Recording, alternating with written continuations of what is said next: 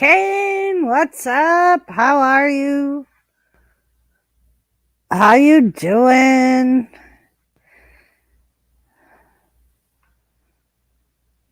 I'm just waiting for AEW to start.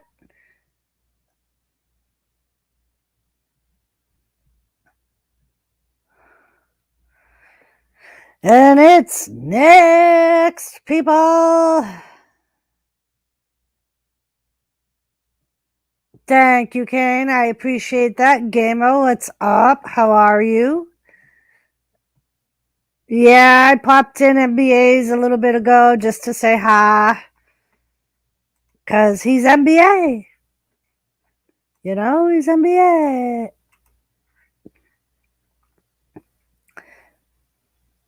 I do. I love my countdown, gamer. Absolutely love my countdown.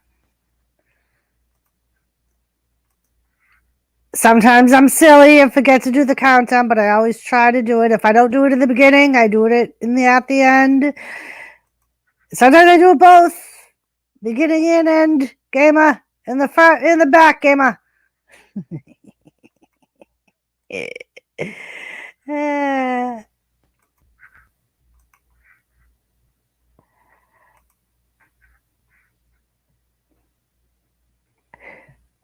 All right, so tonight we got the chapter 5 of the 5 labors of love, or 5 labors of Jericho, I should say.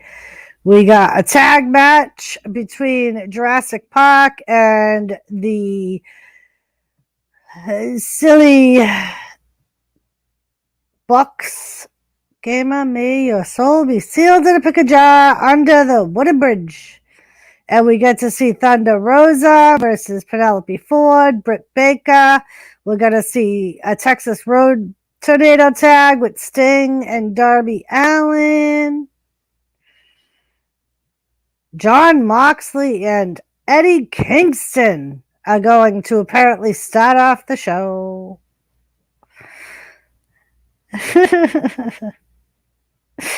And here they come. Here comes Jon Moxley. I'm sure Eddie Kingston's going to be coming out with him. Oh, Eddie Kingston was waiting for him on the stairs to Darby's place. All right. Is that a joke, offensive, or what? I have no clue. I don't know, gamer. I think Kane is the only one that can answer that question. I think it means that you are timeless, gamer. Your personality and your caring heart are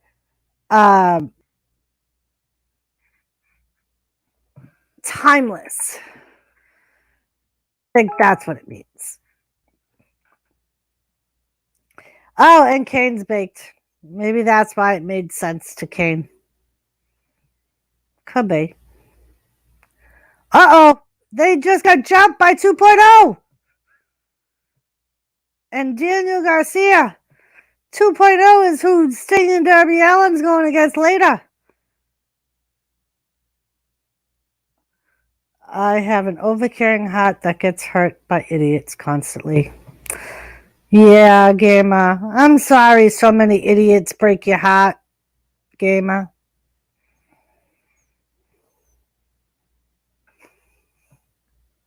We got Kane baked, and apparently game is boiled.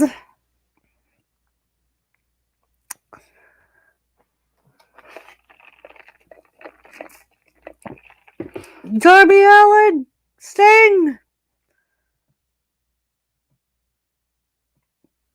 Oh, they said they just took out their boys, and now they got nothing. Nothing, people. Nothing. Oh, and they want them to come out now. The Everlast 2.0 people.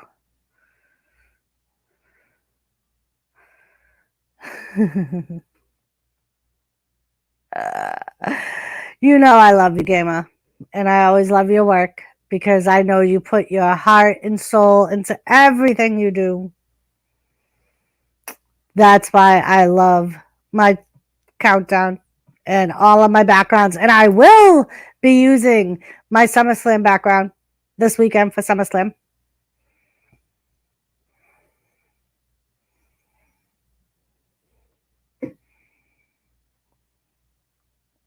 Not everything. And that's all right, because you still do a lot of heartfelt things for everyone. And I know it was, and that's why I appreciate it. Not to mention that I do absolutely love it. Souls should be kept in a pickle jar. Just saying. Kane, does that mean all souls should be pickled?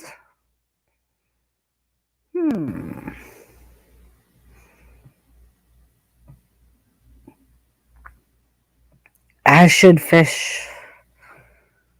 Oh. As should fish. Well, I hope fish does.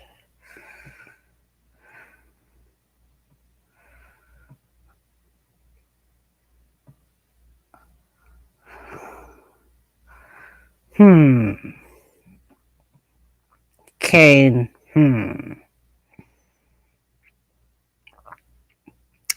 Kane's got to think on that one, Gamer. I think I stumped the baker.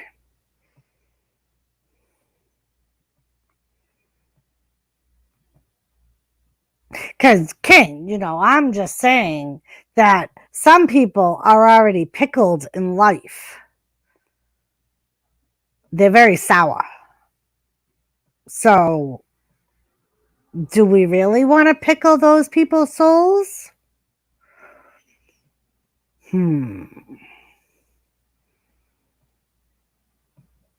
Bullseye. There you go. A concrete wall. I don't see a concrete wall. Looks like regular plywood to me. Then again, they're calling it a concrete wall. I don't know if it's really concrete. We'll have to see how easily one of those fools go through it, because somebody's gonna.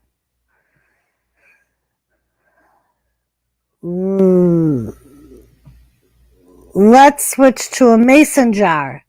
There you go.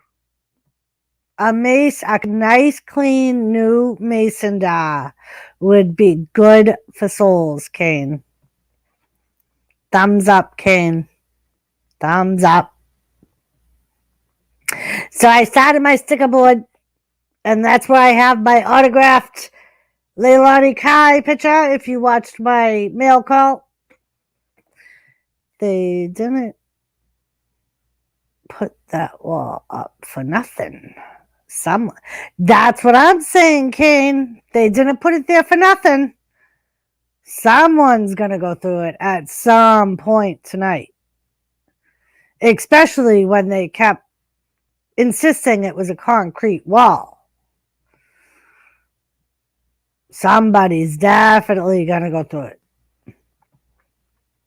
That's what I'm saying.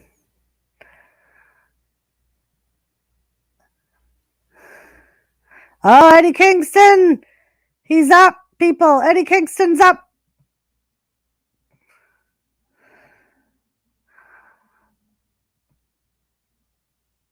Andrew Merritt, hello. How are you?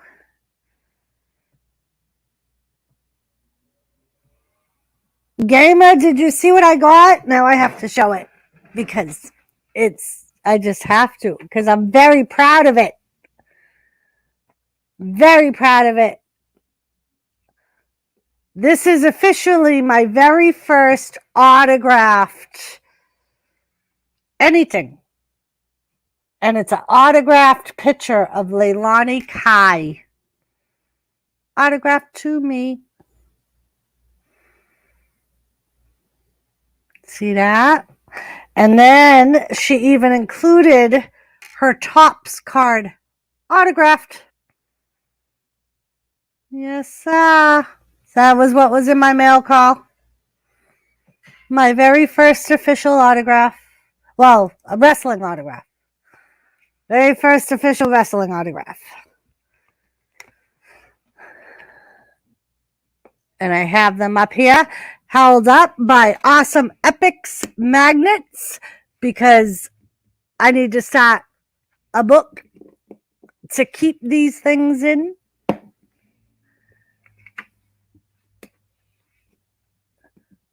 There we go.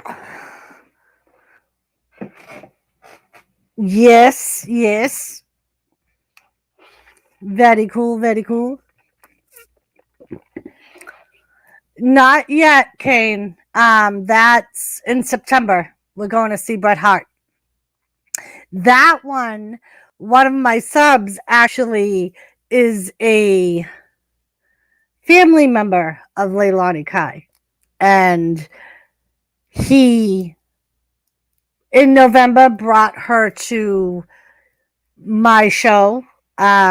She popped on panel for a little bit and said she would send me a picture. And there was a little bit of delay. The first one got lost. So she signed it again, and I got it this time. But yep. So it's the Wrestling Adventures starts in September. The first one for the Wrestling Adventures will be Bret Hart, and I'm going to have him sign my print. So Eddie Kingston came out and took that Danny Garcia guy. And now it's Darby Allin and Sting in the ring with 2.0. It is. It's really cool. Kane. I was very excited and was anticipating getting it. So.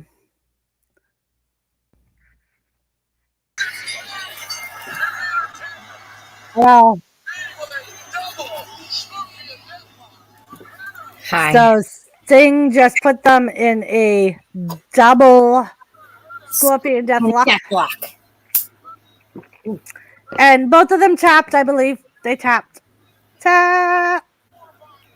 Well, let me fix that. Couple more hours, Doris. So Kane and I are saying that somebody's going to go into that room they were just in. I didn't see it. Well, they showed a little bit of, there's a room that these four were fighting in that they kept saying the concrete wall. One of the walls in the room looks like literally a plywood wall that was just thrown up. Mm-hmm. So, or sheetrock wall that was just thrown up. We're saying somebody's going to go through that wall at some point tonight. Are you ready to ask me what I had for dinner? What did you have for dinner? Filet mignon and lobster tail. But tomorrow's your birthday, not today. I know, but I have so many people that want to freaking treat me. I have to do. So, like, tomorrow That's not even fair. Sheena.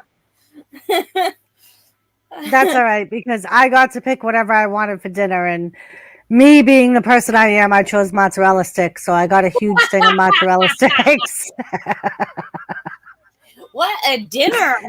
And Jimmy was like, what else did you get for yourself? I'm like, that's it. Just mozzarella sticks.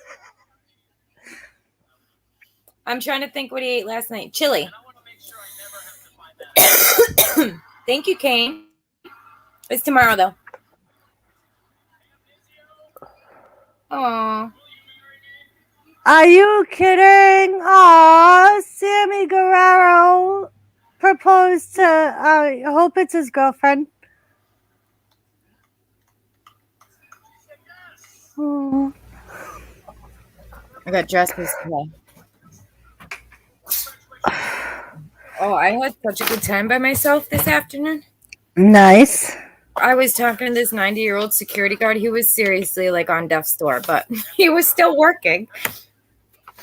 And he was talking about my hair and how much he liked it. And I was like, we could get yours to do that. So I got this dress. That dress. And this dress.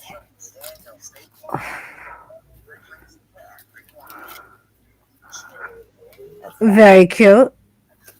So I got very, very cute. That dress and this one. Very cute. Very nice. For a whole $6 and something. Nice. So you probably weren't here yet. I have to show you what I got today. Okay. And I'm sorry, but my thing is much better than yours. Oh, you don't know what my thing can do. It can go above on your head, like over your head. It's a dress. Okay, what did you So get? today I got, it's been something I've been waiting for. Oh, my number? Oh. I'm full of jokes. I got a autographed picture from Leilani Kai How cool. and her Tops card autographed in the mail. How cool. Yes. One of our sub, I think he's a sub. I don't know if he's a sub of yours, but one of my subs is actually a family member of hers and has been working on it for a little bit, trying to get it. Who's your sub? Huh? Who's your sub? It's, he used to be Tampa Life or Thug Life. He was Tampa Bay at one point. Then he changed it to Thug Life, and now he is. Fuck! I just put his link in my freaking. Now I can't read. Yeah.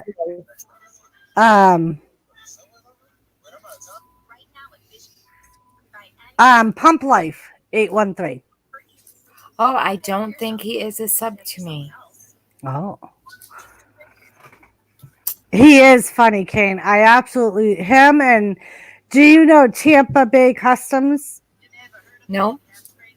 Okay, well, they're technically brothers, and that's why Thug Life changed his name so much was because people kept confusing them because they both had Tampa in their names. Yeah. And they kind of look alike. So that's why he changed his name because they kept confusing them. So, yeah, they worked on getting the autographs for me. Oh, cool. And she is at some point going to be coming on the stream. Wrestling Forever. Hello. Wrestling, I finally got it. Wrestling Forever was one of the people that was here when she came to the stream. He was in the chat.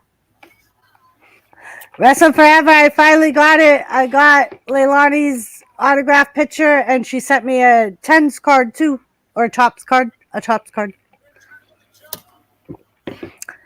That's what my mail call video is on.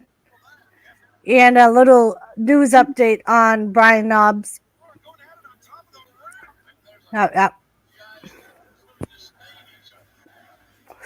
So it's Sammy and Shawn Spears. Yeah, wrestling. I have spoken to her about it because we actually follow each other on Facebook.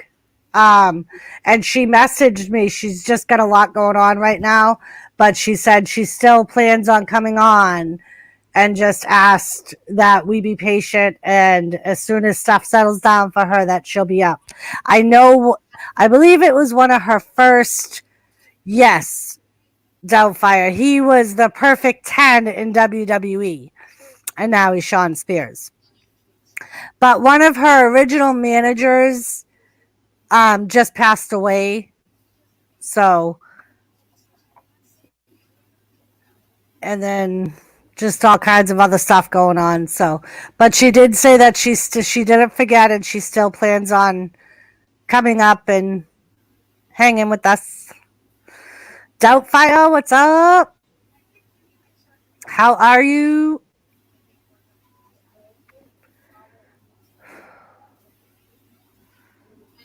But yeah.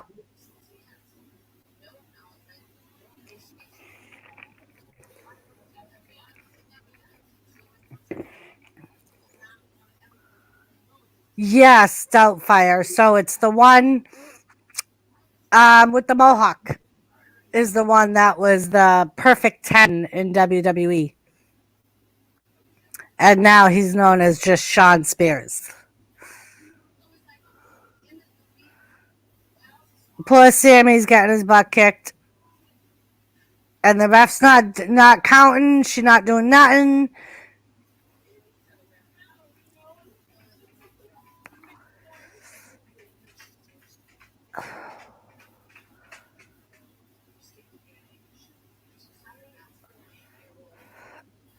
Hi, my boo-boo girls. It's good to see you. Think Miss Thing wasn't feeling good today, so she kind of stayed in bed all day. Huh? Stayed in bed all day. You got boogers. Let me. Thank you. If you gotta go out, you gotta go see Daddy, Bubba's. Thank you.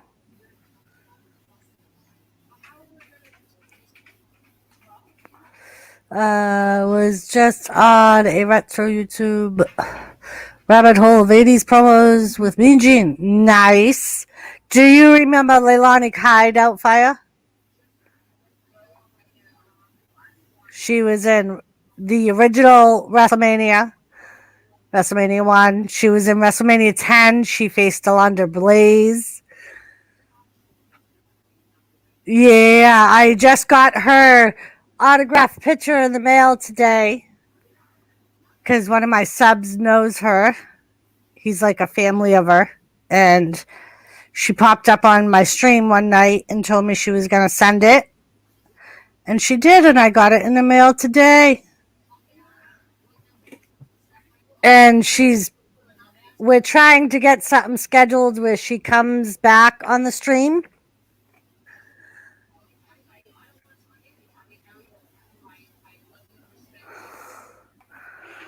Me too, Wrestling Forever. Me too. And it's funny because apparently the night she came on Wrestling Forever when you were in the chat, hello, beautiful Lisa, she because it was funny because I said to Thug, I was like, if you can't get it, don't worry about it. And yeah. And he was like, absolutely not. He was like, she's always worried that people don't remember who she is. So she always wants to go all out for the fans that actually remember her and remember when she did wrestle in WWF. And I was like, absolutely, she's a Hall of Famer. So I don't see how you can't That's cool. Yeah. That's wicked cool. Hi, Lisa. Lisa. Fire. And I believe Lisa was in that chat too and kept messaging me going, congratulations, I'm so happy for you. And she didn't stay in chat because she's like, I don't know enough about wrestling to be able to talk to this woman.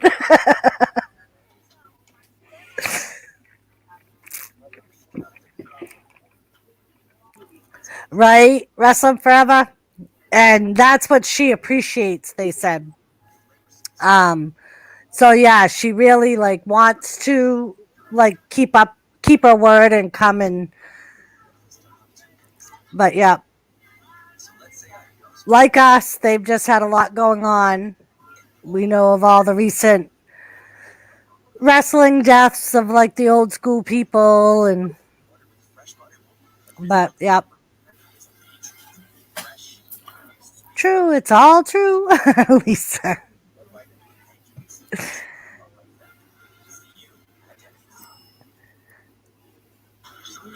So we're back on a commercial.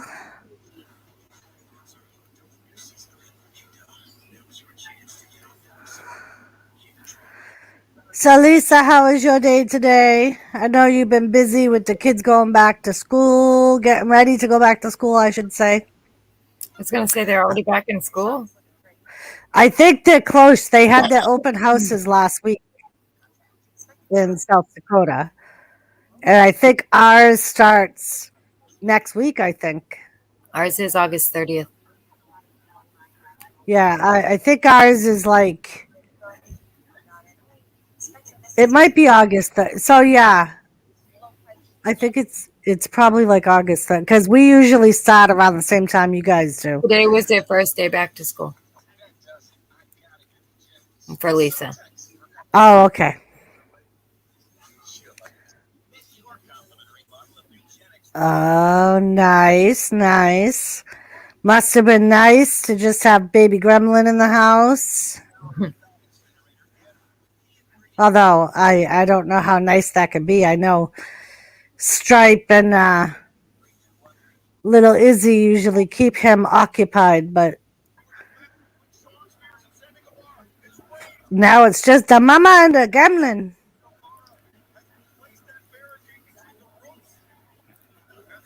Very nice, very nice. When do you start your job? She's getting a job at the school. There you go. Oh, nice, nice. Sal, what's up? How are you, Sal? Thank you for stopping by. Well,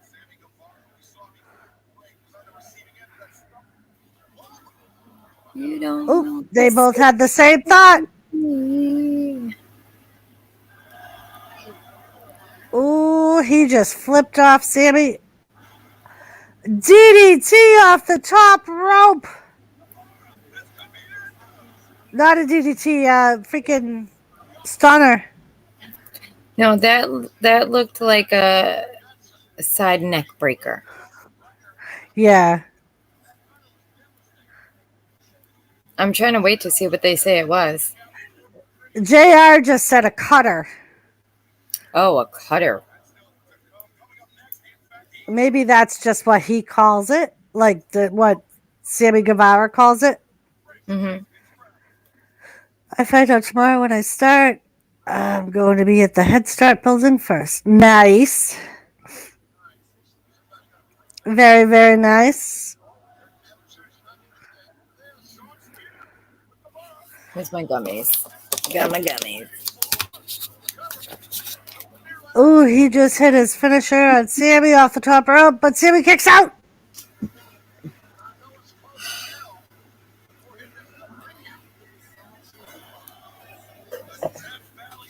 Right? Mrs. Doubtfire did look like a DDT. Maybe not. I don't know. I don't know either. It was nice. Yeah, it was. A cutter is a variation of the stunner. Yeah. What a diamond cutter and RKO is. Right. There you go. Thank you, Wrestle Forever. So good. So good. Seth, what's up? Hi, Seth. Right. Right. It depends on if they fall on their face or the back of their head, right?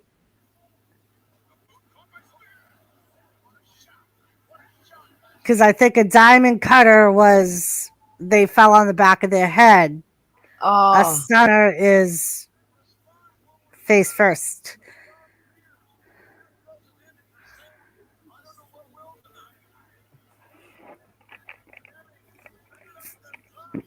Sammy's going to the top rope.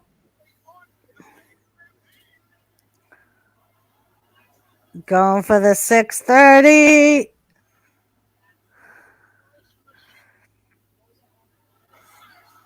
And he hits it. 2. Oh, and he kicks out. You're great wrestling forever. Don't let anybody tell you different. Right?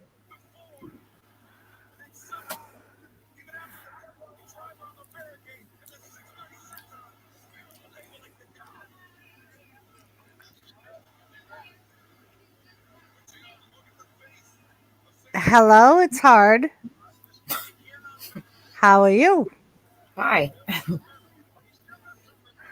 Would the unprettier be a form of the cutter?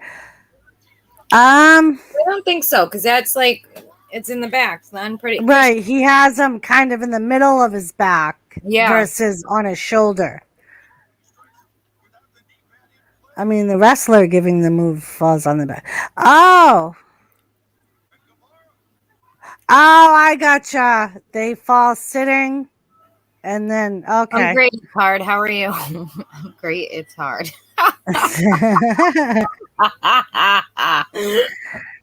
I thought you meant it depended on where the victim fell. Because I thought, isn't there what? Maybe it's the.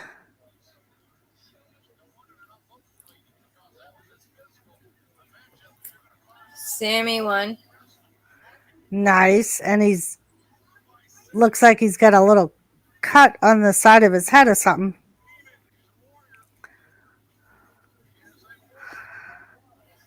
Okay, because I was gonna say I thought there was one where the person that was got the move landed on the back of their head versus face first, but I could be wrong. But as soon as you said the person giving the move, I knew instantly what you were saying. Because like Stone Cold gives it and sits on his butt versus Randy Orton or Diamond Dallas Page, who lay flat when they give it.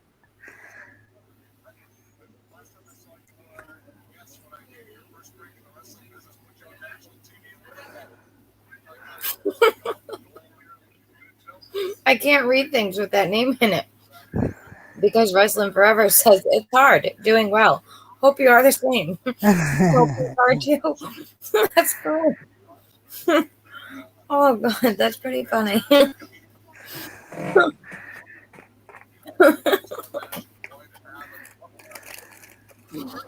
You look great. Yeah, if you did not see Rampage with us, Christian won the Impact and TNA titles Friday night.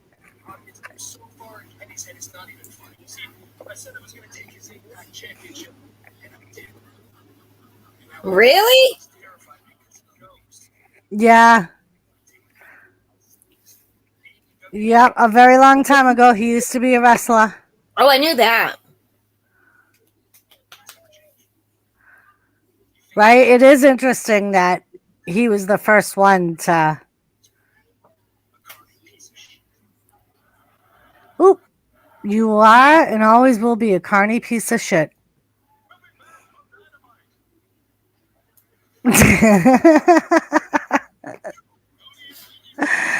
Ah, all he could do was laugh.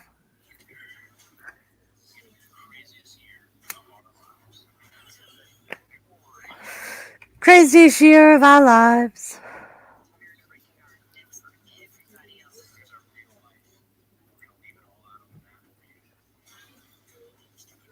I used to think of the unprettier as a swinging neck breaker that gets its swarts twisted.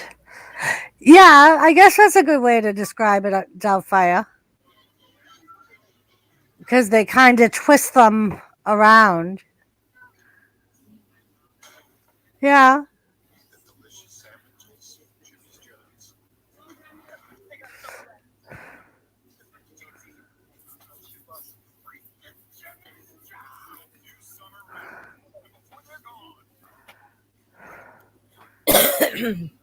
The doggy.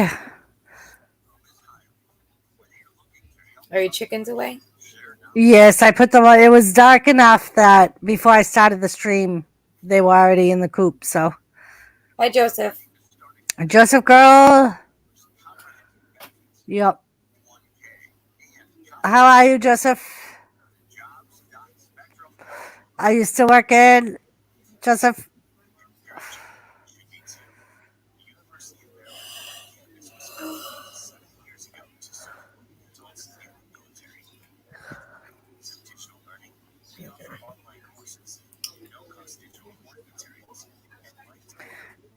Glad to see you.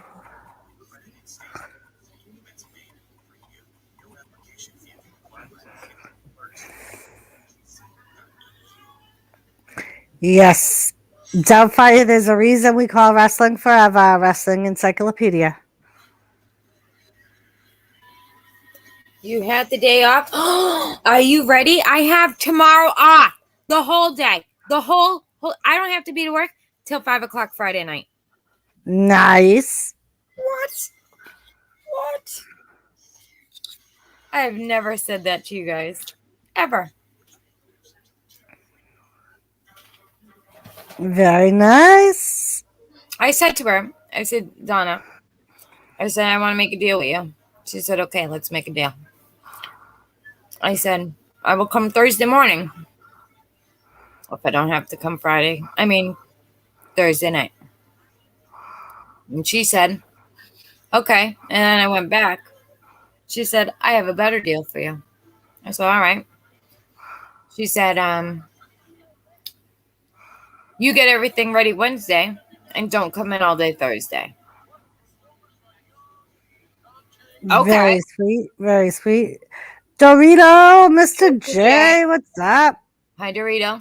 That's quite all right, Mr. J. No need for sorry. No, we don't like sorries. No. You came, and that's what matters. You came and it's hard. Yep. It's hard as here. Is that why you came?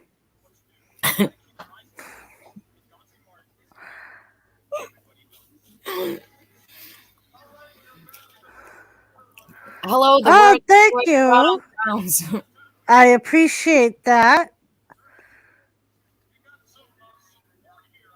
If you would like to hang out with us and watch AEW, feel free.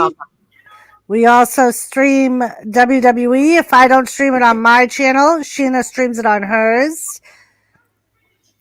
And I will throw her link in. Thanks. I was like, I can't even type. Can't even type. You don't even have a wrench, so you couldn't even put your stream in if you wanted to. I could put my name, though, and they could click it.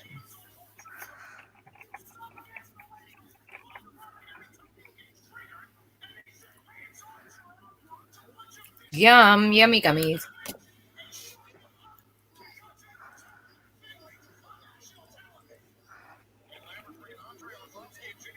Aww.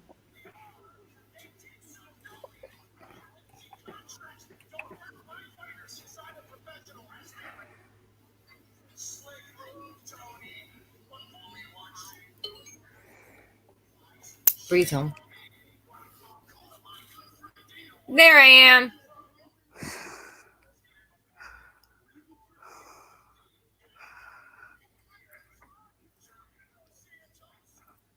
Oh, I had filet mignon and lobster tail and broccoli.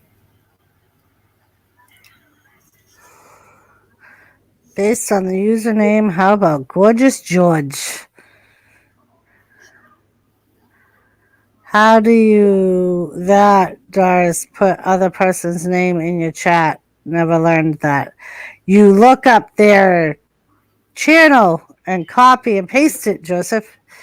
That's what you do.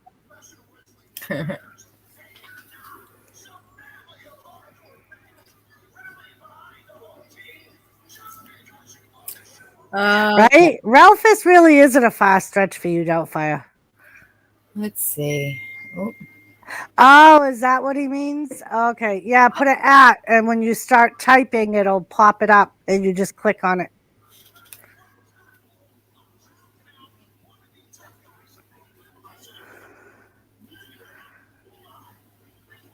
Like if it's one you're talking to in the chat, yeah, you put @ and start typing. Ready? What's up? How are you? Thank you. Appreciate you.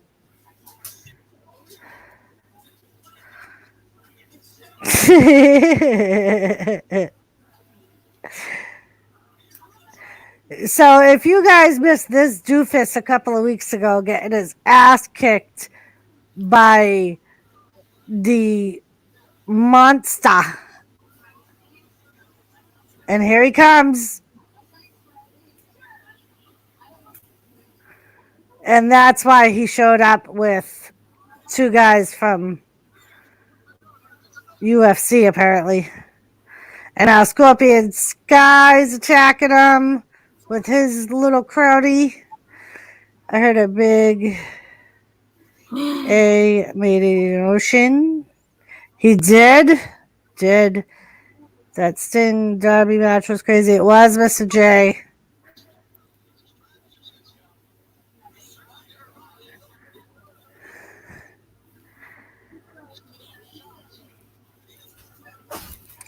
Wrestling is awesome till I get kicked off the wrestling team.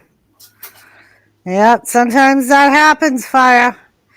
Especially when you smoke a little bit too much of the doobage. They don't like that. Although in WWE, they just pay a tax. They call it a marijuana tax. They basically just get fined for testing positive for that. So they call it a tax. Jericho! I got a feeling Sting versus Darby feud will happen. Like Sting versus Vampiro. That's what I'm thinking too, Wrestling Forever. At some point, one of them is going to turn. Hi. Master Love, Chef Ramsay. I love Chef Ramsay.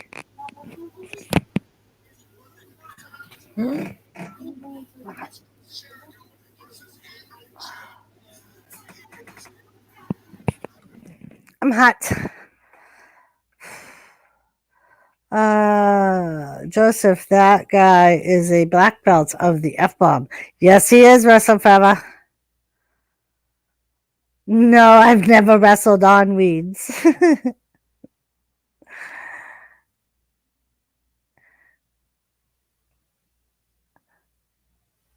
Ooh. So last week we saw the stipulations of tonight's Jericho match. He can't use the punch that he uses, and he can't play his entrance music.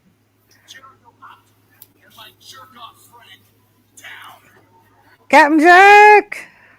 Hello, Captain Jerk! How are you? And here comes Jurassic Park. I don't know why, but I really like Jurassic Park. I don't know why.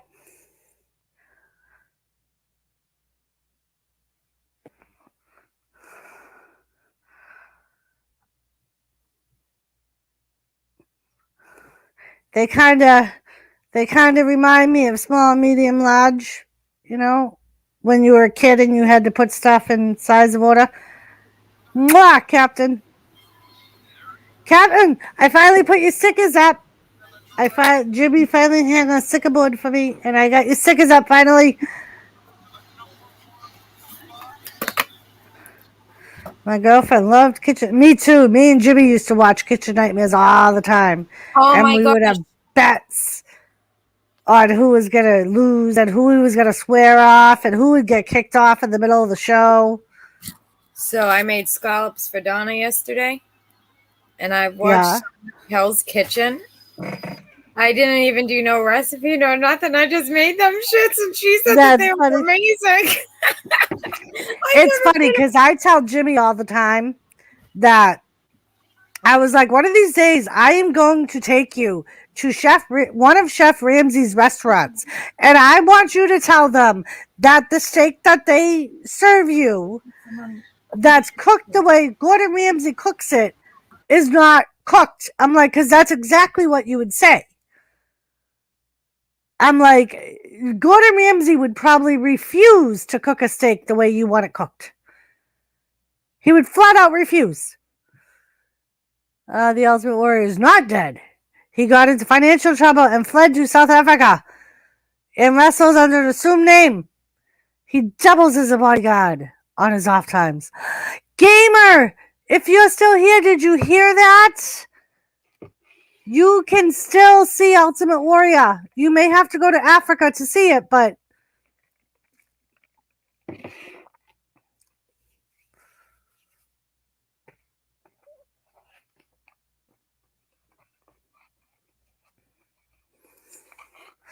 I used to like the Young Bucks, and now they just look like idiots. I want my steak cooked hockey pucks. That's how Jimmy likes it. And that's why I say Gordon Ramsay would absolutely refuse. He says it's supposed to be medium. That's the highest it should be cooked. And it should still have a very slight pink tinge in the middle. Probably wrestling forever.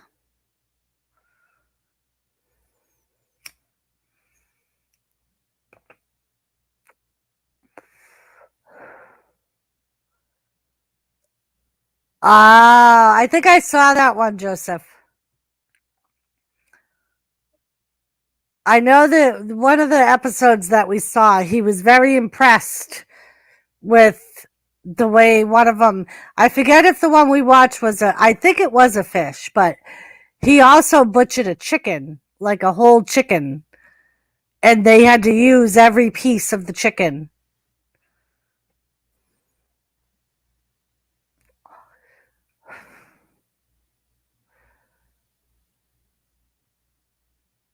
Yeah, I agree, Doubtfire.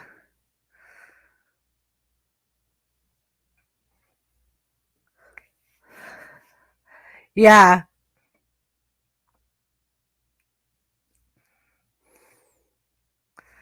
But I do eventually want Jurassic Park to come back and beat the Bucks.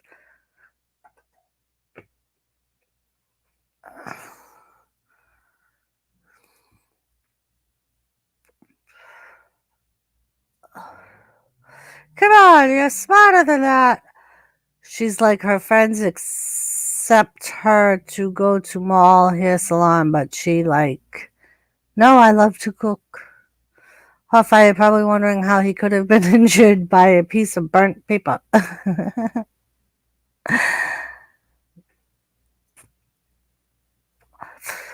Luchasaurus in the ring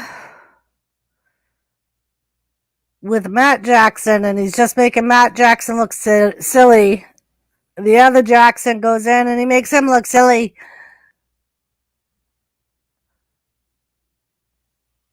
Luchasaurus wrestled in WWE for a very short time, but it's Raw.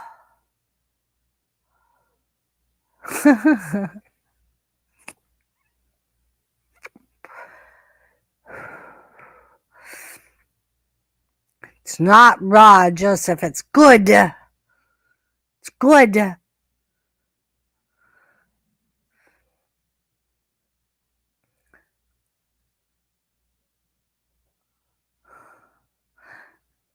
Oh, outside interference.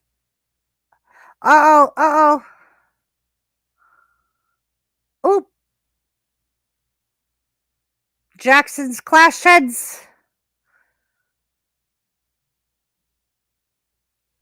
That's what they got for cheating. Aww.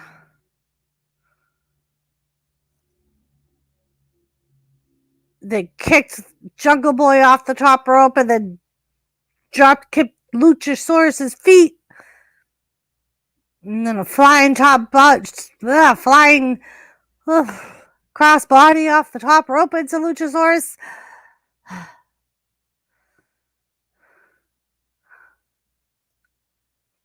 Oh, please. Obviously, he thinks he's a member of the New Day.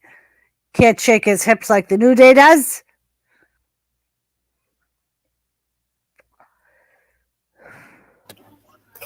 I think Gary's still trying to settle in, Joseph.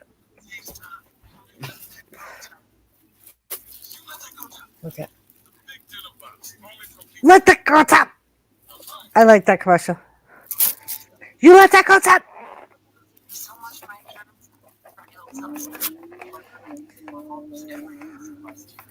So it seems the Young Bucks are the new Midnight Express, right? Or a sad version of the Rockers.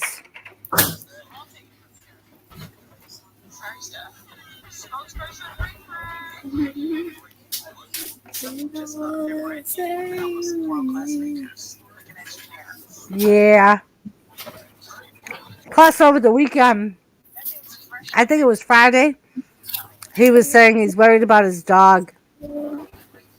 His dog hasn't been eaten since they moved into the new house.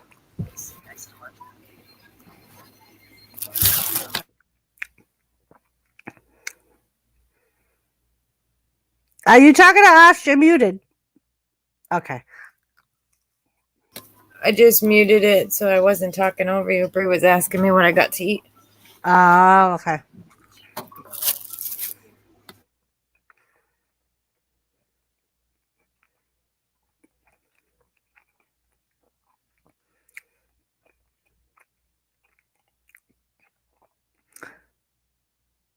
Joseph, what did you eat today, Joe?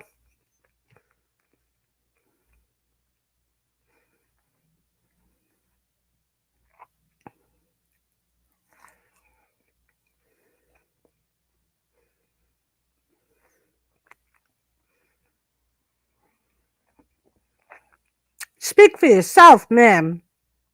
We don't need no more rain. We're supposed to get torrential downpours tonight and most of tomorrow.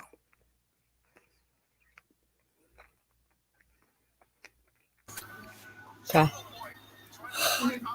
All they did was on Friday Wrestling Forever, they just put a rest in peace Bobby Eaton thing at the start of the show.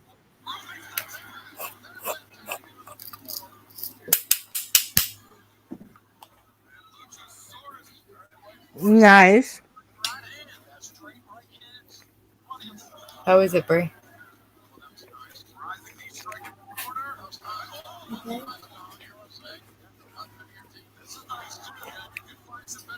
Pizza and McDonald's. Filet mignon, lobster tail. Luchasaurus is like killing the Young Bucks all by himself. Cheers, Reddy. Thank you for coming by.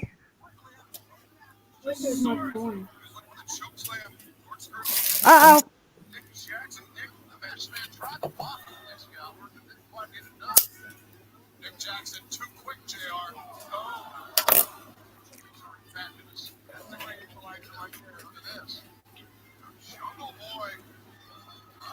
That's what Jimmy had last night, Reddy, when I got home from work. I got him chicken nuggets from Wendy's. Oh! Ah!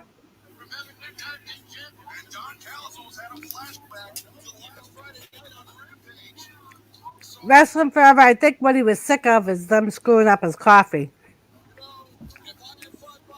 He's always posting on Facebook that they fucked up his coffee. Well, then you obviously go to the wrong Dunkin' Donuts. He goes there every day. And they The still wrong fuck one it up. every day. Yeah, that's the wrong Dunkin' Donuts. No, I would not be going. Listen, I went to Dunkin' Donuts today near Brianna's work because I had to bring her to work. So I was like, shoot, can't get my coffee from my peeps. So I go and the freaking lady is like, oh, our espresso machine is down because I'm shutting at 4 because nobody showed up today. I didn't ask all your information, lady. I just asked for my coffee. That's it. So I couldn't get coffee there.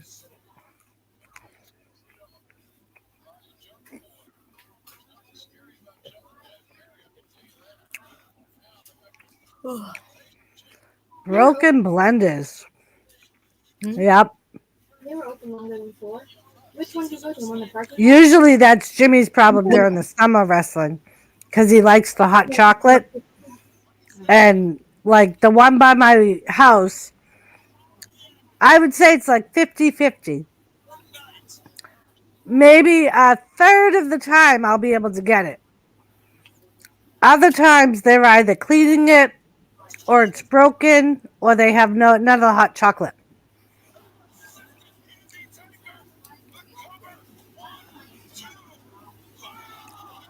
Oh, okay.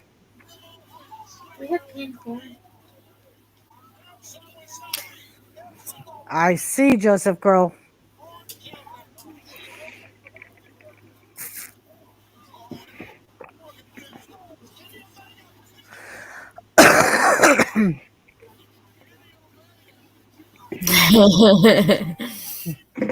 I smoke indicas and drink espresso. What the hell? Can I open this? Yeah. Oh, here comes Christian.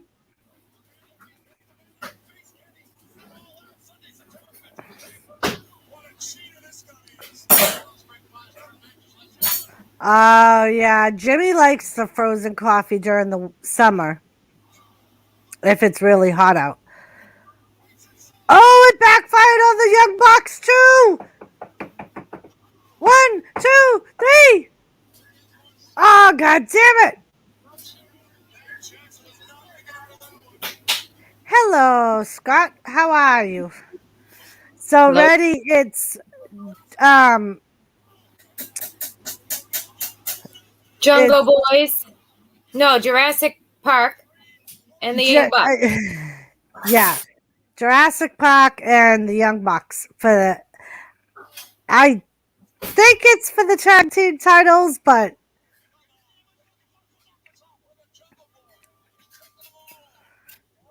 and everybody's on the outside of the ring from the Elite. Oh, Luchasaurus just did a swanton bomb and took out like 3 of them off the apron. 1, 2. Oh no, they just did that double knee kick to Jungle Boy. Oh. Young Bucks got the pin, but it was freaking 5, 6 on 2.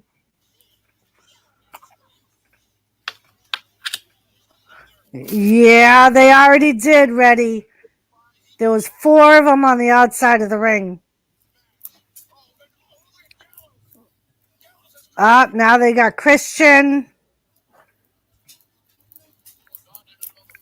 And they just mad because Christian beat Omega on Friday.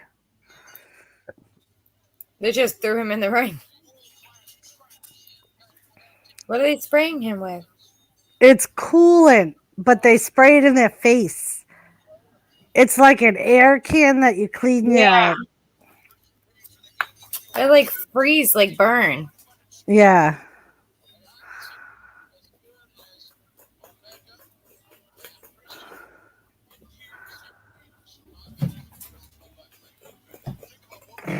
Oh, I'm sorry. Your blood pressure's high, Scott. It's Yeah.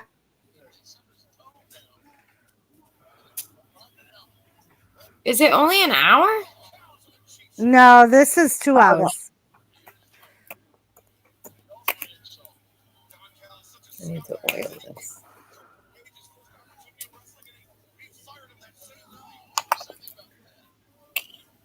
Right, Joseph? It's basically a can of air.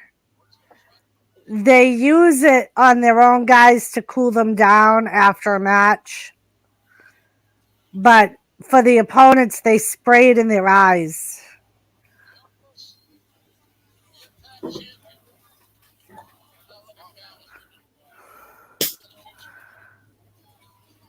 Where's Gallows' little friend?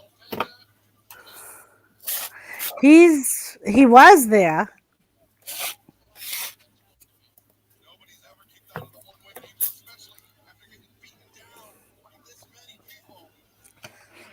Oh yeah, he's there. He's the one in the pinstripes. In the white. I'm not used to him being so in the white.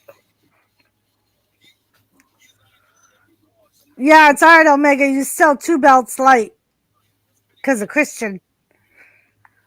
Oh, gotcha. I thought you said they sprayed him with coolant. Coolant is extreme. Yes. They call it a cooling spray, but it's just basically a can of air. Gamer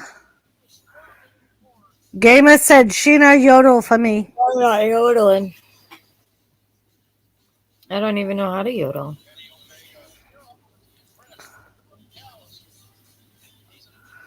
All right, so let's see. So tonight Omega has a chick magnet shirt on. Last week they made reference to him wearing a Cookie Monster shirt, saying it was a CM Punk reference. Because CM Punk used to say in WWE that he loved the Cookie Monster.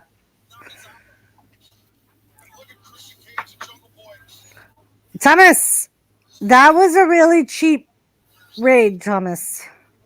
It was a very, very cheap raid. You need to come and do better. Very cheap. Your fans don't deserve that. Gamer woo, gamer woo, gamer woo. Give some of this to the cat. Give some of this to the cat. Thank you. And the dog, I don't care.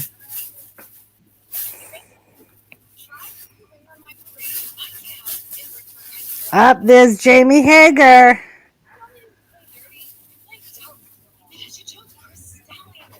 Hi, boys. Like Jack Hager's wife? I don't. They spell hers different. Okay. Oh, and she got an accent. Yeah.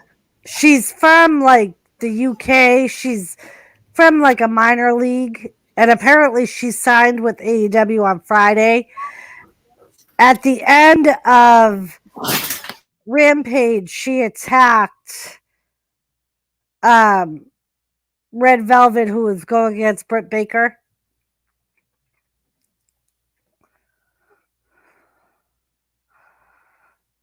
Right. See, Thomas, Joseph said that's better.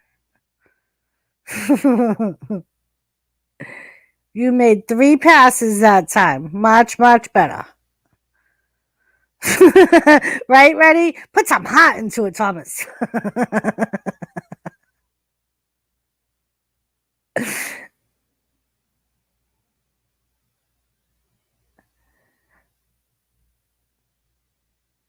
Right, Coney, that's true too. You just use the air compressor and get it for free. Joe Shipley, what's up? Not yet, Joe. They had a pretty good tag match with Sting and Darby Allin versus 2.0. We think somebody's going to go through the back wall of the place because they kept calling it a concrete wall, but it looked like a drywall that was just put up. I don't think Tilly's feeling good today, Joseph. She didn't get up at all today until just right as the beginning of the stream.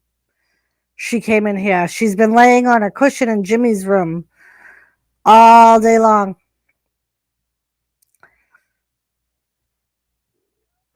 She didn't go out. She hasn't eaten. I don't think she's feeling good, my poor bubbas. Hello, Okay, Joe. Mira. Tina, move. You're all making it bad. Jimmy said she did eat some banana chips for him, so at least she's still kind of eating, but being very picky about it. Yeah.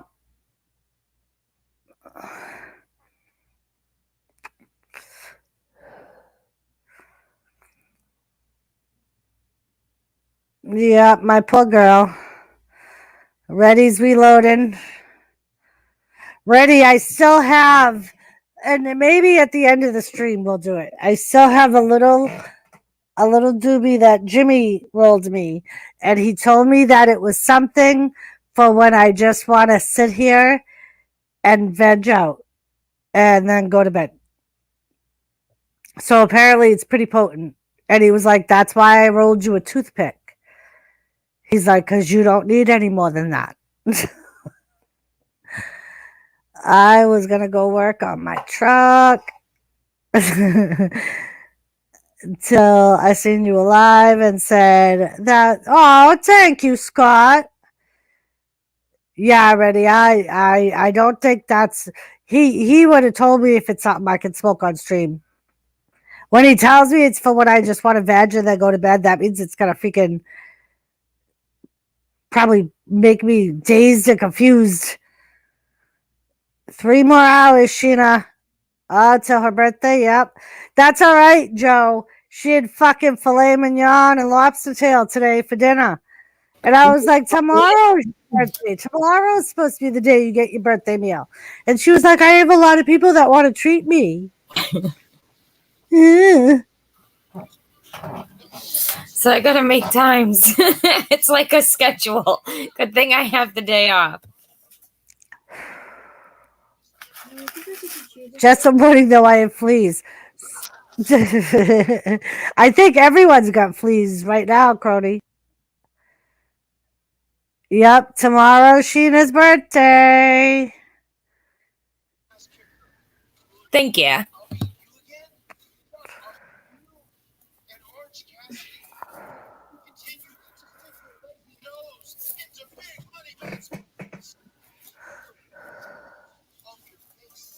Ooh.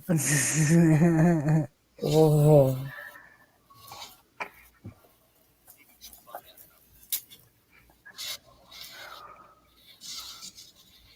Thank you, Scott. Listen, I'm not going to no Dunkin' Donuts with you, Joseph. You pick horrible ones. Far White's coming. He stood up for young Christopher last week.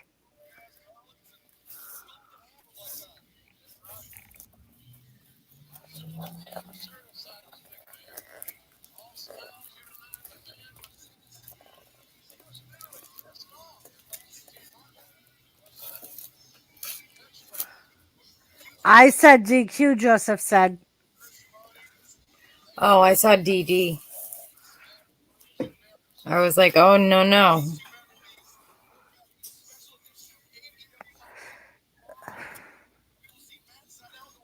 That's okay, Scott. That's funny, WrestleFeather.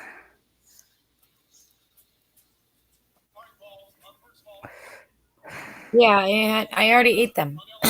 All 10.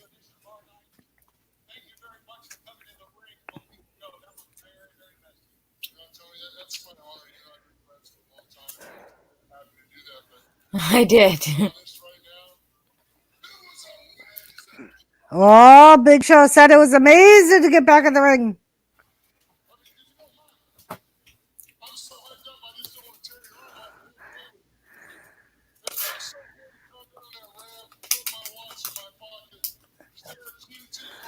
And he looks amazing. Yeah, he does. He's lost a He ton of Much weight. better than he has ever freaking looked. Yeah. Ever.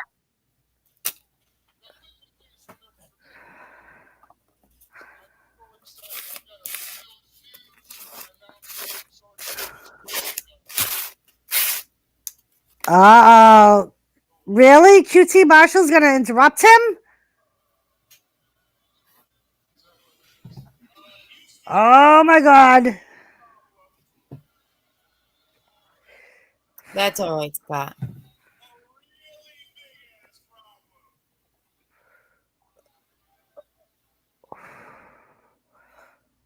Look at him. Holy shit. Right?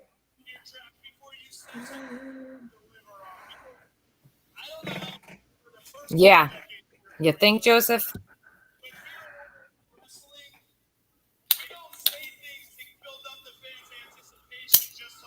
Oh. Wow.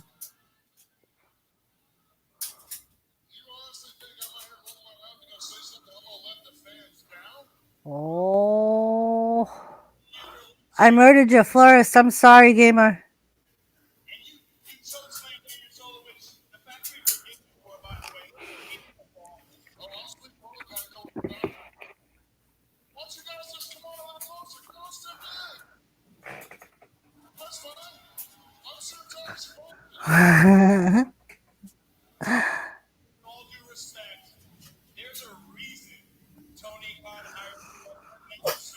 Oh, I think Big Show's big announcement is he's going to be wrestling in the ring. Yep.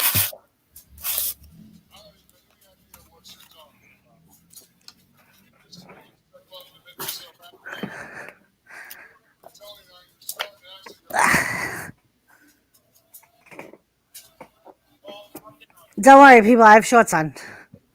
Me too. I'm freezing though. I'm wicked hot. I am so cold. I went and got a blanket. Like, look. I'm over here freezing in a little blanket.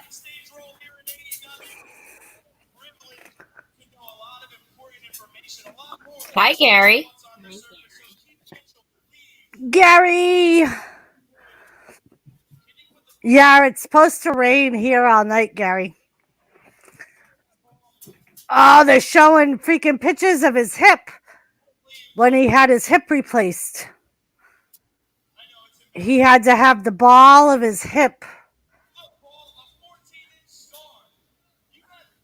But Roddy Piper wrestled for like freaking 15 years with the bum hip.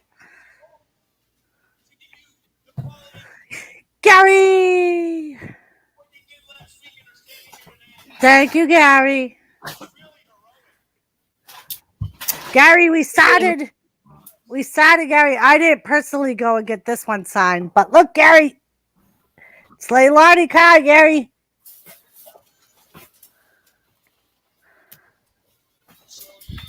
Woohoo.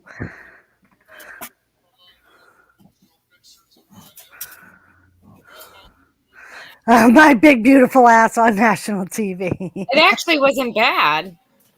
No, that's when he lost when he started losing all his weight. Good for him. Because they told him that he had to lose weight. That's hard because you can't be doing anything really either. Right. So it's going to be, wow. No, Gamer, it's Leilani Kai. She's a WWE Hall of Famer. She was a women's champion. She was in WrestleMania 1 and 10. I remember the huge scar Piper had. Yeah, Joe.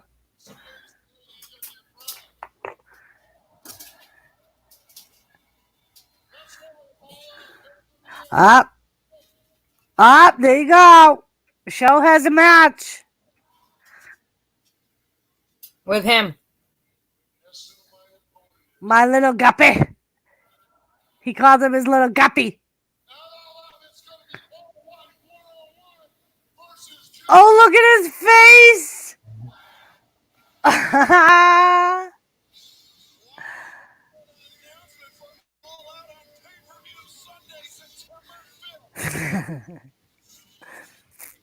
No words. So nobody saw my comment. Damn it. I know you said, I said one time when I get out of school, I'm going to be an astronaut. Now I find myself at O'Reilly's Auto Parts looking at light bulbs. It's like an astronaut. It's like the stars, kind of. So maybe Right? not. It's very similar. Instead of driving a spaceship, you're driving a space car. And staying on ground, much more safer. Yep. Last week was very enjoyable. Fuego, that's his name. It was very fun. But now I want my own fun. I'm sorry. Listen, I'm going to say this just one time because I just seen it. If you are got a lot more color than me in your skin, you do not have white hair. No. Don't. I think She's- the gray hair. She's on- trying to be like Harry Bear. Yeah, I don't. Ugh. Like, No. it looked cute on Halle Berry, but But not Halle Berry had every. short hair. Right. It Not was- every colored woman can pull it off. Right. You have to have the face. It's like you have to have the face to go bald, and I know I don't have that face. Right? Although I would love to do it, like I would be that chick to do it, but I know that this Yep. face would look like a big ass toe. Right? Like, or I always think about doing cornrows, but I know I would look like a cancer patient if I did cornrows. because it would look like I had no hair because my hair is so thin. I do it myself. If you ever want me to do it, I'll come do it. Oh my God, the freaking security guard today. Did I tell you? There's like a 90-year-old security guard, like near Brianna's work, near TJ Maxx. And he came over to me and he's like, I like your hair. I was like, oh, we could do yours. He's got like white hair. Mm-hmm. So he takes off his hat and he's like, so what about this? It's like all bald. I said, you have chest hair? I said, we could just shave that off, glue it right on, and boom, fix that right on. Joey Edibles said, Sheena, your hair is the color of the Starbucks dragon fruit refresher. Was it? Ah, Joey, what's up? I don't even think I've ever been to a Starbucks. I don't. The only time I ever go to a Starbucks is if when I worked at the prison and I would be going to Dunkin's, because in Concord, Massachusetts, right next to a Dunkin's is always a Starbucks. So one of the nurses would always be like, could you go to next door to Starbucks for me and get me? I'm like, you got to write it down because I don't even know what the fuck they call their drinks. And I would literally make her write down the name of her drink on a sticky note because I had no clue how to order at Starbucks. I have my Dunkins trained. I don't have to tell them shit. Right? Same thing with mine. Like when I pull up, they're like, you want your coffee today? Yeah. Are you getting hubby's coffee? What size? Because sometimes I'm like, maybe I don't want a large. So they'll just say, what size? Well, that'll be after today. Because today when I went there, I had an appointment. So she's like, are you getting your coffee, honey? I'm like, yeah, but could I make it a medium instead? She's like, you're getting a medium? I'm like, well, yeah, I won't have time to drink. It's going to sit in the car. I have an appointment. And she's like, oh, okay. You had me worried. Oh my gosh. Let me tell you, my flame. How far are you from Foxborough? Foxborough is like an hour and a half, Joey. I'm closer to Not Foxborough. Horrible. It's like a straight shot, but yeah. Depending on traffic, it's like an hour and a half. Doris is. Okay, let me find my meat and all this broccoli. How do you open this?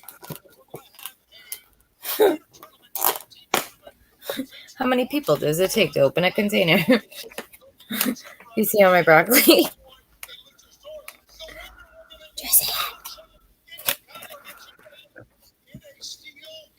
Oh. Do you see? Ah. Nice. It's right here, my meat. Look at that. So they're having a tag team elimination tournament, and whatever tag team wins gets a title shot against the Young Bucks at No Way Out in a steel cage match. Or in Chicago. I don't know if they mean Chicago like this Friday or at No Way Out. Broccoli and cheese rubs his back. Oh, I love broccoli and cheese, Reddy. I like regular broccoli too, though. Yeah, I just like plain broccoli. Gary agreed. Usually at all coffee places I went. Yeah, Gary. Like I said, they're starting. The one girl is starting to know when I want.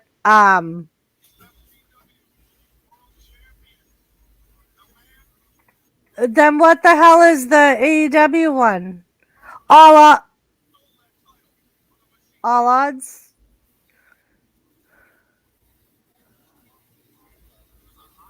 Sorry. I don't know. Something like No Way Out.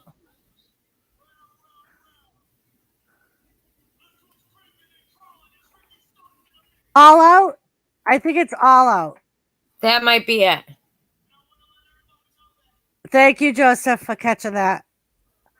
Yeah, All Out is there. Doris, can you go to Starbucks and get me a frappa, lappa, zappa, dappa with 2 shots of Hey Hey Now? Sure, Wolfie.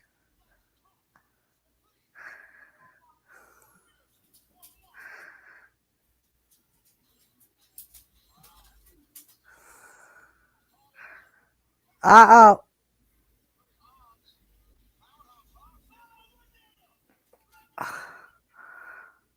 What's the matter, Kata?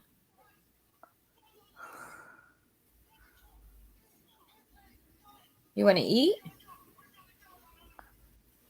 Ah, that's funny.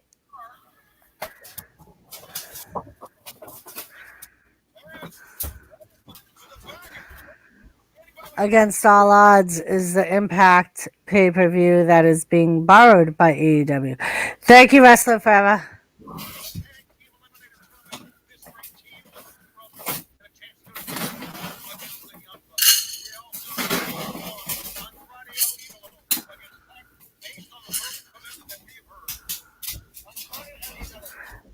Yeah, All Out is the one that's coming up. They got Double or Nothing, All Out, Full Gear. You're not having my steak. Not happening.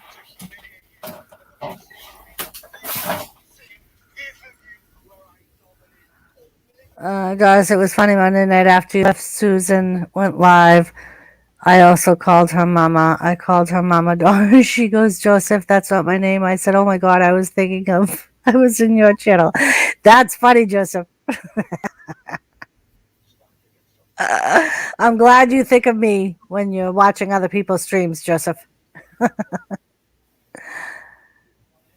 My little friends.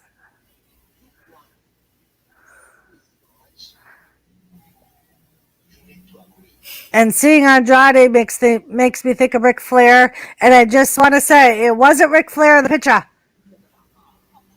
Doris, next AEW big event is Emergence on August 20th.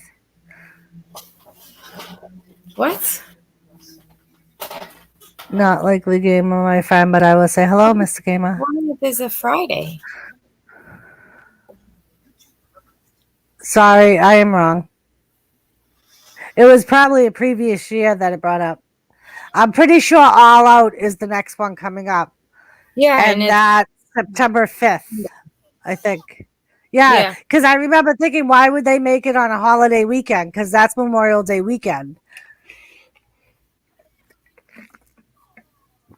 Silence, I say. Gamer, don't you try to silence my Wolfie. My Wolfie. You're my brother too, Gamer, but I can't have fighting amongst my brothers.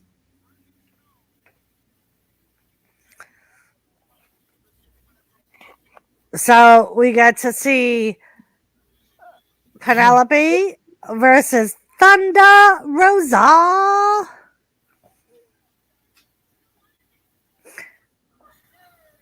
Which one? The Penelope Cruz? Yeah, everybody. Or Penelope Ford? Yeah, everybody likes her. She's very pretty. Oh, Rosa. I like Rosa too. I liked her when she was in NWA too. Nobody's brother except Batman's. I guess I should have asked first gamer, but are we friends or enemies today?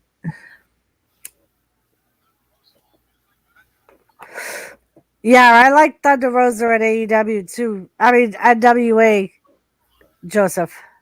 She first reminded me of the freaking dead girl in TNA. She was part of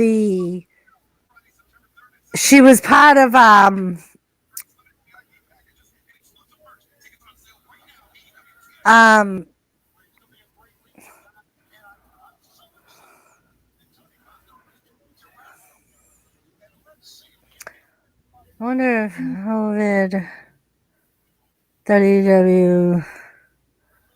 I think so, Wrestling Forever.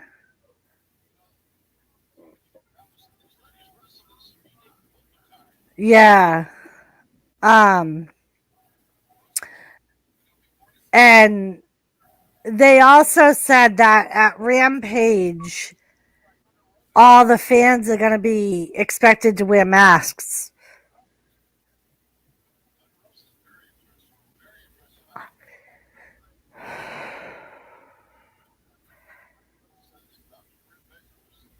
Thunder Rosa. Yeah.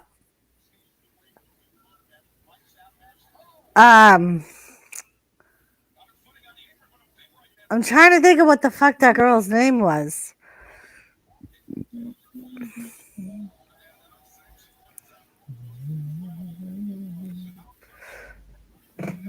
See it, I'm gonna have to look it up.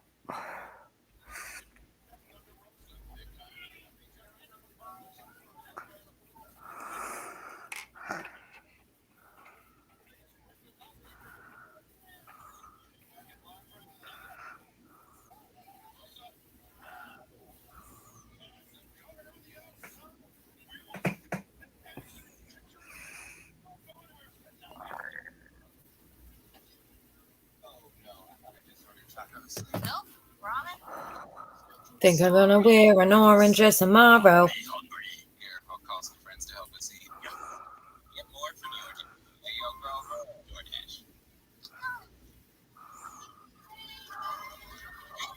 Oh.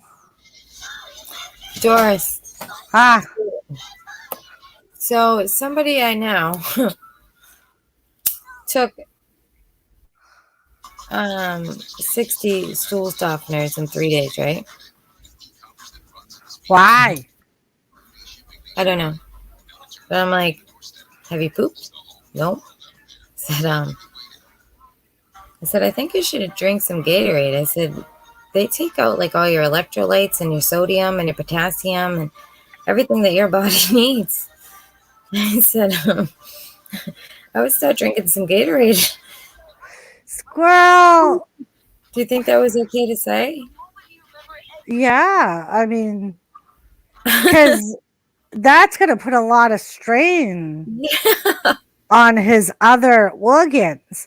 And if he doesn't have anything to poop out, Right. you know what I mean? Yeah, then it's just going to drain it His off. kidneys are going to have to do all that work. And that's why people on freaking water pills, that's why they say to make sure they're not taking them if they're not drinking anything. Right. Because they're losing all their natural. My lady takes those and she drinks. Oh, Squirrel, do you want to come up? I'll send you a link. And when you have time to come up, anytime you can come up. I send you linky.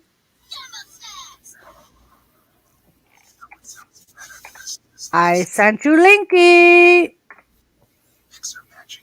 Now, mind you, people, I did not send him a winky. I sent him a linky. Do you get high from tea, Wolfblade?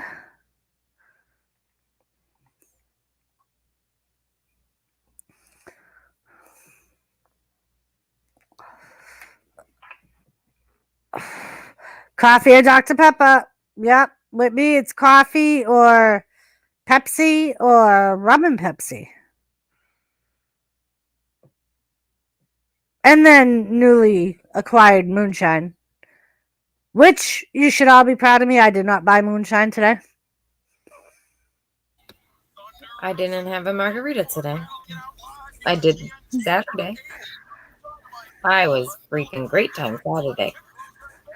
I like Jack and Coke too, Joseph, but I'm boycotting Coke. So, which is why I'm drinking Captain and Pepsi instead of Captain and Coke.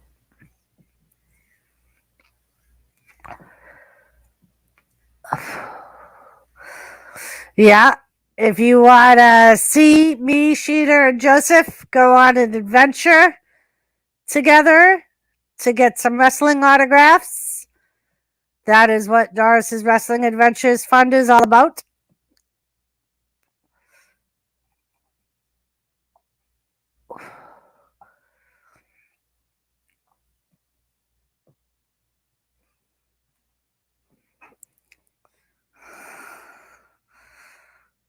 Yeah.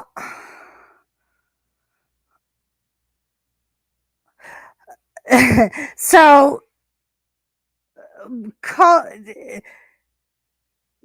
apparently, I don't know if they've changed it, but a while back, there was a thing sent out. Someone sent out copies of their training materials, and in the beginning of the training materials, apparently they said, try not being so white. Just put the kids down. Give me a few. Okay, squirrel. The holy grail of the adventure will be Drew Mc. That's right, that's right, wrestling forever. Yes, yes, yes. I really wish I could drink. Doris Star has a bottle of Jack and a bottle of rum in the kitchen. Jam meds. Right, Gary? Yeah. I think I've had like one, and I didn't even drink it all. I bought one 16-ounce bottle of soda because that's all they had in the machine at work. And I needed a drink. So I bought one bottle of Coke in like the last, I think, year.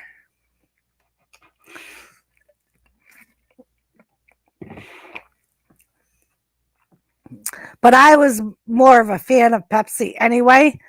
I usually just drank Coke with my mixed drinks. Oh, Penelope. Oh, Thunder Rosa's reversing it.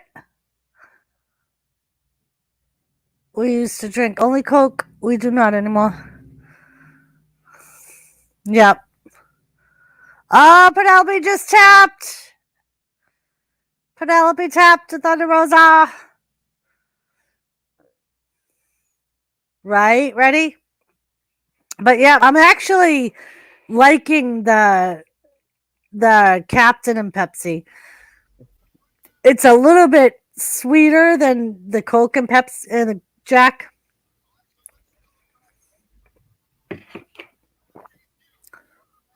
Yes, very true. But I drank Saturday one freaking margarita, and I was awesome. So I have to put you in training, Sheena? For what? To be able to drink for my birthday stream? Sheena? I don't drink a whole lot. That's why that one margarita. Well, you could always get high, too. Right. That's as long as you get fucked up. That's all I care about. That's my drinking. That's it. I still can't believe how much his fucking son looks like him. That's fucking crazy. Isn't it? He looks like such a young fucking Arnie Anderson. It's disgusting. It's so funny. October 8th, Joe Shipley. Lisa's of the Round Table's birthday is October 8th, too. So we do a stream together. And we throw a big bash.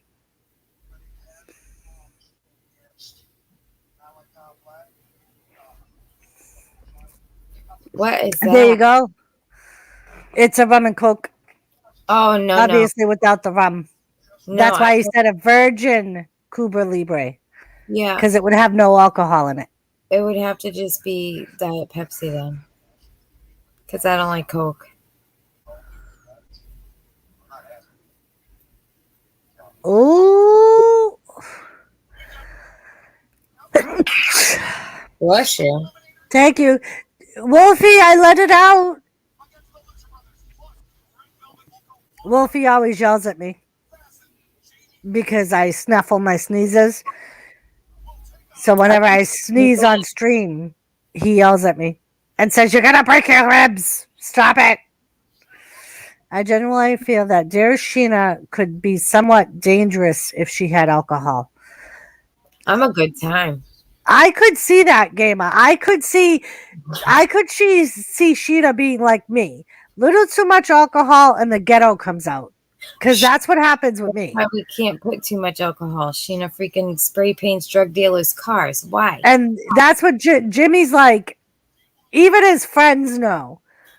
One too many drinks for Doris means the full acre is coming out. And I don't drink beer or any of that. I drink Patron freaking tequila. That's it. I'm very picky. Good night, crony. I have to go to Applebee's tomorrow because I'm getting something that I begged them for when I went there Saturday and had my margarita. So I'm supposed to go there tomorrow and get this just so I could show you. Oh my God. I think I have like a great idea. I think I got to talk them into letting me do something. This is going to be so funny. You wait. Gamer said, I can imagine you, Sheena, swinging at men. You don't exactly take shit sober. I can imagine Doris being the queen of crochet after a few shots. No, Wolfie actually likes when I do my shots, Gamer. As he says, the motherfuckers fly. Once like the night I was drinking moonshine because of Joseph Grohl. Apparently I was very lit and the motherfuckers were flying freely. The local judge asked me to stop beating up the local drug dealers at the store. The cops told on me in court. Scott, thank you for joining us. If you're still here. Yep, Joseph's is September 10th. Yep. He said he didn't try anything. Hmm? I said, why did you have to take my mom somewhere? Because I didn't try anything. Yep.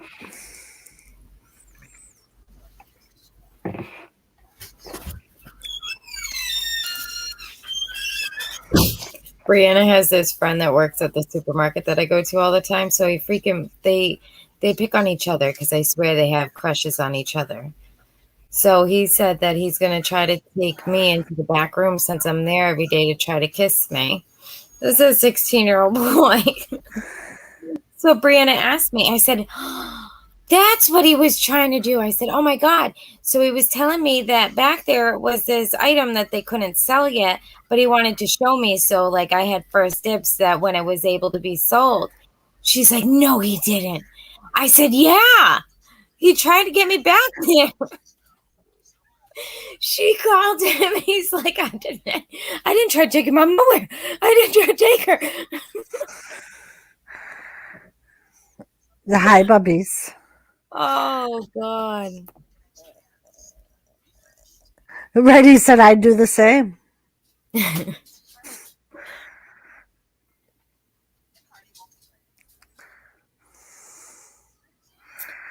Then I'm gonna get clear.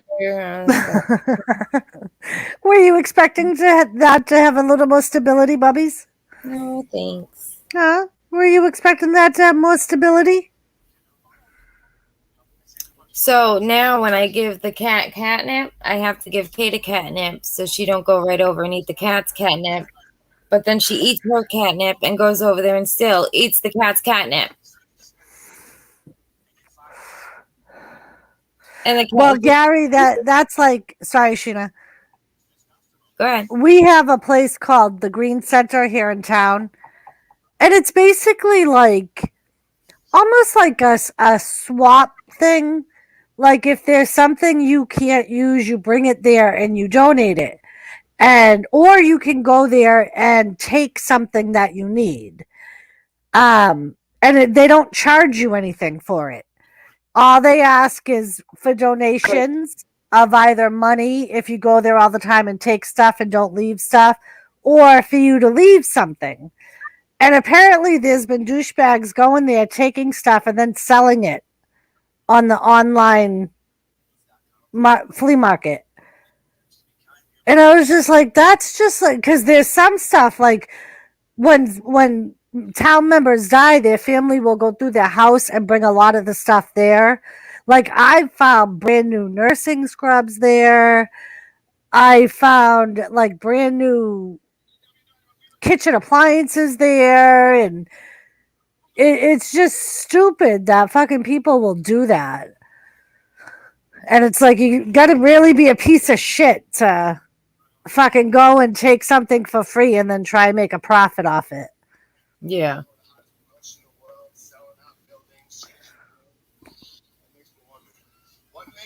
Or like Gary said, to steal something off somebody's porch and then turn around and sell it.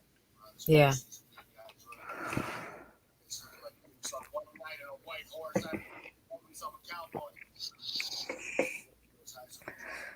Listen, forever, get the tables. Joseph, I beat you to it. Oh no, you even said it before I did.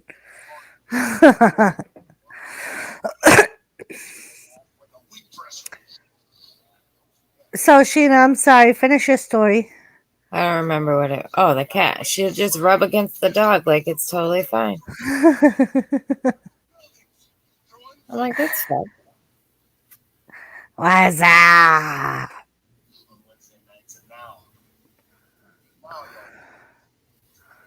think it's about time we send a message about what it really takes to get a pop in AEW, about who's still at the top of the food chain in AEW. Well, it's Ace in the main event. Get the table. On Rampage, but before you get out there, Oh, bright, hot lights of life, United Center, fans who will delight at the sight of your blood. Ask yourself if this is what you really, really want. Referee. John Moxley wants to know, is this what you really, really, really want? This is what I want. What I really, really want. So tell me what you want. What you really want. I wanna. I'm gonna really, really, really want to sick. Ah.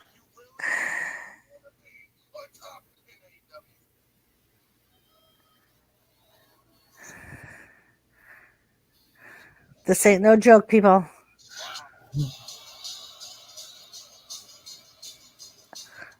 And apparently, Miss Renee has become the little baker while at home with her new baby. I follow her on Twitter, and all she does is post things that she baked. And the last one was like, I'm telling you, I'm really getting into this. That's funny. That's like when I was out of work for my neck. I did the same. That's when I like baked all the time. And I would make these freaking horrendous meals for Jimmy when he got home from work. Because I had nothing else. And I was bored fucking shitless. And I couldn't work because of my neck. Because I worked in a nursing home. So I couldn't lift patients. And by the time one of my sisters was like, you better stop. He's going to get used to that. And sure enough, Jimmy was like, do you have to go back to work?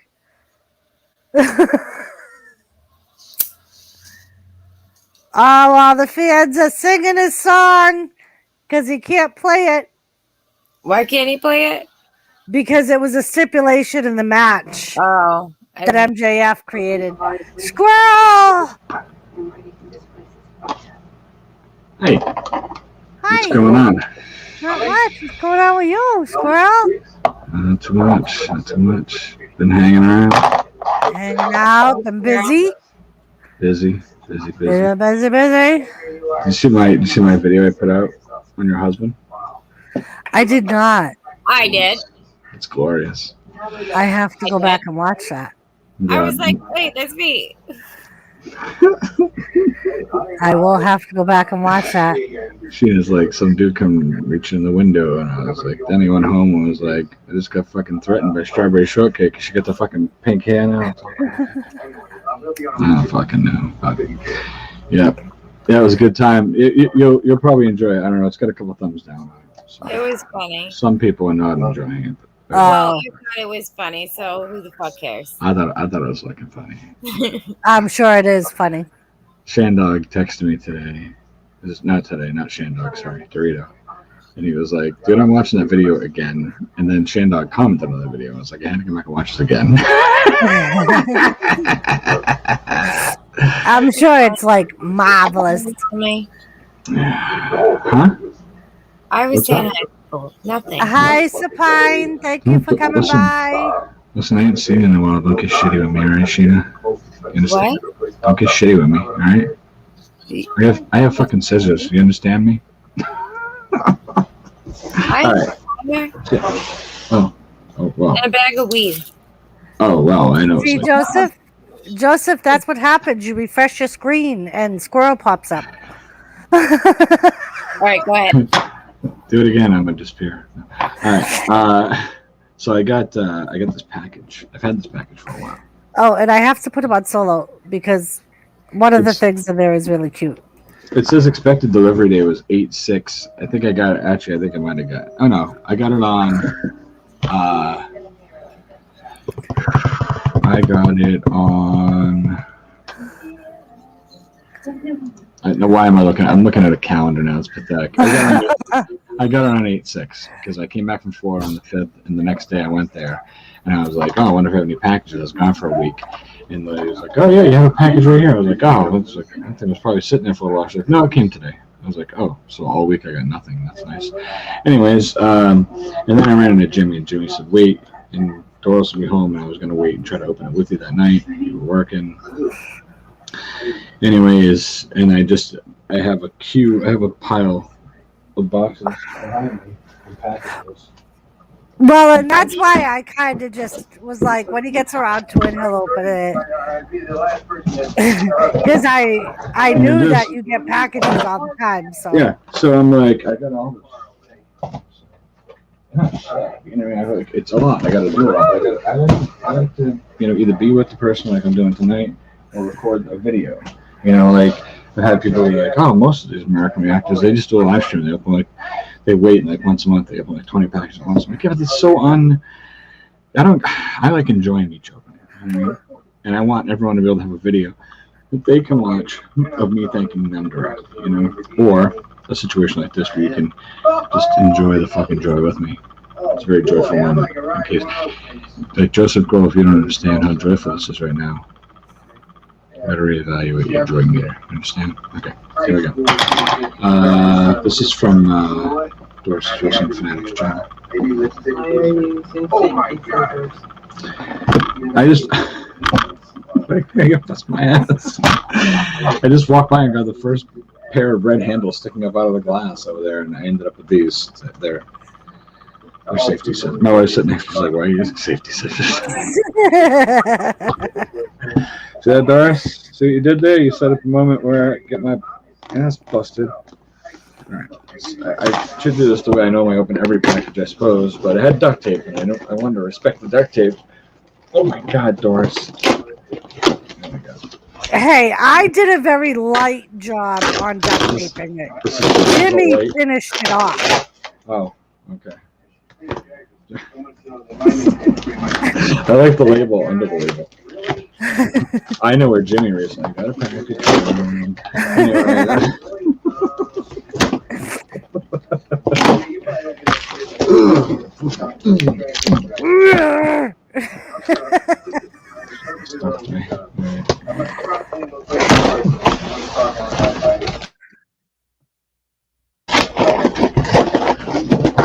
Look at this. What did you do? Did you give Jimmy some tape and Jimmy was like, "Mah." I can hear him now sitting at his desk, giggling his ass off. You're in the kitchen and I can hear Jimmy and I'm going, fuck this squirrel. Fuck this squirrel. I can hear him already. All right, here we go. It's open, folks. It's undone. Oh, there's a note. Doris. I love notes. I love when people take time to write to me. It's awesome. Can I read it? On screen? Tony, first I want to thank you for your input and help with the news and input on the ideas for my channel. Second, I wanted to congratulate you on the ongoing success you are having. You deserve it. Doris and Jimmy C, enjoy the goodies we have included with or without the chipmunks. Laugh out loud. Love you, squirrel. That's awesome. I love this. This is like my favorite part of getting mail from people is that people take the time to write a note to me and say hi, and you know what I mean. And thank you for those very kind words, Doris. I appreciate it. You're very welcome. Thank you. And oh, it's my pleasure. Oh, man. Boy. Holy smokes! Oh, Australian licorice. Look at this. Black licorice and mixed fruit flavored licorice. Yeah, and the mixed fruit flavored ones are awesome. Well, here's the thing. You've done very good, Doris. I'll tell you what. I am dieting right now. I'm being very good. But these are like, these soft black ones have become like one of the things I really like. I was on the licorice all sorts and I love them. But these I've had and they're very good. These I have not had, so I'll look forward to trying those. But the licorice all sorts from this company, no bueno. Well, and that's what made me get was your liking of the other licorice. Yeah. Oh, I love what's in there. I just want to show the other thing first, though. Since I am the squirrel, there's always got to be some nuts coming my way. And I got a nice peanut log here. That's right. It's a good. It would be ironic is if I had an allergy to peanuts. Thank goodness I don't. It would be. Every box ironic. I got in the mail would be lethal. What'd you get? Somebody sent me another fucking bomb.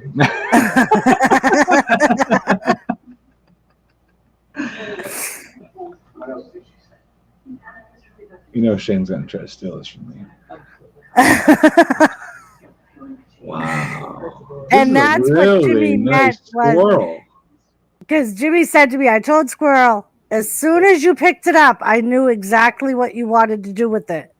And that's what he meant. I picked it up and I'm like, honey, look. And he's like, fine. I love this. This is very nice. This is my third stuffed squirrel that I've received. But this is definitely like the more, like the other two I got were more, they were like more toy squirrels, you know what I mean? That people feel like stuffed squirrels, but they're more like they're very loose and floppy, and you know what I mean? Yeah. They're made for kids to kind of run around the house with or whatever, whatever they are. This is, or maybe a dog toy. I don't know. But this is more of like put this guy on the shelf. He sits up on his own. Look at this thing. You guys see this? Here. Look at that. He sits up on his own. I didn't have to balance him. He just, watch. He sits on his own. See that? You guys see that? You guys see this shit? This is a quality fucking squirrel. Watch. One more time for those in the back on his own. See that? This is awesome, Doris. Thank you very much. I love this. You're very welcome. Very nice of you and Jimmy to send this, and very nice of you guys to send me some candy. I don't know. I'm very appreciative. Thank you. It's very nice. Very nice of both of you. You're very welcome. I know that Jimmy will tell me it was all your idea, but and maybe most of it was. I don't know, but I know Jimmy loves me. I love him. He's like my fucking ugly brother. Well, I was gonna say he's like my ugly brother. I never had, but I had a bunch of ugly brothers. I got some fucking ugly brothers. I got brothers who make fucking Jimmy look like a fucking handsome motherfucker. He was. That's why I'm the best looking one in my family. And Bashful. Hi, Bashful. Bashful said, my day is complete. I got to lay my eyes on my favorite person. Doris, right? You talking about Doris? No, you were on solo when she came in. So it's you, Squirrel. Miss you. Oh,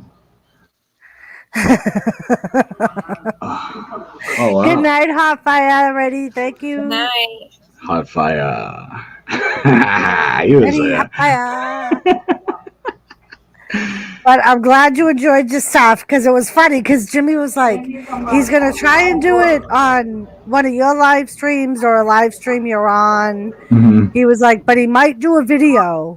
Well, I told him that first night, I was like, I was like, I do a video for every package I get. Jimmy's like, that's cool, but but I also know that like you made the video today, but I also know that sometimes that the people who are live streamers, it's nice to go with them and do it, So, yes, it was very, very nice. Thank you. It was very nice of you guys. You're very welcome. It's very cool. I got a little confession to make. I signed up for DoorDash, right? Just for extra money, The end of my day, I can just sit in the city I'm in and turn it on for a half hour and throw a couple of orders out there, make $30-$40, whatever, and then $20, whatever. Or I can go over to, like on a Saturday afternoon or an evening, if everybody's shut down, wherever I can go, and thank you. Wow, thank you. My $1 sunglasses from the Dollar Tree in Florida. So anyways, this is old school. I used to always wear sunglasses. That When I first is did. very old school. First I was streaming on YouTube. I'd show up on people's panels with sunglasses on. I was one of the cool guys. Now I see people with sunglasses on. I'm like, don't be a douche. Take them off. You know, we all grow up. And Nomley, thank you, man. Thank you. I'm glad you liked it, man. I'm gonna get after some people. It's funny because I think the people that are least expecting are the ones that are gonna get it, and the people that are expecting are never gonna get it. Because I don't want anybody to expect it. I don't know. We'll see. Remember to have service with a smile. Oh, so I just signed up and I was like, yeah, whatever. So tonight I got off of work at like 5:30. I was like, yeah, I'll try it. But tonight I just signed up for it last night. Today was the first time, so I turned it on. I was at Westa, and it was like 5 o'clock, 5:30, 5 o'clock. I turned it on, and it's like, bang, you got an order right now at KFC, 1 block from you. Pick it up, bring it to Paxton. So it's like, oh, it's a fucking $9 delivery. I'll take it. Because a lot of them are $2 or $3 because they're close, you know. So, anyways, I take it, I do it. I start coming back. I see Sturbridge got some stuff, so I go over 49 over Sturbridge, bang out 2 over there. You're like fucking, I don't know, $28 tonight. Just doing three quick little deliveries. But here's the whole thing. I'm not gonna do it like a lot. It's gonna be able to actually scratch here and there, you know. I got YouTube and a regular job and a family, you know. I just figured if I'm out somewhere and I'm waiting on something or I got something to do, you know, like I pick my nephew up sometimes out in West Boylston. If I leave an hour earlier, I could do some DoorDashes up there before I pick him up, you know. Yeah. But anyway, I had an idea. I should take a stack of my stickers and put them in the car, and I should put them on the deliveries. There you go. That's like an amazing idea, Squirrel. Let me tell you something, Squirrel. Okay. What's up? So I did DoorDash. I did it for 2 nights, and those 2 nights I made $406. Why don't you still do No it? word of a lie. That's what I want to know. Why? They do it when they have challenges. Like they just had one that passed. If you did 25 deliveries, you got $200 extra on top of whatever you got with those deliveries. So that's the only time that I feel like it's really worth really doing it. See, that's what my buddy said. He said he only does the challenges on DoorDash because they don't consider that if you drive 8 miles out and they're gonna give you $9 for it, you got to drive 8 miles back to get back in the zone. Right. I thought you could DoorDash from anyone when I first said that, but I'm learning. But at the same time, I didn't mind those 3 deliveries didn't take that long. You know, I made like $30 in an hour or whatever. It wasn't that bad. You know, just, That's you know, not bad. But I don't do it all the time either. I did it that once, and I made $406. But I'm signing up for Uber Eats as well. I signed up for it at the same exact time, and Uber Eats is still trying to figure out my query from the same company. The other one came back in 2 hours, but whatever. My buddy does both in Florida, and he said that the Uber Eats is more consistent, like better moneyed trips. But the DoorDash incentive, like those special programs, he said, like if you get it where it's like tonight I saw tomorrow morning in the next town over from me from 5 a.m. to 11 a.m. Now I can't do this because I have a job. I have to get up in the morning, get the kids some breakfast and shit, and then I gotta go to work. So I can't do it. But from 5 a.m. to 11 a.m., it's an extra $2.50 per delivery or something like that because it's an anticipated volume time. Like, oh, well, that's really cool, you know. But anyway, so yeah, once the Uber Eats kicks in, then I'll balance it probably, you know, because they do specials as well. So maybe I'll, you know. Yeah. That makes sense, though. Yeah, but there's a ton of people doing it. A Yeah. ton of people. Like I went into Wendy's to pick up an order, and it wasn't ready. And oh God, it wasn't ready. It took 15 minutes. I started texting the customer. I just started doing it today, but it's easy to figure out. I started texting the customer, like, just so you know, I'm at Wendy's. Your shit's not ready. When it's ready, I'll bring it to you. You know. Just imagine Squirrel texting me about my fucking food late. Yo, because fucking shit isn't ready yet. I'll let you know when I'm on my way. all right, well, because I have to, Sheena, you've done it. You have to tell them I'm at the store. But Yeah. then all of a sudden, so the customer sees you at the store, and then 12 minutes goes by. I ain't left the fucking store yet, you know? This lady is waiting for a fucking cheeseburger and a 10-piece spicy. She thinks I'm taking a dump at Wendy's because I've been there for 12 minutes, you know? So I just texted her and was just like, yo, food's not ready. You know, it's not even that busy here. They're just discombobulated. And she's like, see if they'll throw in some extra sweet and sour sauce for me then. I was like, okay. So the kid that did it felt really bad. So he comes over and I'm like, yo, look it up with some extra sweet and sour, will ya? He grabs a big handful of those cubes of sweet and sour sauce, big handful, and just dumps them on top of the bag. I was like, oh yeah. That's funny. Yeah, so it was cool. So yeah, so I made like $24 on the app, but the last one I went to was only $3, but it was only 2 miles down the road. It was quick, but it wasn't worth it in the end because Wendy's screwed me. All that time I waited in Wendy's, that screwed me, you know. Right. Because I didn't mind doing the quick trip because it was right there. I did the delivery, and then it was a 3rd floor rear apartment. And I was like, you got to be shitting me. I had to wait 12 minutes at Wendy's, and now I got to go up to the 3rd floor rear apartment to deliver this fucking shit. I'm like, fuck. I just pulled up in front of the place. It was a big white bag full of 5 bags of Wendy's, and then a fucking tray with 4 drinks and then a drink in the middle, 5 drinks on this tray. So I got this fucking drink tray and I got this bag and I'm like walking to the house like I was a fucking squirrel. He's got dinner, you know. And this girl comes walking out the front door and she's like, oh, hey, I got that. That's my mom's Cassandra. We're up on the 3rd floor in the back. She said me to come down here. She ain't making me walk the stairs.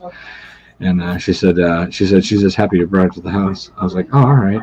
So I'm like, well, here's the drinks. So she grabs the drinks, and I go to hand her the bag. She's like, hold on a second. She reaches in her pocket. She's like, my mom said that's for you. She appreciates you looking out for us and getting us the extra sweet and sour, and thanks for letting us know that it was going to take some extra time. And she hands me $5 in cash, and I was like, well, that's cool. So that was it was an $8 trip. I didn't mind it then. You know what I mean? Like that was okay. So I did an $11.25, an 8, and a 9. So $28.25 is what I made. Nice. Yeah, it wasn't bad. But anyways, I was telling you about that. Not to try to sell anybody on this, and not to try, I'm just the sticker idea. I thought was good. Yeah. Maybe get a fucking stamp made. So I just stamp the outside of the food bag and it says your DoorDash was delivered by Hey Look Squirrel. Check me out. Yep. But yeah, that's like when I was waiting for my neck surgery. I couldn't work, like I was saying earlier, I worked in a nursing home, so I couldn't lift patients. Mm-hmm. And just for something to do, I signed up for Uber. And it was good. Like during the day, I would have like 2 or 3 rides, and they were basically the same people, like going grocery shopping and things like that. But I made my money on Friday and Saturday nights. Yeah.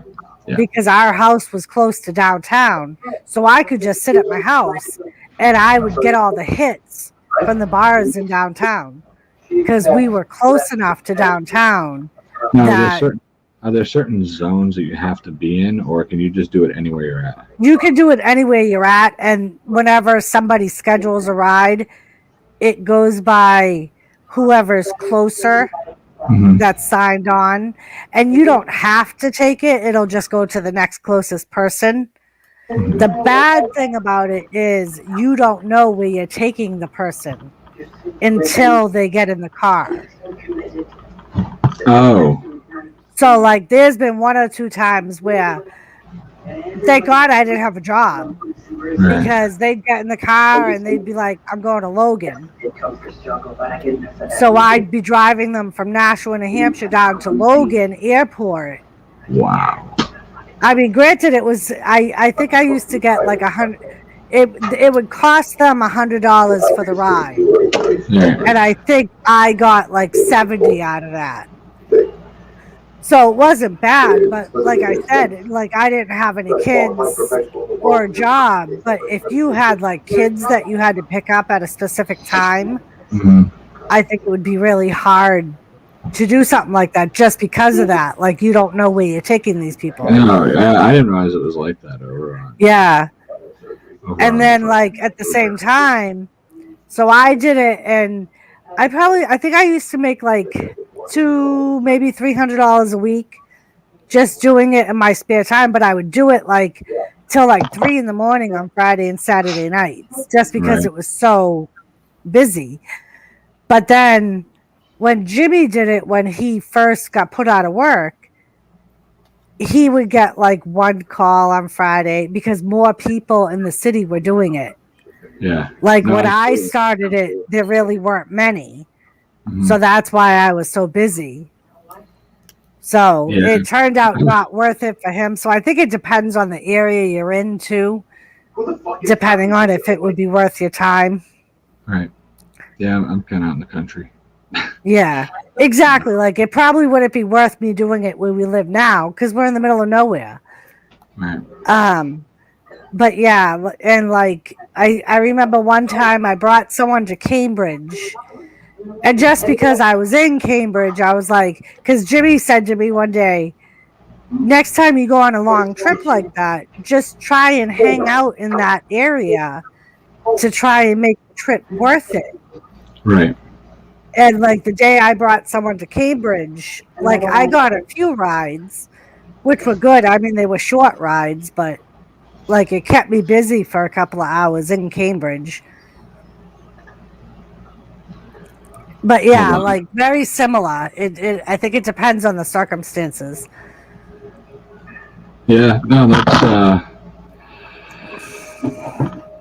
I don't know. Yeah, I'm in the middle of nowhere. I don't think Uber is going to be a thing out here. I don't know. I didn't know this was going to be zoned. I thought I'd be able to like turn on a Friday night and sit at home, and the people in my town be like, "Oh, there's a driver in the area. I can order food from my local restaurants." That's what I thought was going to happen. I was going to be like the local guy that was doing it. Yeah. But it's not that bad. I mean, the town next to us. Yeah, I don't know. Like, I know if you sign up as a customer on Uber, it'll show you if there's drivers in your area. Mm-hmm. I don't know if like DoorDash is the same thing. I know when I've tried to sign up for DoorDash in our town, it'll tell me that there's no stores that are contracted to here. Right. Because they don't have enough people that want to use it. Right. Like as far as like customers. Right. Well, as far as restaurants. Right. Right. Because the restaurants have to sign up with Uber Eats. Exactly. Like they have to be willing to offer that. Whereas like where I work in Leominster, like McDonald's uses it, Dunkin' Donuts uses it. Like we could get anything we want delivered to the hospital. No, exactly. And DoorDash is the same way. Like that's why, like I was talking to a lady in town here, to a restaurant, and I was like, "Yo, why don't you guys use DoorDash? Like it's not an option for us. There's not enough people out here that have expressed interest, and there's no drivers in the area, and this and that." She's like, "It just makes no sense for them." Right, and that's how it is here. Like there's not enough people that will use it as customers, and there's no one willing to do it as a driver. I would imagine that if I tried to order DoorDash, that I could order it from here though. Because Sturbridge is 18 minutes away. Oh, okay. And there's restaurants there. So they would just charge me an arm and a leg for it, that's all. Right. All right. I gotta go. My thing's gonna die. All right. Good night. I'll see you later. Good night. Are you working Friday? Yes. Okay. Okay. Bye. Bye. But yeah, and I've thought the same thing of like going to restaurants in town to see if anybody would be willing to like sign up for it. But I think I would get the same response that there's not enough customers. Hello, just noticed you. Ray, what's up? Andrew is back. Rattletrap, what's up? But yeah. Yeah, I don't know. But hopefully it works out. I mean, but you go to bigger cities too when you work, so Good night, Sheena. Yeah, I mean, like like I don't plan on going out to big cities and then staying there, but like I'm talking about like on the way home. If if I have time that evening, I could stop somewhere for a little while. If dinner's going to be another 45 minutes and I'm 15 minutes away, I've got to start to hit a half hour or whatever. You know what I mean? Like, so I'm talking like that. We'll see. Oh well. Anyway. But yeah, I don't know. We'll see. We'll see. At least play with it. I'm curious. Yeah, well, that's it. It's today. I got out of it exactly what I wanted to. My day was over. I took it was like 57 minutes of my time, and made almost $30. Right. So it was an extra $30, and it was instead of what was I gonna do? I was gonna go home and sit and stare at the computer waiting for dinner to be ready. Exactly. Whatever, So just trying to keep myself busier. So what is this? What did this just say? Oh my god. Oh no.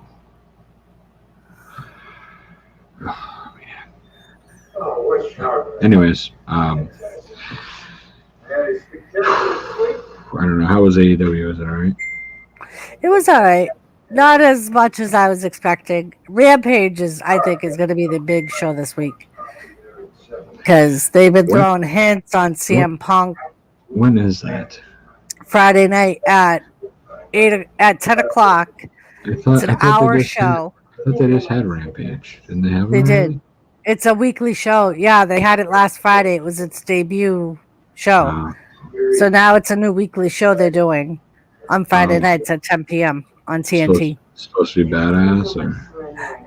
Last Friday was good. Christian Cage won the title from Omega. I saw the clip of that. And there's a lot of people saying that CM Punk is going to make his debut this Friday. Oh, boy. Because he's been wearing, apparently, it's in Chicago at the United Center. And apparently at a boxing match or a MMA fight or something, he was on the commentary team over the weekend. And when they showed him on camera, he had a Chicago Bulls pin on. And the Roman numeral XX, which is the 20th, which is this Friday. So a lot of people are saying that means he's going to debut on Friday. Hold on one second. There's something I'm looking at real quick, Doris. Hold on. Yeah, do it. From 5 a.m. to 11 a.m. It's an extra $2.50. Yeah. Hold on. So yeah, once the yeah, do it. Hold on. 5 a.m. to 11 a.m. It's an extra $2.50. Yeah. So yeah, once the yes. Hold on, folks. One second.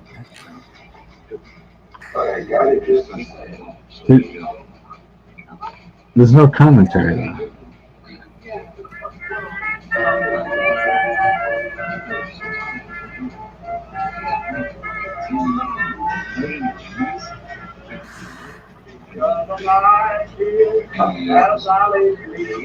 Fucking B-Wizzle.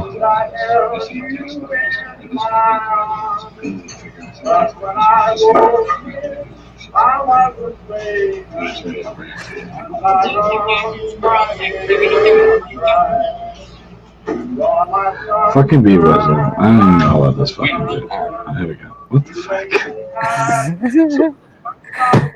So B-Wizzle fucking recorded like a minute of this stream, then tagged you and me in it and put it up on his channel. That's funny. I recorded like on his phone, but I couldn't hear him commentating on it. I don't know. And a lurker messaged me and told me to tell you that 99 cents is a deal. I know who that worker is, but I won't call that worker out because I hate it when people call me out when I'm working. So, yes, Wrestling Forever. I saw them. I saw like the highlighted version, like the 6-minute version of matches. That looked pretty awesome. Did you see that ridiculous? Dare I say? Let me see what word I should use besides the obvious one that I want to use.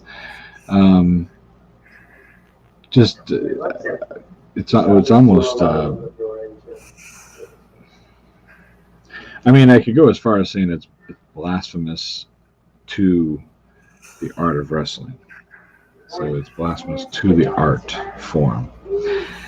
And many will argue with me and say, "Oh, Squirrel, let him have his fun."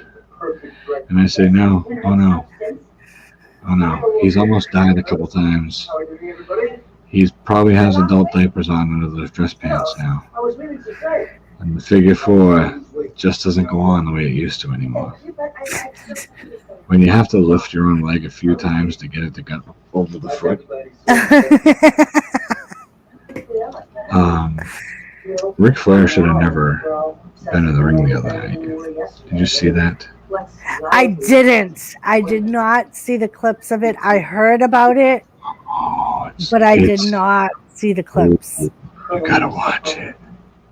It's a fucking steaming pile of hot garbage. Oh, I bet it is. Oh, it's bad. It's bad. Kenny Omega doing dummy turns between him and Savio Vega Jr., whatever the fuck his name is now. Back and forth, smack, smack, smack, smack. And then this other dude jumps in the ring. I don't even know who the hell the other guy was.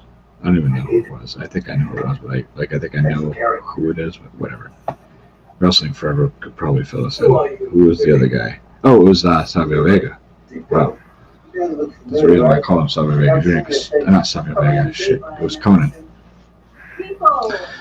So Conan jumps in the ring, and Conan's waiting on the apron. It was horrible.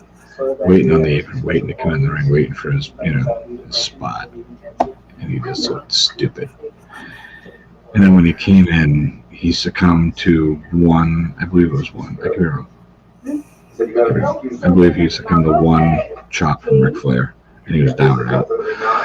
And Ric Flair put the figure 4 leg lock on this motherfucker. And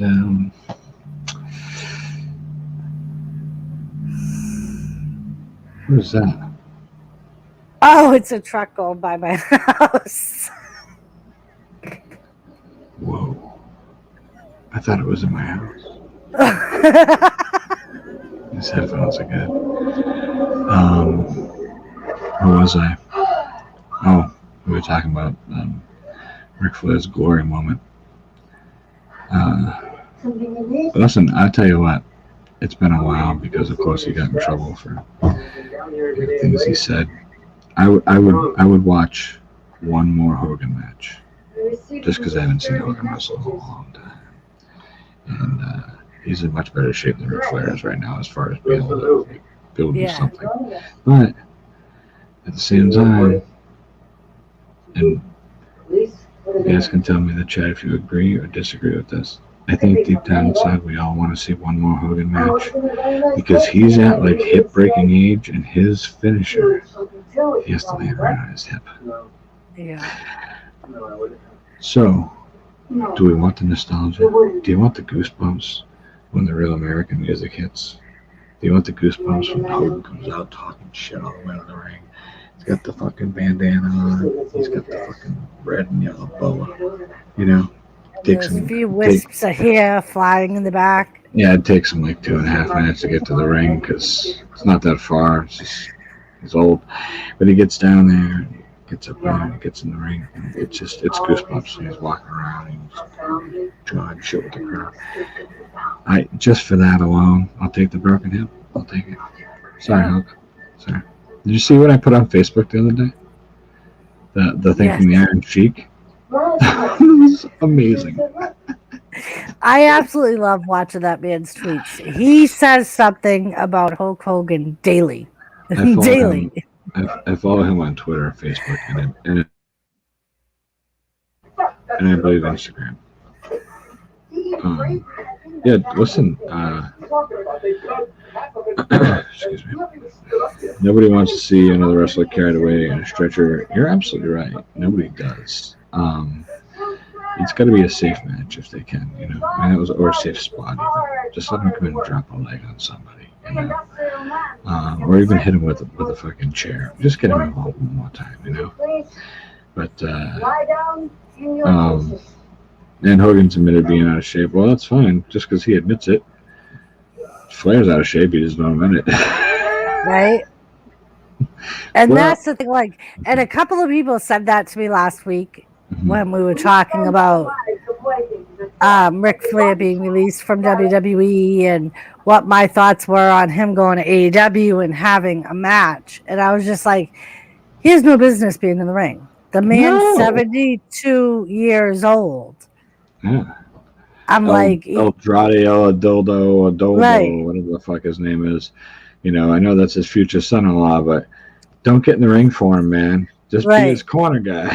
you know? exactly. And like I was saying, like on my last news report over the weekend, I'm like, if he did go to AEW, I think it would be cool if they took Ric Flair's stable versus Arn Anderson's stable versus Tully Blanchard's stable. I'm like, you would have 3 of the original members of the Horsemen Right. all with their own stables now going Wow. against each other. Wow. You know what I mean? And I was like, I think I that didn't would be realize that fucking that's cool. what they were fucking leading to. That's probably what they're leading to. And that's what It's I fucking- thought. I'm like, I'm sure that would be the number one thing why It's like a AEW fucking would Horseman want. throwdown, huh? What Right. if they ended up coming to? What if they ended up coming to terms with like one great guy that each guy was fucking behind, and then one good tag team, Yeah, basically Ole and Arn, and they started a new Four Horsemen. right? What are you doing? Like, what was this? What? What did you say? Oh, I mean, I was thinking about it. But yeah, I was like, you know, I'm not saying that's where they're going. I just feel like as a fan, I think that would be really cool No, if they did do something like that. No, I didn't even consider that, Doris. You might have cracked the code here. That would be awesome. That'd be really, really cool. Yeah. So I want you all now to close your eyes. No, what does it say? However, it seems there was a little pop when he coached with me. Yeah. Yes, I have a feeling Flair does not want to end up like Slick or Funk. I think Thomas knows. Thomas knows the squirrel's here. He hasn't spent this much time on camera all night. Saying, fuck that squirrel. At least I'm not going, wow. I was going to say, at least Thomas is quiet. Don't even get me started. Yeah, I mean, Just Ray, listen, with all due respect, I agree with you. I would too. But who is my question? Like, who? Let me tell you all something. I've been trying to catch up with with NWA. I started watching it, then the COVID shutdown and shit, but I'm trying to keep up with those guys now. I got to catch up with them more. But Brodus Clay's over there wrestling now. Yep, I saw that. He can barely move. He can barely move. He's horrifically out of shape. Well, he's been sitting at a desk doing freaking sports announcing for the past 2 years. Not good. But anyway, yeah, Ray, I agree with you. I just don't know who. I mean, like, who's a big enough name now between those two places to go get paid the good money in AEW? Because AEW, let's face it, folks. Hopefully, it doesn't have the same demise, but it's the modern day WCW. You gotta get with a bunch of fucking money, you know. Right. The only difference is Eric Bischoff loved wrestling, fell in love with wrestling, became a huge, fell even more in love with wrestling, and and did all that, but he did it with somebody else's money. Tony Khan has no fucking money, so big difference there. Probably watch over that money a little tighter because of that. So, but very similar though. This is very similar. Scooping up any piece of talent that'll sign. I don't know. And I think it's funny because like in the beginning, TNA is ECW. Yeah. right. This is without the big wrestling. I think it was funny because in the beginning, Cody Rhodes kept saying, we're not going to be like WCW and take on all the former WWE stars. And it's like, the more stars they sign, it's like, I have to sit there and go, that's exactly what you're doing. Absolutely. You're gobbling up every WWE star as they're released, which is fine, but don't sit there for the first year of your company's career and say that's not what you're doing. What's so I just get like the news, like not the news, but the video highlights from the AEW YouTube page. But what's the deal with Pac? Is he still there or what? He is. He actually just made. You mean X-Pac? No. You mean Pac, like the British Pac? Yeah, what the fuck was his name before? He was. Now he's the bastard Pac. Yeah, it's the same guy, right? He was. He just made his. He's got the big ears. Yeah. Yeah, he just made his return last week. Apparently, he was stuck in the UK. He went home during his time off and then couldn't come back because of the whole numbers rising thing. So he had to wait and fix his visa, and I guess he had to have his visa changed to a work visa or something like that for him to be able to come back. But yeah, that's why he was not on TV for a couple of weeks. So Sean Waltman, who was X-Pac 1-2-3 Kid, I saw him. He was in the crowd or something, right? So is he come? Yeah. They signed him too. I don't know. Oh, they must have. He doesn't. He's not just showing up on fucking TV. He's not going to. He's not doing an interview without. Even if they paid him to do especially if they're going to show him on camera. They're showing him on camera for a reason. Right. So it wouldn't surprise me if he was going to sign with them. Adrian Neville, thank you, Wrestling. Thank you, Wrestling Forever. And then he just became Neville. Right. And he became Pac. Now he's the bastard Pac. That's a shredded little dude, and he is an amazing wrestler. Yeah, he is. But he just can't fucking stick around for whatever. It's always a different reason, you know. But yeah. Congratulations, Joey. Enjoy your vacation, sir. Right, Joey? Didn't you just go on vacation? No. Do you mean this fucking dude travels all over the joint? Do you mean the 1-2-3 Kid? Joey should be doing vlogs when he's out traveling. He travels a lot. So. Right, and that was another thing when, like 2 weeks ago, when Vince, the Junkyard Dog, that's who it was. It was Junkyard Dog. So sorry. Like 2 weeks ago, when Vince was asked if he considered AEW competition, he said no, that they weren't as good as competition as WCW was. And then they said, well, how do you feel about them signing all of the wrestlers you're releasing? And he was like, well, that's really easy. If AEW needs more wrestlers, I can send them all the wrestlers they want. He's awesome. He's awesome because that's a prick quote, and that's what he's known for, being a prick. So. And I know we got some flack from like former WWE wrestlers saying you're talking about your talent like they're just a fucking pen right away, but it's like business. You know what I mean? You got to look at it. He's looking at it as business, not in any other way. No, I know, and that's how he's always looked at it, and that's why he doesn't make the best choices with releases sometimes. Right, I saw that too, Wolfie. There was this YouTuber that said that Vince secretly owns AEW. That's bullshit. Yeah. There are people that are speculating that Bray Wyatt has not been released. Well, that he's been released, but they never. But the Fiend hasn't. Right, that was stupid. You know, that's dumb. They fired Del Wilkes, but they never fired the Patriot. Right. They fired Bret Harper. They never fired the Hitman. People forget that. Yep. Yeah, somebody asked me what I thought about that, and I was just like, I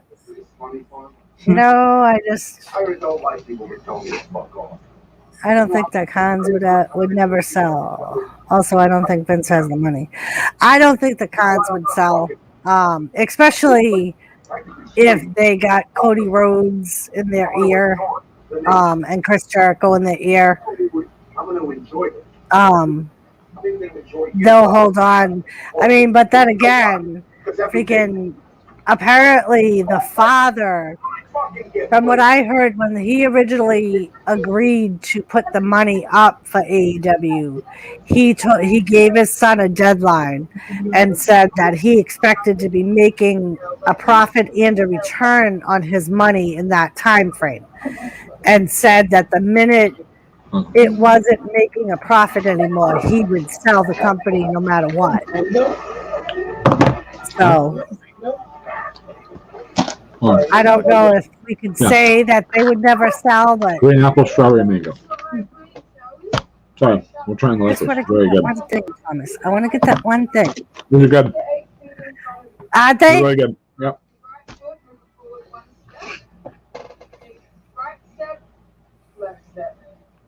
Just wanted to get that one thing. Just that one thing. That's all I wanted. Was that one thing.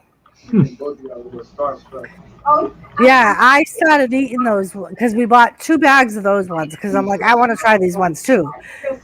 And I started eating them, and then Jimmy came in, and he was stoned, and he pretty much ate the rest of the bag. It was like, how many bags did you buy, Squirrel? And I'm like, I bought 2 of these sorted flavor ones and 1 black one. He goes, so we're just sending a black one? And I was like, fuck you. And I packaged it up real quick. Like, you're not fucking stealing that other one. Fuck you, Jimmy. You bastard. Well, they're still my kids. Just because they're off to someone else, they're still my kids. But, yep. You said, but yeah, those are wicked good, and they're wicked. And I was like, when I was trying to describe them the night I was eating them, I'm like, they're so different than like our like freaking Twizzlers and shit.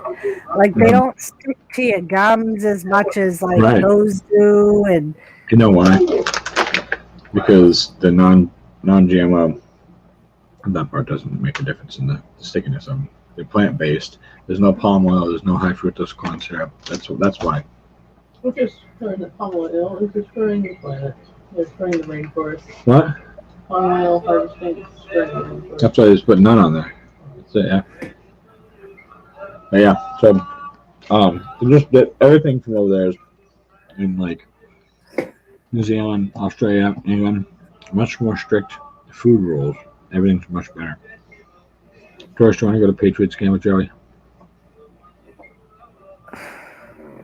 see if Jimmy and Doris will go to the Patriots. I would love to go to a Patriots game, Joey. I can't afford to go to a Patriots game. But I would love to go to a Patriots game. Yeah, he's talking about November. They're playing the Browns. Oh, that's why he was at, because he asked me earlier how far I was away from Foxborough.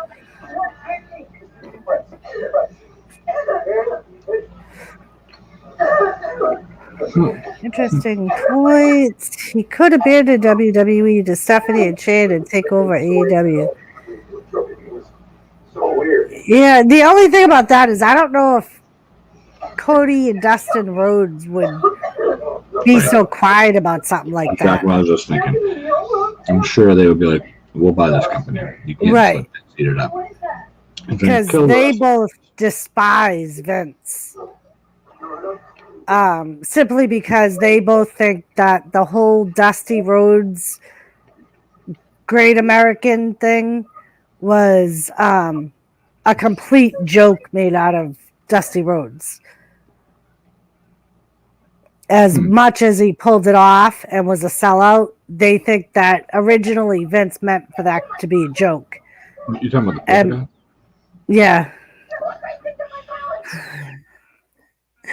Okay, you were snoring, and I just want to wake you up. Guess what it is? They're really good, Mama Squirrel. The odds of it going in are like,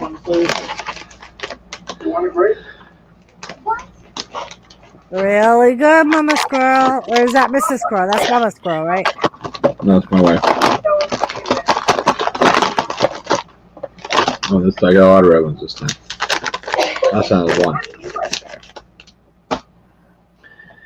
That would be a shock, Wrestling Forever. And that would be, in my opinion, WWE's last nail in the coffin. Okay. Because I think, number one, he knows how WWE works. I'm sure most of the wrestlers on the roster would follow him.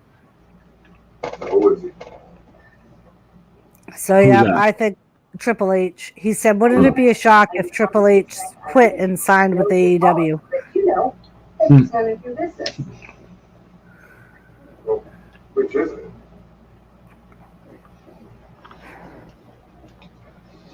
it? From what I've heard, the rumor mill has it is wrestling. Apparently, Vince, from what the rumor mill says, Vince wants to make a lot of changes to NXT. You want younger guys, bigger guys. Yeah, he wants bigger, younger guys instead of signing older guys who are fast and small like the stars they have now. He wants it to become more like it used to be back in the day, like a AAA sport for WWE. I mean, It's not like I know it's because he's old school, but at the same time, like you look at some of the guys in AEW, there's some small guys that are really pulling off major roles. And what's being said is that like when you pull those guys to the main card, they become mid carders. And Baron Corbin's a big guy, mid carder, but like Adam Cole or Kyle O'Reilly, Fish. I think one of them's gone now. I don't remember. I don't really care. Fish. Gargano's not a big guy. Nope. The one guy that's a legit, decent sized dude and a badass. I just don't see him doing much of him anymore, and that's Ciampa. Yeah. Yeah, Ciampa's getting old. I think I heard that he's like 42 or something. Yeah, that's right. So it's like there's no way that Vince would hire him as a mainline roster guy. And two, he already said, Ciampa himself has said that he wouldn't sign with WWE to go to the main roster. He was like, it's the same contract. It's all one contract. Right. So WWE is who you work for. Right. Well, he said that he would never go up to Raw or SmackDown, that he would retire before he did that.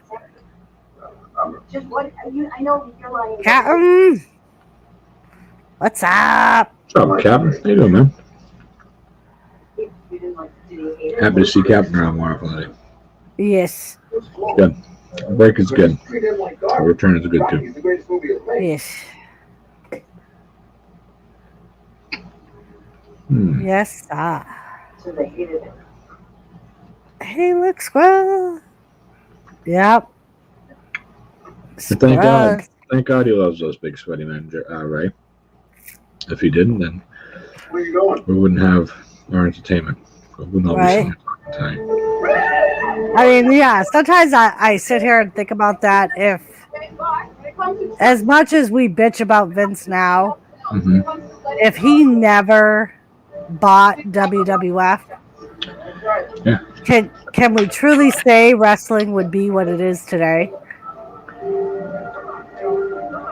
I don't know if it would be, or if it would still all be like territories of small backyard. Like, you look back over the years, everybody you've done a wrestling show with, everyone you sat around and bullshitted about it with, every person that you ever watched a pay-per-view with, people that come up on your panel, people that come to your show, people that you bullshit with every week, 425 people that are subscribed to your channel. It's all because of wrestling. Mm-hmm. It's all because of Vince. No Vince, none of that. Right. So everybody can bitch about Vince all they want, but if you think about all the good times with all of his fans throughout the years, without him, we wouldn't have him. Yeah, and I still to this day believe that. Like, if he never bought that company from his father and his father died, I truly don't Sold think. it to Vern. Right. Like, there's so many other wrestling promoters that to this day, old school wrestlers will tell you that they were pieces of shit and never wanted to push anybody or had drug problems and never paid anybody. So, as much as we bitch about the man today, he definitely made it what it is. Oh, yeah. No, I agree. Yeah. Yeah, like I said, we wouldn't be talking right now. Nope. Yeah. So, where's Sasquatch? Is he home? What's he doing? He is. I sent him a link on Facebook. Maybe try Hangouts. Fucking Joey. I love it. I love when people just start slinging mud because they're like, this person's evil, so I can just say what I want and they don't believe me. And I never knew that Vince had a drug problem. The guy he's the only guy I've ever known that works harder than Bill O'Reilly. He's up at 4 a.m., goes for a bike ride and a jog. The guy doesn't enjoy food for food. He calls it fuel. So, like, he eats some of the same stuff every day. Like a 6-egg white omelet with, like, feta and spinach every morning. And for lunch, it's fucking carved turkey with light mustard on whole wheat bread. He has a regiment, you know. It's crazy. But, yeah. And he pays a lot of people very good money. So, I don't understand that statement, but that's fine. I've seen Dark Side of the Ring. Yeah, I've seen that too. I actually enjoy that show.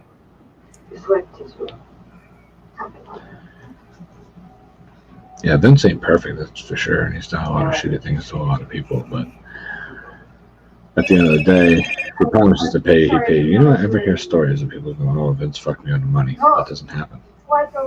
Right. Yeah, it doesn't happen.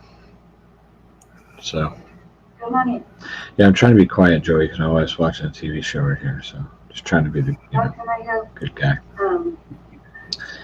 Fucking Joey. At least I have a microphone, Joey. You have a fucking show that's a podcast, and you have no fucking mic. It's lovely. What do we have, like a fucking table mic? You guys sitting down and fucking, what do you got on the table? I got a plate full of edible cookies. I got a fucking bowl of M&M's. So what? I got the mic for my kid's karaoke machine. I hooked it up to the laptop so I can hear me and the thumb at the same time. There you go. Like you, Joey. Yeah, I saw the Nick Gage episode too, Ray. That was an interesting episode. Gage. Oh, you're talking about the series. There was a movie years ago. Yeah, there was a movie. Seen that, and I have seen some of those. Yes. I hope they do a Dark Side of the Ring Buff Bagwell because my show can get a couple thousand views. That's true. You might get some views out of that. That's a good point. Unfortunately, the reason why I hit Buff Bagwell on your show is because he's cheap, because he's not a big star. So they're not going to do a Dark Side of the Ring on a guy who, you know, never outshined Tito Santana. Because Tito Santana doesn't get a Dark Side of the Ring. The only thing that might get Buff a Dark Side of the Ring is when they run out of other people to do them on. They're like, who else has a fucking drug problem? Oh, we can do one on Buff Bagwell. Do it too for the Buff Bagwell and fucking, what's his name? Jerry Lawless, Brian, fucking whatever his name is on the same, Brian Christopher on the same show. Yeah. I heard Q-Tip stock is pretty cheap, Joey. That's right. Sure is. Yeah. It's not like a COVID ward. I don't. I'm trying to Many scroll. cases, Jeff, when you return, Yeah, we In didn't get your Wrestling Forever, it depends on who you talk to. In some people's opinions, Jeff Jarrett was the one trying to basically hold Vince McMahon's pay-per-view for ransom by demanding more money than what he agreed to. Yeah, I think not sure exactly on both of those, but I've heard that both of those, it could go either way of what you actually believe. A lot of those it's not guaranteed money like in your contract. It's about the bonus money, and the bonus money is contingent on other things or whatever. But yeah, I mean, there's two people over fucking how many years that that claim that there's a problem. So I'm saying, like Paul Heyman. Everyone said Paul Heyman didn't fucking pay him bounce checks, fuck them, whatever. Right. The Double J thing, he was fighting back and forth. He was playing the money game, and he was already fucking ready to jump ship, But, yeah, I don't know. Definitely a good IC champ. He wasn't an IC champ as long as I thought he was, but he did a good job. Tito was a good hand. He was a good guy in the ring, So, but yeah, back to the ring. Fight. And I was surprised to find out, I found this out on one of my wrestling news searches. Apparently Jeff Jarrett actually still works for WWE. Oh, yeah. He's a producer. Yeah, he did a bit like 3 or 4 months ago when he went out there. Didn't he hit Elias with a guitar or something? I don't know. I'm so glad. Listen, nobody starts out with a gimmick and holds it for 5 fucking years. I think it should just bury the gimmick and walk away from it, and everyone's going to forget about it. I'm glad they're trying to pull the Elias gimmick off of him. But it better be a dunk. If it ain't a dunk, Elias will be in AEW by Christmas. No. It's true. Because it's going to happen. That's what they do. Maybe he did pay for Taz to recover from injury. That's pretty cool if he did, but there's literally probably 100 wrestlers that talk about how he fucked them. Tommy Dreamer said it right to his face. They were sitting in an interview and Tommy Dreamer was like, I love you. I love everything you've done for my career. But stories about you not paying people and screwing us out of money, they're true, Paul. And I just want you to know it's always hurt me. And I was like, oh, fucking straight up. Yeah. But anyways, either way, it doesn't matter. They're business people. People are going to have problems with money with them. Just how it is. I don't think that's just known for that, though. So, good night, Mother. Good night, Mama Squirrel. Excuse me, hold on a second. Doris says good night, Mom. What? Doris, I'm on her panel right now. Oh, my mom says hello. And good night. And good evening. Is that all? That's all. That's it. Okay. Yeah, Wrestling Forever. From what I read, and I actually covered it in one of my news things, he was on the list of people released, Double J was, and then they ended up renewing his contract. He's one of the ones that has the very rare contract of being able to go to other organizations. He has a no compete clause thing in his contract, so he can go anywhere he wants, which is why he's still able to do the GCW thing and the Global Wrestling and the TNA. And what's up, Dan? How you doing, brother? Lady C, good to see you. And fucking Jimmy, the Sasquatch. What up, Boo-Izzo, Captain, Squirrel. Hello. Jimmy. Apparently, I came in at the wrong time. Captain, I sent you a link. Oh, we were just finishing. We're talking wrestling. About wrestling. We're more talking about like the business of wrestling now. Oh, I see. Not Big wrestling. Yeah. Yo, Dorito. Joey Edibles is more exciting. Captain, I sent you a link. What's up, Dorito? Joey Edibles. Oh my God. I'm getting schooled by these plants, I'll tell you that. I love TNA. What's up, Joey? Well, Test is dead, Captain. Yeah, for a while.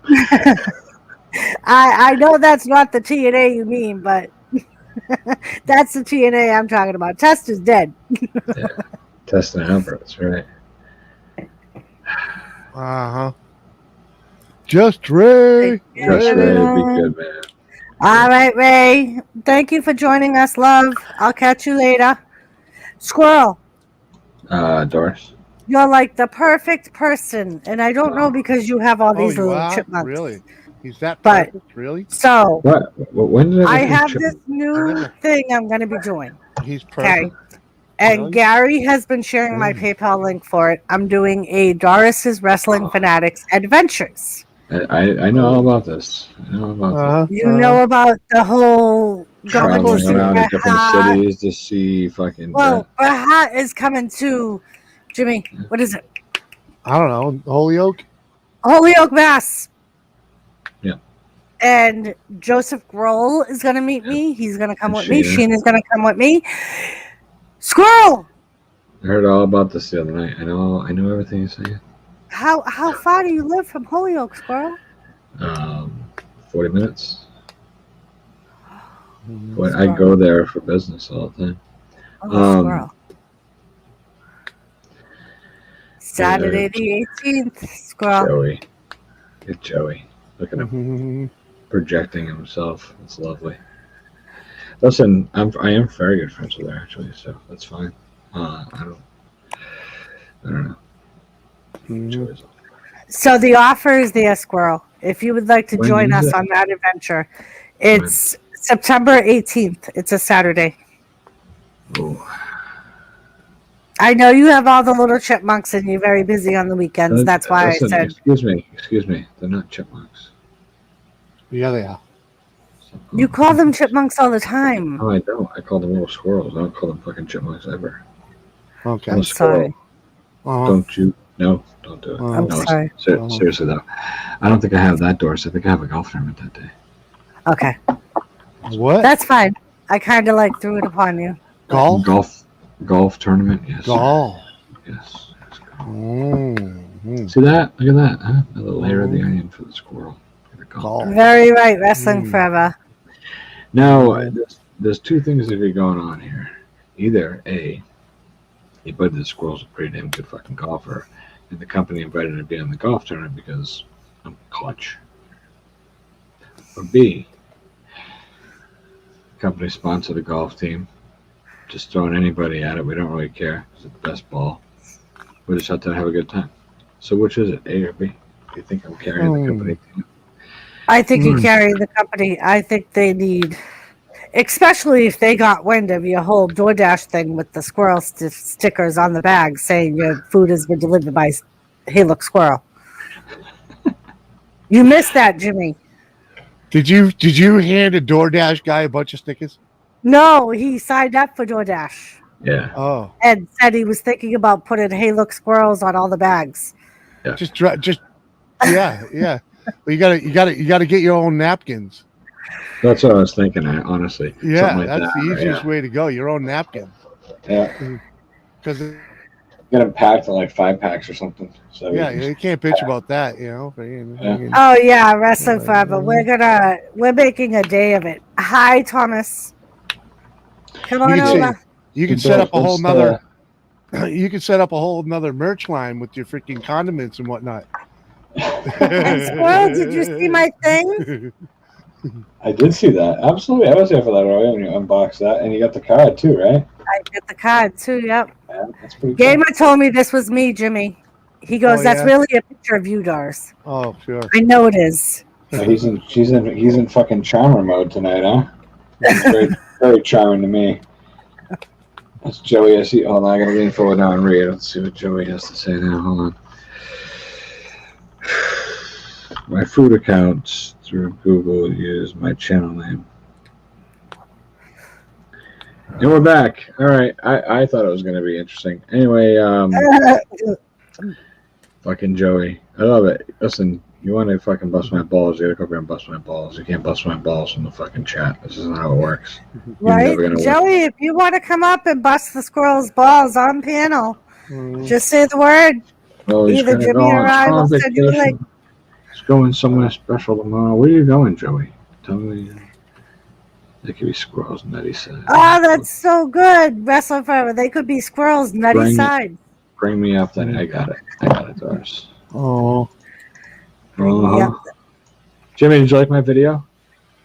Yeah, it was actually kind of funny. I'm sure you liked it. Yeah, it was funny.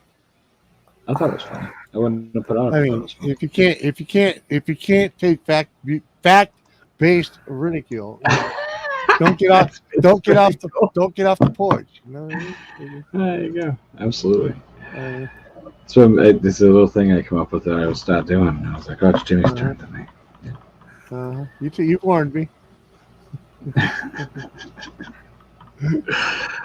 Oh shit. I knew all about the scheme. You told me about it. Yeah, and then I ended up fucking getting you. And You knew it was coming. B Wizzle sent it to me like as soon as you dropped it. I was like, oh really? Click. And then I thought about fucking hitting you with the freaking copyright just about. I was like, I fucking I don't even think it came up. I don't even think they've seen it yet. I don't think they've figured it out yet. It didn't. It wasn't there the other day when you dropped it. So let me. What up? Hello, Joey Eatables. How you doing, sir? Me, Joey Eatables, in this. Joey Eatables. Yeah, Jimmy. He's been in the United States his whole life. How does he not know how to pronounce the word edibles? I know. Well, he's not eating edibles. So is Emmanuel Lewis still alive? Yeah, man. Yeah, I think he's like 58, 59. I should look him up. Let's see. Let's do guest searches for the show, bro. Because I only got one confirmed guest in the next month, and I need some more people. So let's look up some guys. Dude, that'd be cool if you got Emmanuel Lewis on the show, and then when he went to do the interview with you, he couldn't reach the camera to point it down at him, so he was like just the top of his noggin the whole time. That'd be pretty cool. Hey, Doris, what's up with your boy Marty Jannetty? I emailed him a couple times, and he hasn't hit me back. Well, number one, the man was in the hospital for like 3 weeks over a cardiac issue. Which means he drank too much. So I haven't heard any updates since he got out of the hospital. I know he was staying at his sister's after he got out of the hospital. So yeah, that's what he's telling me. His last email that I heard from him, he was living with his sisters in the backwoods of Alabama where internet wasn't good, so he couldn't do it. Yeah. Fuck, that shit was about some. I mean, like, is he really that bad off? Jimmy, can you explain to me what your friend is going to do with a full-size church? Oh, dude, he's at that front hall. Crazy. Hold on, there's a whole bunch of other rooms to that place. It's gonna be camp. The main fucking church is gonna be turned into the freaking basically a giant great room and kitchen and bar. like apparently there's like a whole apartment upstairs from the church. Yeah. Mm-hmm. Gotcha. So there's like living space along with the church, and it's on a bunch of land. And yeah, I guess there's rooms all over the place. It's huge, and basically, it is basically for camping. It's you go up. His idea is you go up there. It's up in the White Mountains. You go up there. It's in like Berlin or something like that. You go up there and you can ride your 4-wheelers all over the place up there. Plus whatever other recreating you like to do in the White Mountains, hiking, skiing, whatever. You know. It looks like I emailed Emmanuel Lewis's representative back in March. Let me try a different thing in the here, because he has a couple different. Because they have I got this internet IMDb's Internet Movie Database. Yeah. If you get IMDb Pro, you can access all the contacts and emails for the agents and shit like that. And he has 3 people he lists. He has a talent agent, a representative, and another talent agent.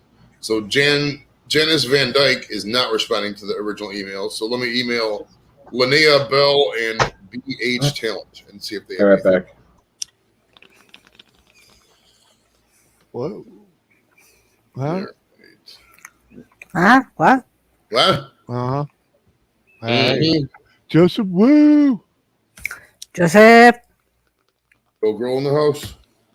Joseph, did you refresh again? And bam, I had a panel full. Earlier, Squirrel comes up and Joseph goes, "Oh my God, I refreshed my computer and I come back and squirrels on panel. What happens when you're catch up with the show, Dude, I bought like $800 worth of gummies up in Michigan, man. I got so many fucking gummies. A big ass box and shit. It's gonna last me forever. Oh yeah. Oh yeah, it's great. My post office box is in the boat. Ah. Wrestling Forever wants to know, Joey, if you ever considered trying to get The Godfather. I actually did. I emailed him on, or I was talking to him on Instagram, and I think he stopped. Let me actually check that here. Hold on. I see. This is why I like doing this, because I forget some of these people I talk to. When people talk to me about it, chances are I probably already emailed them in the past because it already came up. But it's good for me to check on it. So let's see. What is the Godfather? Charles Wright. That's the Godfather, right? Yep. All right. Let's see. I messaged him. Oh, the December 30th. He wrote, "Sorry, Joe. Right now I'm taking a break from interviews and podcasts." And then, all right, no problem, man. Is it cool if I check back in a couple months? He said, go through godfatherbooking@gmail.com. All right, so let's see what happened with that. All right. Godfather. Yep, I've tried to get the Iron Sheik on my show. Oh, he'd be amazing. Right? I would love to have that fucking man on my show. Yeah, well, the more you grow, the more you just keep asking politely. Mm-hmm. Yeah. Oh yeah. I mean, you keep nudging them here or there. Hey, what's up? Check it. Stuff like that. I mean, because sometimes I get it. I mean, sometimes they don't want to do a smaller show, which is fine. I mean, but hey, Strawberry, Wrestling Forever had a very good idea. When I meet Bret Hart and we video it, Wrestling Forever was like, you should try to get him to do a shout out on camera for Wrestling Fanatics channel. That'd be sweet. Uh-huh. And I was like, that would be fucking awesome. And he's like, he might do it if you ask. He's like, especially when you bought his print and yeah, uh-huh. He was like, he might do it. Especially if you pony up for the photo op. Right. Uh-huh. Wrestling Forever was like, it can't hurt to ask him. And I was like, that's a very good point. I didn't even think about that. Yeah, well, you'll learn. And that's why Wrestling Forever is such a great mod. Because, like, one night, freaking Shane Dog was going to be on the Thunderdome. And Wrestling Forever's like, Shindog, you should make a Doris' Wrestling Fanatics poster and hold it up in your camera. And I'm like, I appreciate that, Wrestling Forever, but I don't think they will let him do that. Right. They have a strict advertising policy. I'm like, but I appreciate the thought, Right, I'm gonna get front row tickets to the Raw and just be like, check out Jimmy C on YouTube. Real loud. Talk over the fucking thing and shit. I don't think it. I'm trying to find out if I emailed Mr. Charles. Let me try composing an email and then see, because maybe I didn't email this guy yet. All right, cool. So let's try. I'm going to send the request to guys. See, this is cool with the Godfather, because one could argue that Brutus Beefcake and Buff Bagwell is along the same lines as the Godfather on the same level. Yep. And I'm pretty sure this guy's a giant pothead, so there's a cool connection there, you know what I mean? So I'll link him all the weed shows, like the Loonies, and I'll link him the Ricky Williams interview, and the who was the other big weed guy I had? Spice One, you know what I mean? So I got a lot of cool guests, man. Yeah, cool. I like doing this. What happened to Squirrel? Did he take? He's probably putting his kids. He said he would be right back. His wife might be going to bed. Yeah, he had a good drop ass. He'll be back.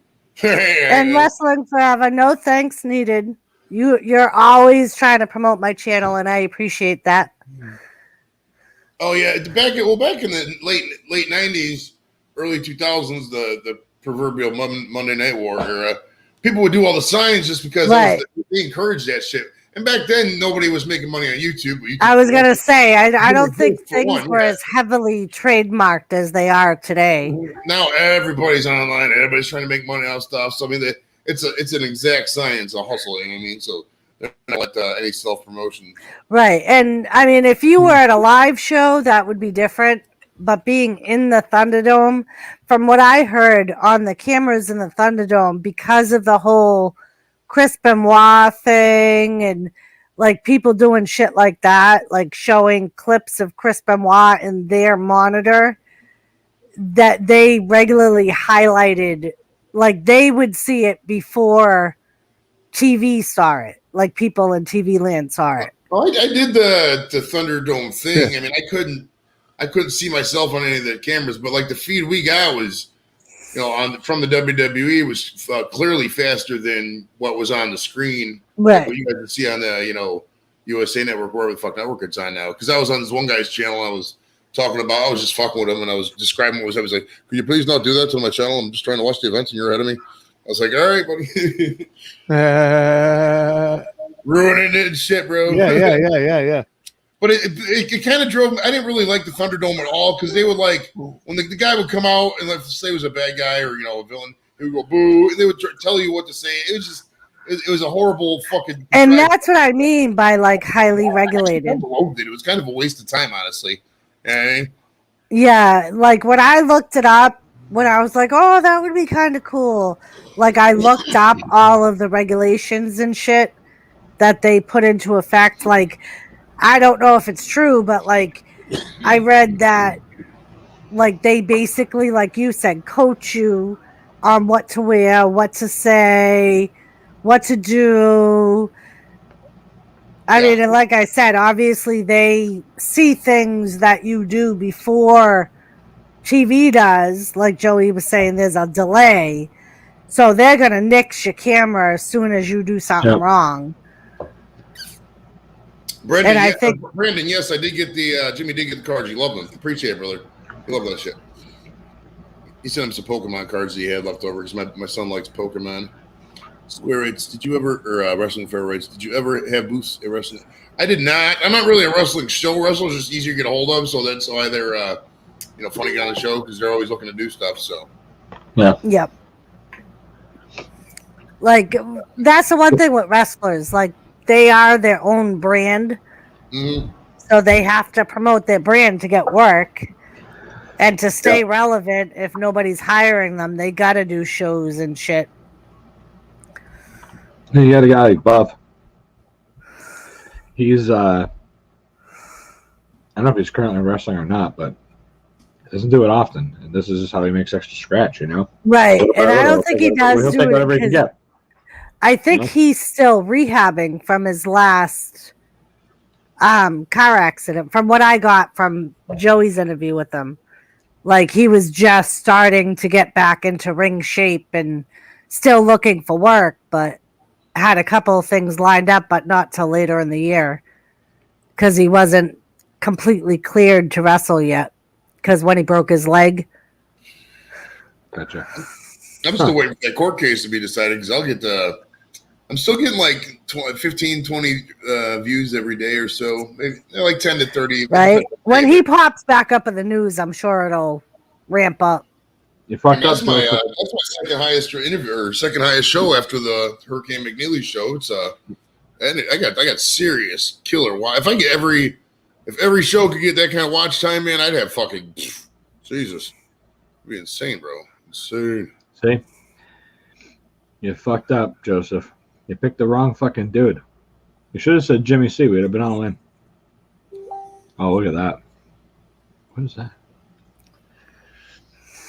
It's pretty handsome.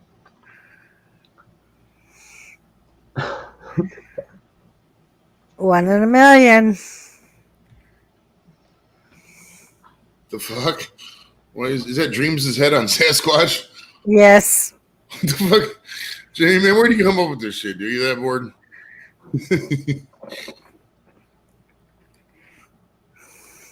I have friends, you know. I have friends. He has friends in high or low places, depending on who the way you're you talking do about. it. You get people who are good at certain things. You befriend them. You can trade your talent for their talent. You know, if you ever need something. I don't have any talent, dude. You know, you sitting there getting Haven't you people. not figured out my show yet? I got no talent. It's Entertaining, like bro. Seinfeld, man. Entertaining. entertaining, bro. Like the preacher. Does the preacher really have any talent? Let's be real. No, but he knows how to engage people with the word of the Lord and all that crap. You know what I mean? So that's what you're doing. You're spreading the YouTube words, and you see. The word of People good. call you, The word of good. like, what's up, Jimmy C and friends? Happiness, man. And they add the and friends at the end of your name. I laugh at the ones that say and friends. Yeah. What's up, man? It's my boy Jimmy C and friends. You know the worst thing? We'll find out soon enough, motherfucker. You know what the worst thing is? The worst thing is when you're talking to somebody and they go, and I only hear this usually with little young douchebags. They go, lol. And I look at them and I go, the fuck did you just say? They're like, lol. I'm like, no, lol is not a fucking word. Actually saying it? It's a typed abbreviation for laugh out loud. If I'm standing in front of you and you're not laughing and you tell me lol, then I know you're full of shit. Just like most people who write LOL, they're not actually laughing out loud. But they got a chuckle out of it. But you're standing in front of me, you're not even smiling, and you give me the lol. Fucking ever pull that on me, ever. I fucking hate that. People Bullshit. actually do that. They see the LOL and they go lol. Hold on, Wrestling Forever. I think that is the first comment in the past year and a half that I have issue with. He gives me my platform. I have issue with I that as don't well. need him to give me my fucking platform. Oh, I had issue with the cool part, but go ahead. Oh shit! That's great. That's great. That's so great. I had nothing to do with it.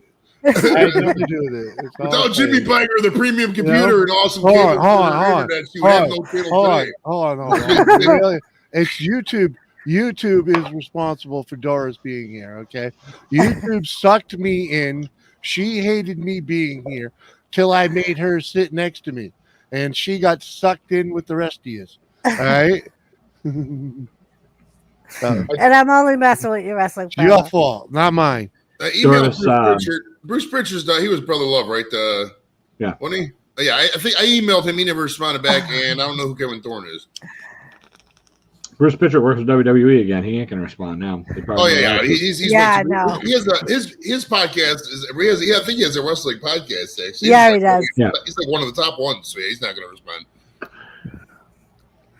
I tried, Joseph. Are you fucking serious? We just talked about this for the first time. I got to make a fucking decision right now.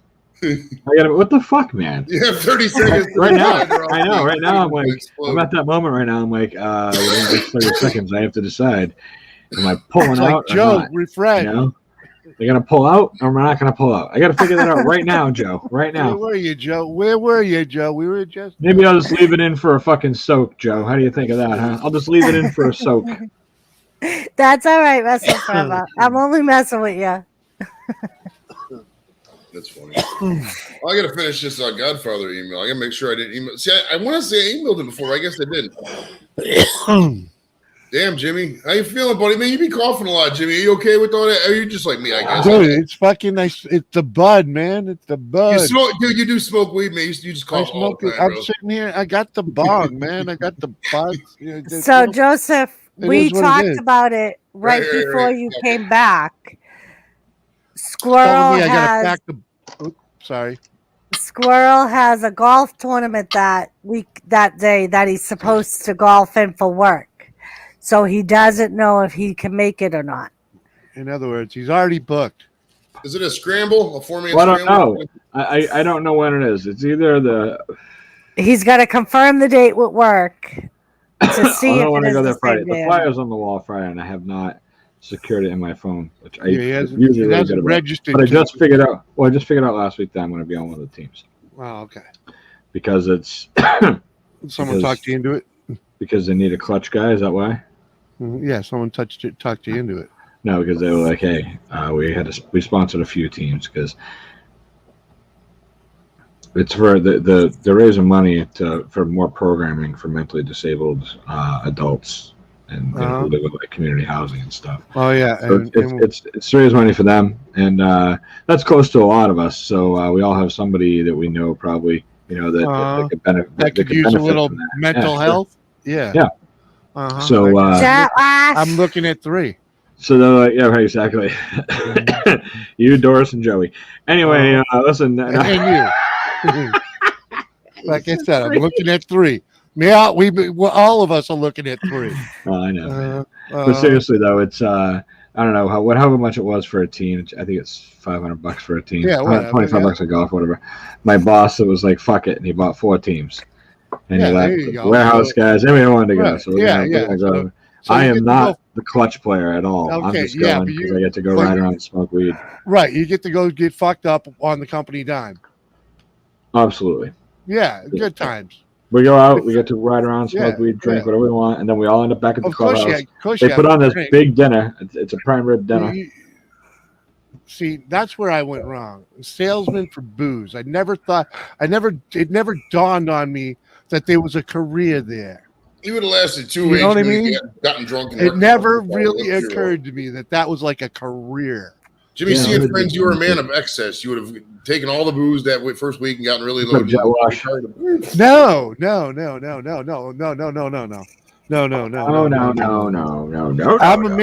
I'm a man that would learn the ins and outs of everything, and I would know where everybody's little honey hole stash is, and I would abuse them to get into it.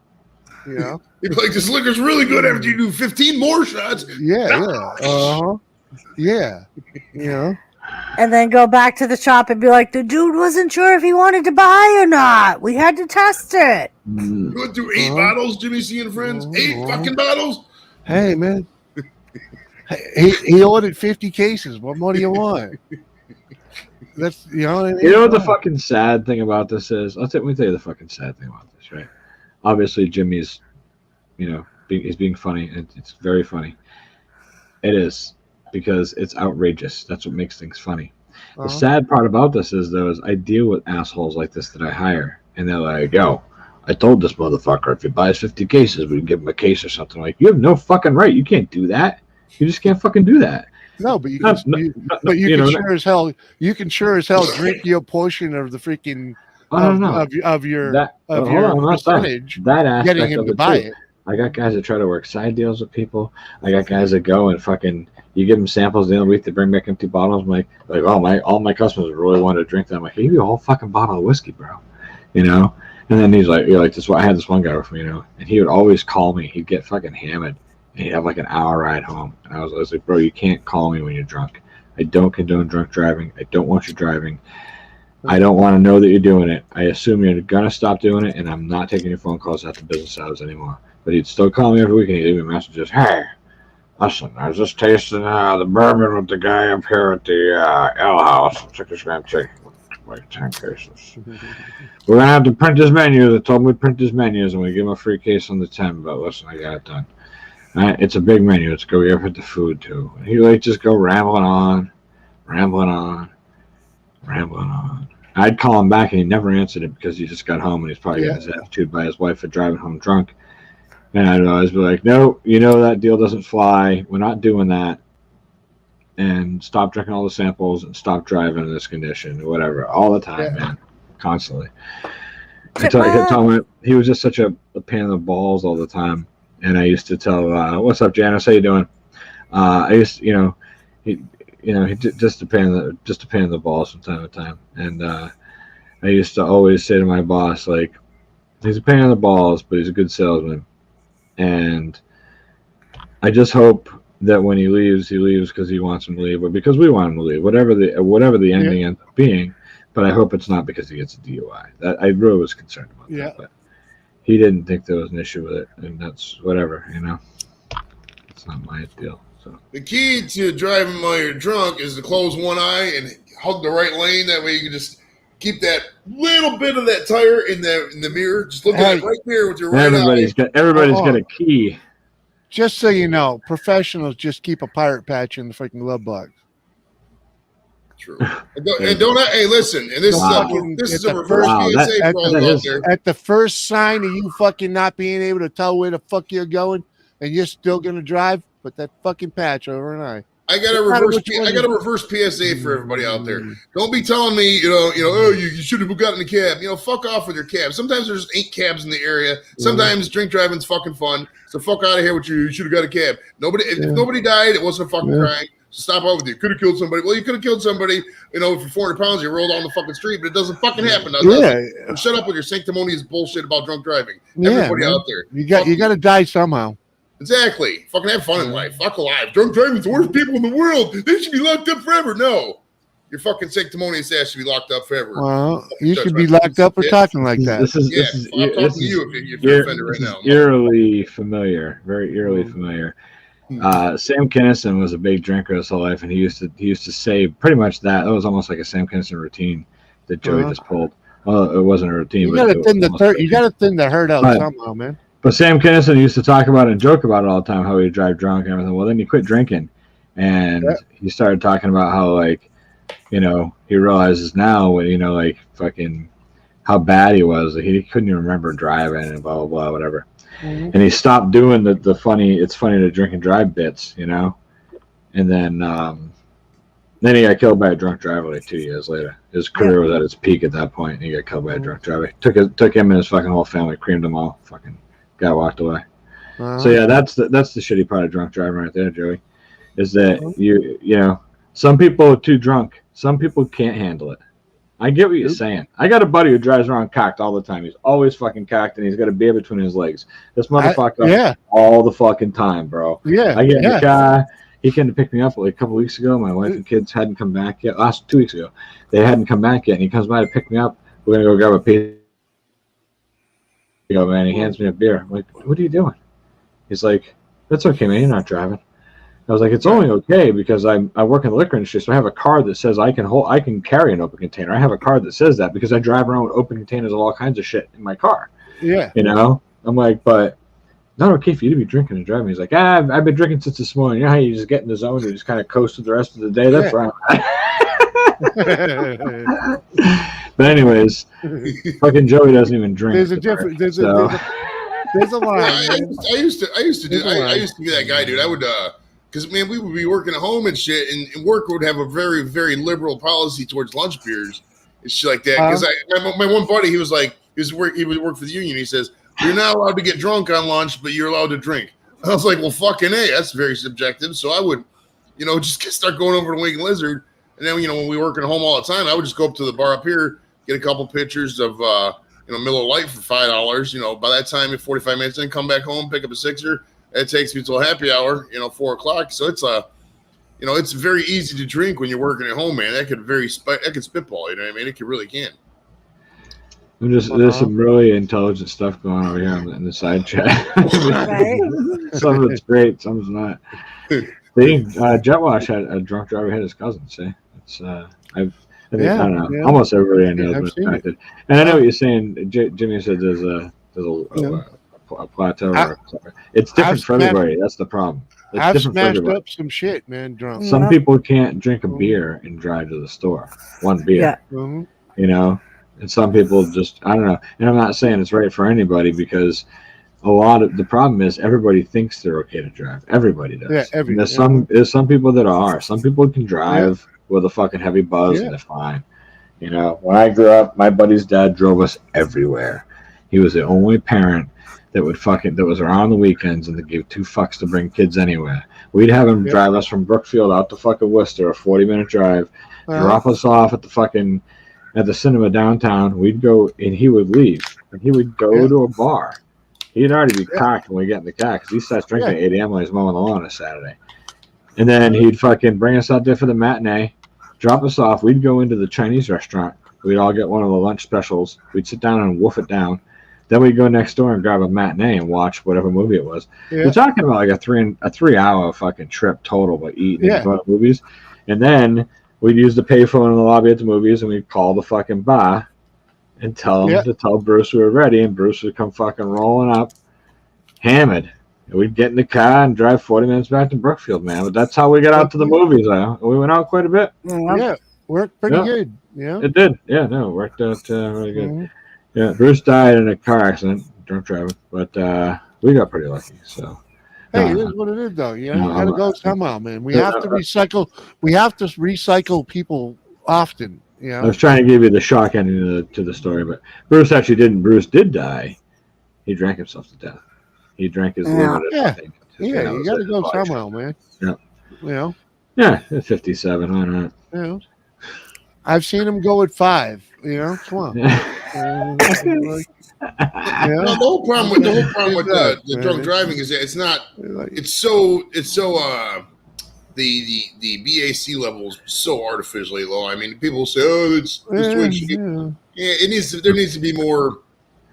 Joey, it's revenue generating, and it's not for safety. If it was for safety, they wouldn't have all these random fucking. I mean, it's just you can pay your way out of a DUI. Let's be real. I mean, you could literally pay your way blood out. alcohol content thing is for safety reasons, and I'll tell you why.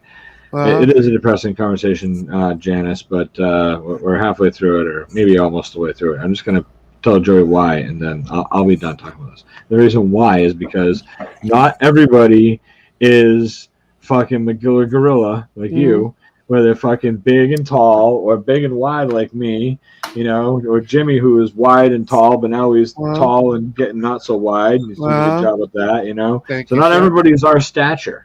You know, not everybody's as big as us. Look at Miss Twin, right? And also tolerances, learned tolerances from. There's learned tolerance. There's body affects it. There's chemical effect from the brain that affects how fucking damage you get, how fast. Like you look at all those different things and you balance them out. Miss Twin could have the same fucking tolerance that I have. But at the same time, she might have. I've never gotten a DWI unless I was blowing 1.5 or some shit like that. Right. Well, because you're not drunk enough for them to even want to test you at that point, right? Yeah. Yeah. That's what I'm saying. You know. Yeah. It's not. You know. The 0.08 freaking. That's like freaking nothing. Yeah. Well, it's like this too. Why are they going to make you go through all those tests and they're still going to give you the fucking breathalyzer anyway? Just give me the fucking breathalyzer and cut out the middle. Well, no, they don't. Because let's be real too. They I've walked away. I've walked away. Hold on.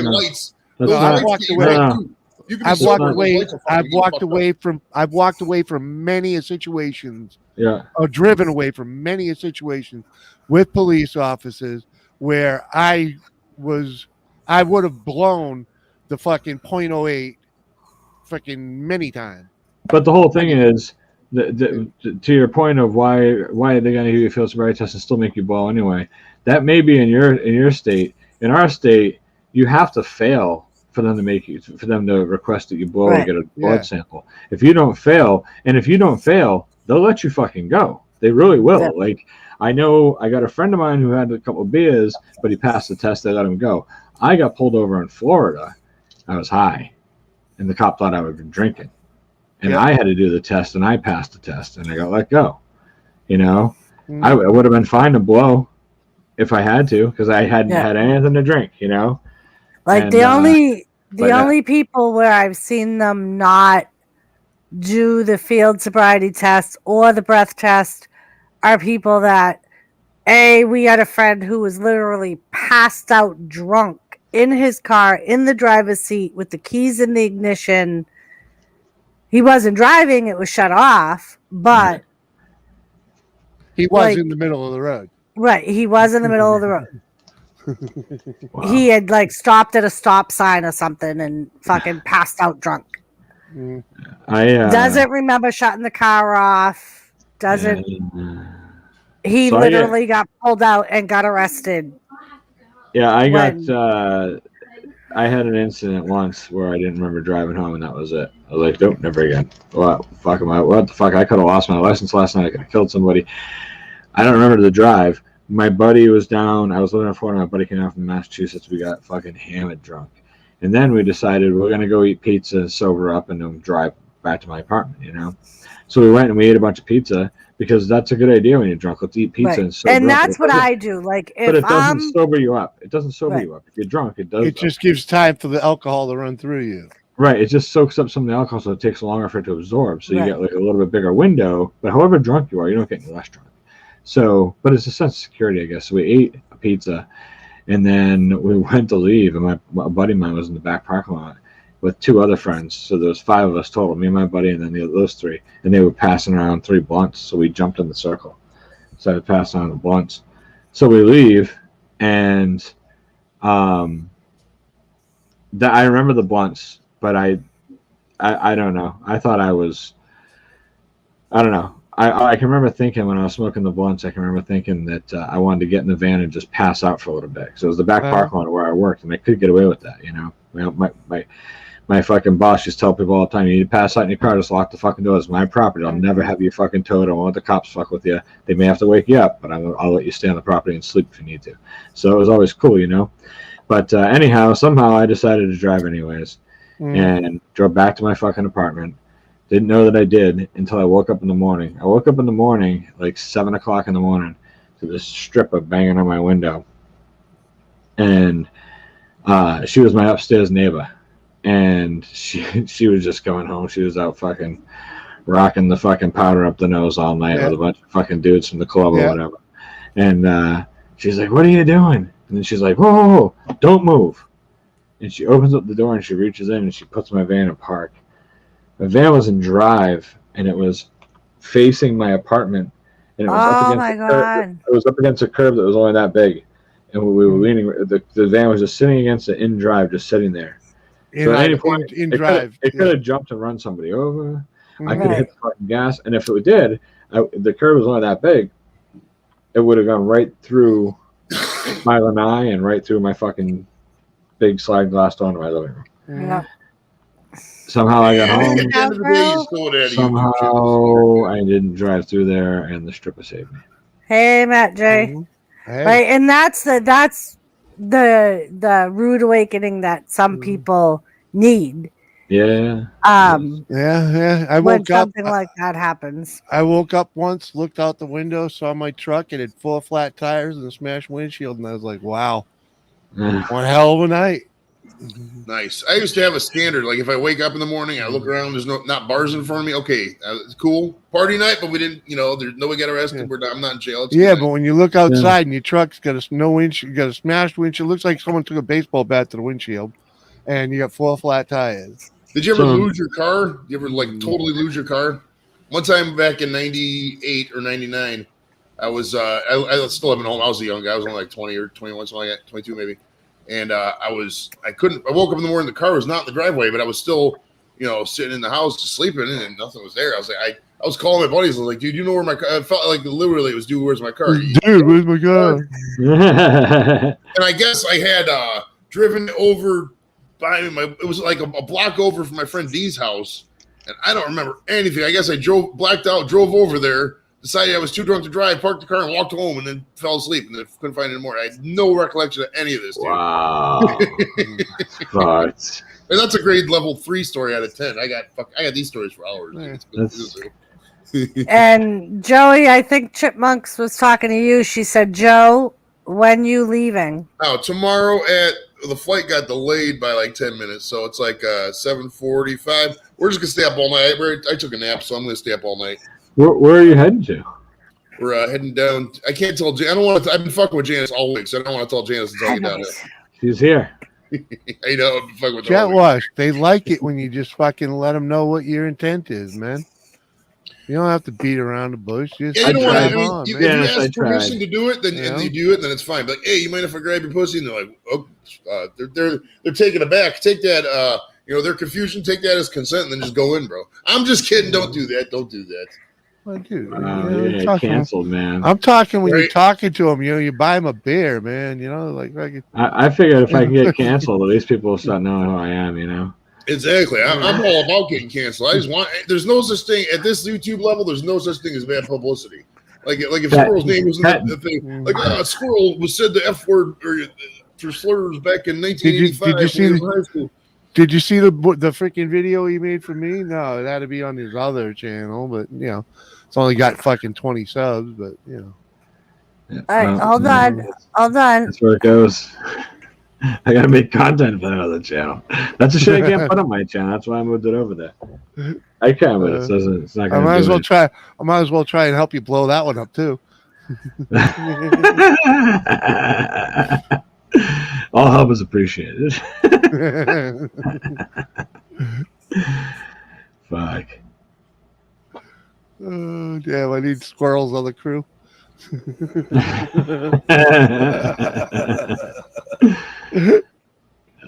I'm Oh dang! I'm gonna go up to the gas station here, probably about midnight, I think, maybe 12:30. But I'm gonna get a big bag of Haribo gummies, and I'm gonna empty the contents of the Haribo gummies. And I'm gonna put weed gummies in that Haribo bag, and put that bag in my checked luggage. You better be careful doing shit like that. And I got gummies for the whole trip. I would not All do that. Well, I got an asset on the ground who's already got me flower weed. They got drug dogs at the airport sniffing for edibles, dude. No, they don't. Yes, they fucking do. Yeah, they do. Absolutely. Tampa You airport. never Adam. watched No way. fucking. You never No, watched dude. the fucking airport security fucking shit. Yeah, they do. Bro, I flew out of Tampa airport on Friday. You're And when better I off went mailing through- it to yourself there. When I went through security, there was 2 fucking cops. One on each side. There was 1 lane going down. There was 2 cops standing there, and they had dogs, and the dogs were just sitting there. But I guarantee you, them dogs are fucking smelling. Maybe not. But I bet Dogs they don't are. do weed. Dogs don't do weed anymore. I've trust me. I flow with weed so many goddamn times a day. Funny. They don't care. All right, hold please. You know, we got the confession here on Doris's Wrestling Fanatics Corner here at 11:35 Eastern. If I do get arrested, are we gonna watch ourselves on the stream? That'd be cool. Squirrel Productions. No sound. Yeah, you have to hit play. Doris Can didn't you share hear the it? sound. No, I they don't didn't know. share the Did you sound. share audio? Hold on. Ready to hit hot fire. He's always on 420 Grotens channel. Uh-huh. Him, that Maniac Buds. It's always the same 4 people on the panel. Pretty much. I mean, it's the same everywhere, I guess. It's always the same every person, everybody's channel. But All right. Yeah. We're going to try this again. Yeah, we all have. We're our trying regulars. again, folks. We're trying again. Yeah. Round 2. They call me Squirrel. That's time to learn. Yeah. Look at how crazy this is. Like, I'm in the middle of fucking See what nowhere Jimmy by C's a train doing. station, and the address Look at Jimmy. by this mailbox, because this mailbox is in the middle of He's fucking- he's asleep. But, this No, I'm busy. You know I was busy. You bust my balls for it. I'm fucking working my show, man. Come on. He's staring at something on the it screen. He's sounds not like paying there's a attention train to over here. fuck all I anybody might else is just- saying. He'll say something in a second to make him think he's paying attention. Hold on. He'll be like, uh-huh. Did you catch the last couple words, Jimmy? So the other day, Oh, there's I Sheena. had to go pick up my son somewhere, It's the wiener cleaner. and there's this guy that comes every day, Uh-huh. and he's like creepy about it, and like comes into your window. My son was sitting right there, so I freaking pick up my knife, and I was like, I will stab you. And Brennan looks at me and was like, He's all drunk. He went It's like, home. He's like, I just got threatened by strawberry Yeah. shortcake. You see this? My buddy's Guys, church. check this out. When I wasn't This paying attention is- to what you were saying, I was This looking is up the his church. the inside of Yeah. You can't sleep in the fucking pews, apparently. that is fucking awesome. Hey, what are you gonna do Hold with on, it? let me, What are you gonna do with it?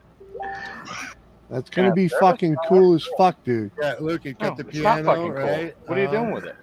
There'll be a pool table in there. There'll be a bar room. organ too. Fuck yeah. The organ. Ooh, I got an organ for you, Jimmy. I could see I mean, it's a cool idea. I used to always think it would be cool if I had a church, but what the fuck am I gonna do with it? Look at that church. What are you gonna do with it? What are you gonna do? Uh-huh. Uh-uh. Uh-huh, up your ass. Wait till he does it up. How? He's also the guy that You're responding. so you know he's gonna do it. That's what it is. He's turning it in. You're Kind of a fucking camp? responding to him like you're there. Talking about. This guy can clear a big dirt spot in the woods and build a fucking campfire. Fucking church is a That you camp? can drive your four-wheelers on the road. I would love that. So you bought this church. that's it's how running. fucking in the woods this place is. You can fucking run your four-wheelers on the road. You know, because there's trails everywhere up there. No, That's they're what people everywhere. do. Right to the fucking church. They're gonna build a trail to the fucking church. That's their tourism, you know? Yeah. 4-wheelers. That's the tourism? 4-wheelers? Really? That's tourism? No. They just got a bunch of rednecks to come rip up their fucking land, Jimmy, and they don't have enough money in the town to fight these fucks. I don't believe it. Dude, they fucking want people up there riding their four-wheelers and hiking the trails. And kayaking. You know, Excuse me, folks. I'm leaf peeping. what are we doing here? Oh, Maneuvering you're my way riding the through. bike on the sidewalk, man. Yeah, it's against the law, by the way. Good job. This is tourist town, basically, where I'm at.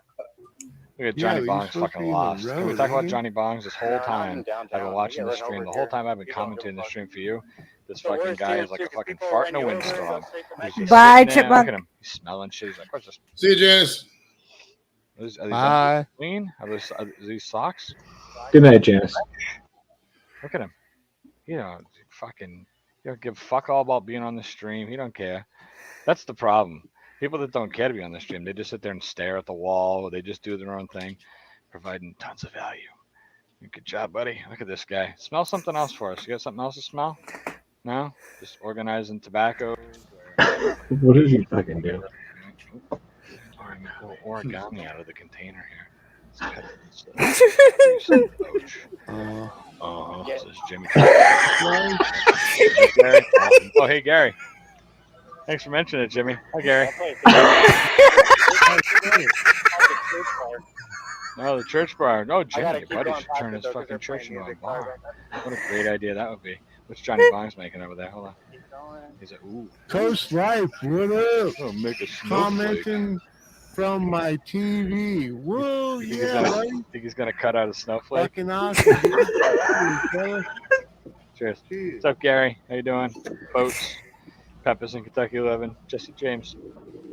How you guys all I doing? sadly have to put this stupid mask on because they make me do it here in the plaza. Excuse me, Sally. I am in the middle of saying hi to everybody. Shut the fuck up. Ready to hit. What it is, right? Hot. Yeah. You know, it's Fire. It's not. Fire. It's who's always on a stream. Every day he's on a stream. Johnny Bong. Because I have the maker on my panel, Jet Wash. That's how it's not copyright. Still riding the. Dude, you guys want to go see where Pancho Villa is fucking? And Jimmy said he never got a notification from YouTube. Probably because I cropped the fucking. You actually have to go out and claim it yourself. If you, Oh, you can. You can. But it isn't automatic now. Of course it is. They do notify me a lot. The fire guys.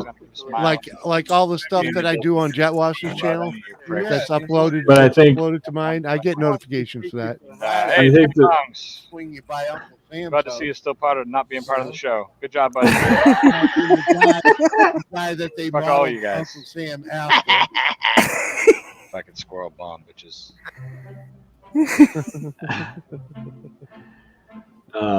I must say that's a pretty good piece of work. So you're a frequent flyer to watch that show, so you know. Oh, absolutely. Oh no, I love the show. That's why I went over there and did that. I was having a good time. Yeah. I think Jet Wash. I think the reason why there's no copyright is because fair use. And there you go, people. There is the other side of Squirrel link to his channel. Thank you. Mm-hmm. Thank you. I think the reason being is because I commentated the video. I commentated over a lot of their sound, so the original sound isn't there to hit the copyright on most of it because I talked over so much of it, and not only did I overlay on top because of course 98% of the video is still visible, but that's a crop out of the video. So the recording that I had, I cropped that out, so it's a cropped sized image. So that's probably another reason why. I didn't do it on purpose. I just did it because nobody needed to see the chat and the top of my fucking shirt. I did that on the first one, and I realized I did the first two. I did it on Pia, and then when I hit Ken and JB's Hangouts that one night on both, I did both in one thing. Both of those I just didn't. But today I was like, last night I was like, I should crop it. It'll look a lot better. So I did. It does look a lot better. Thanks. Yeah. And thank you, Biwazo. Yep. I've seen the other ones because I knew mine was coming, so I might as well. I figured I might as well see where you get your practice in. Yeah, I got to practice, and That was fucking funny. Hey Jimmy, thank you for the squirrel and the candies, bro. Oh yeah, man. think Doris, I really enjoyed that. Thank you very much, man. And he even already broke into the flavored bag. Yeah, what did you think of that? I broke into the black ones too. Oh, you broke into As he's opening it, he's like, "Good job, Doris, but I've been on a diet. I'm trying to lay off the candies." Yeah, I'm gonna have some more of the black ones probably. Anyway, they're good. No, they're really good. I don't like the all sorts from that company, but the licorices are great. They're really nice. Those flavored ones, the ones you wanted to eat, you fucker. Doris told me.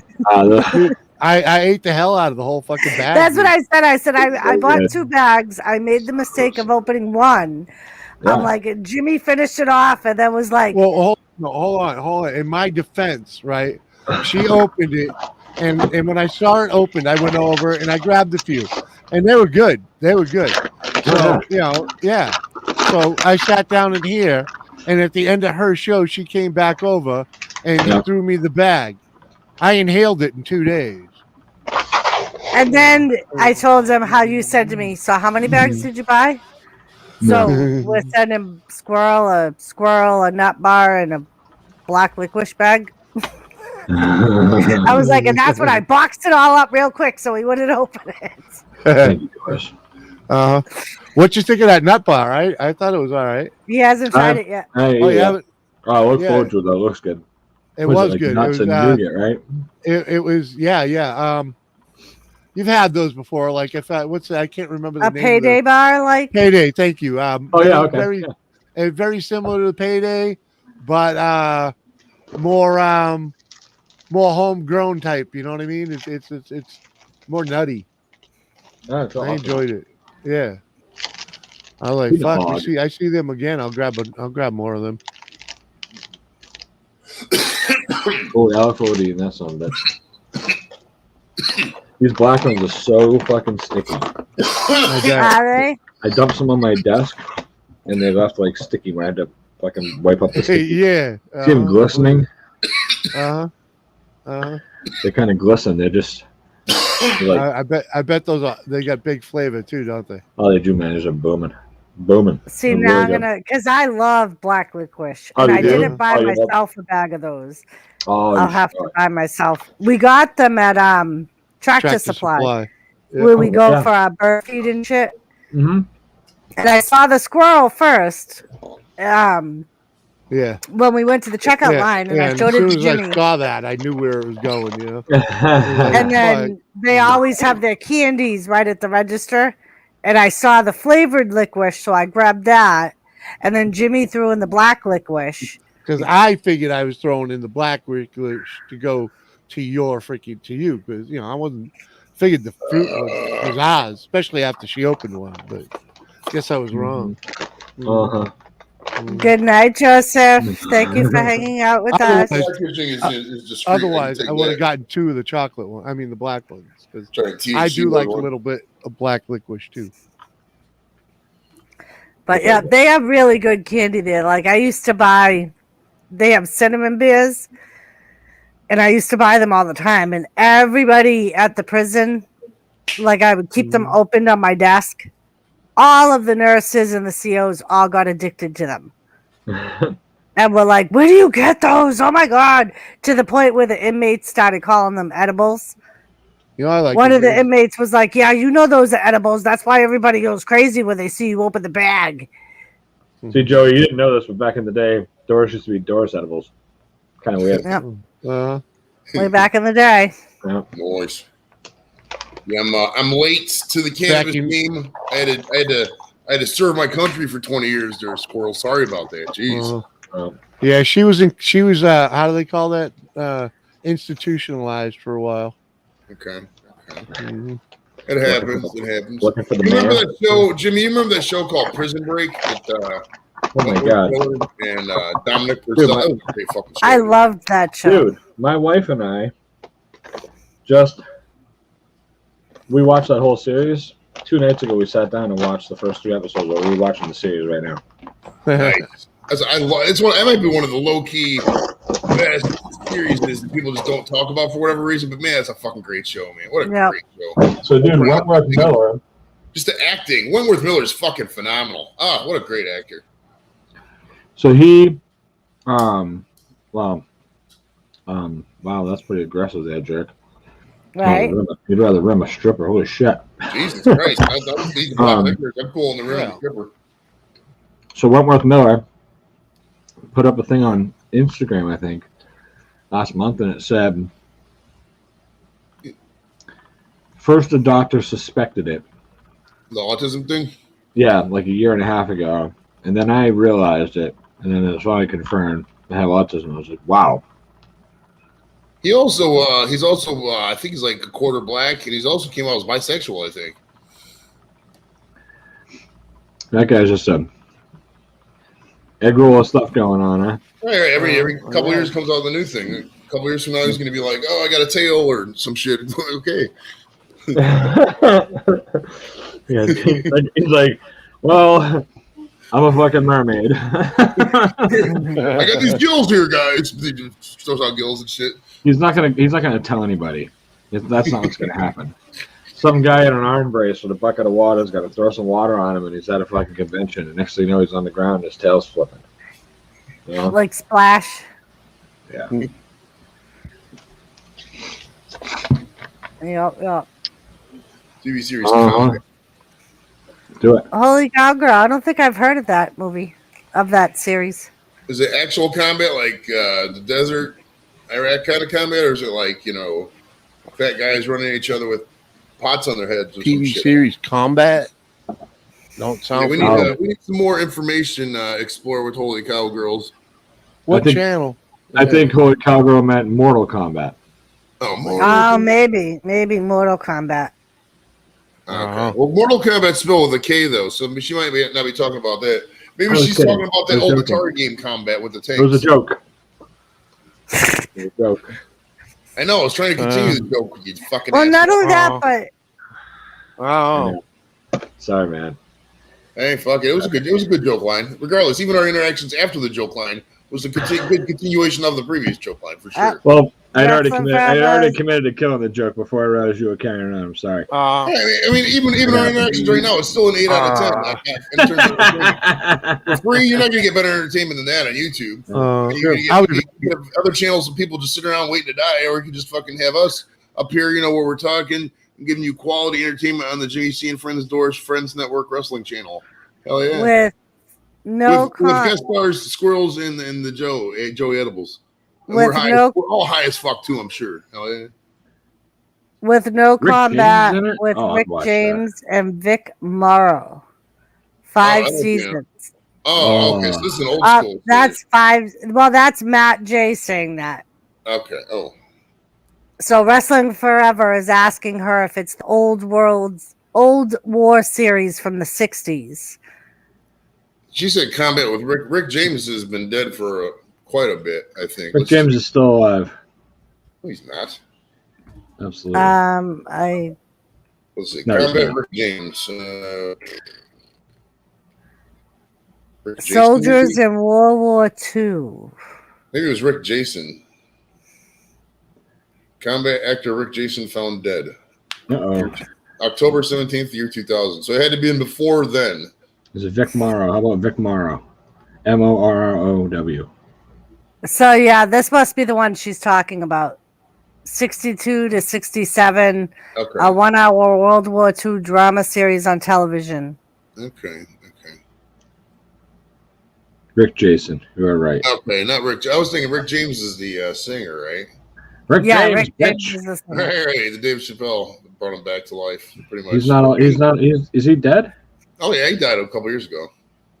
Cocaine? Yep. Oh yeah. Captain Jerk said Rick James died in 2004. Oh fuck! I did not. After you said it, I was like, I think he did die recently, but I was thinking it was like real recent. Oh no, that was quite a while. It was right after the Chappelle show hit him, made him famous again, and then fucking boom.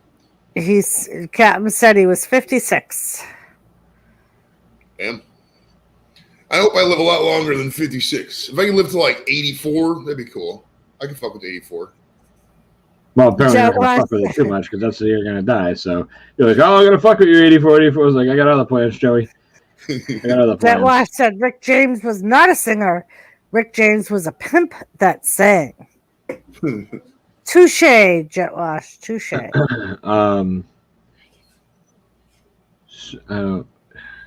Because of the way he used to dress. He dressed like a pimp. Right, but he sang, so he's still a singer, right? Right, but he's a pimp that sang. Gator needs his gat, you punk ass bitch. But he's not a singer. Oh, I guess you're right. The way that now that I reread it. Jet Wash! You're fucking confusing me, man. Listen, Jet Wash must be right. Captain Jerk agreed with him. He actually was a pimp. Oh boy. Joey Edibles, is he feeding you fucking information?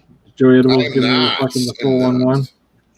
I'm not. Everything I talk about is right off the top of my head because I was fucking Google before Google was Google, bro. I know everything. And if I don't know stuff, I'll just make it up and sound like I know what I'm talking about. You know what I mean? Yeah. Yeah, man. I'm slipping on what you're dripping. He's slipping to what you're dripping. So is that a new squirrel hat tape that you got? Squirrel? Yeah, I've got some tapes. I got the green one, which is on the other side of this fucking hat. Because I saw the nice white sticker that someone sent you. Yeah, I got that put on your brand new ball cap. Yeah, well, I ended up moving it over to this hat because the ball cap's got like this thin material. It doesn't stick well. I'm gonna have to spray it with this stuff and put some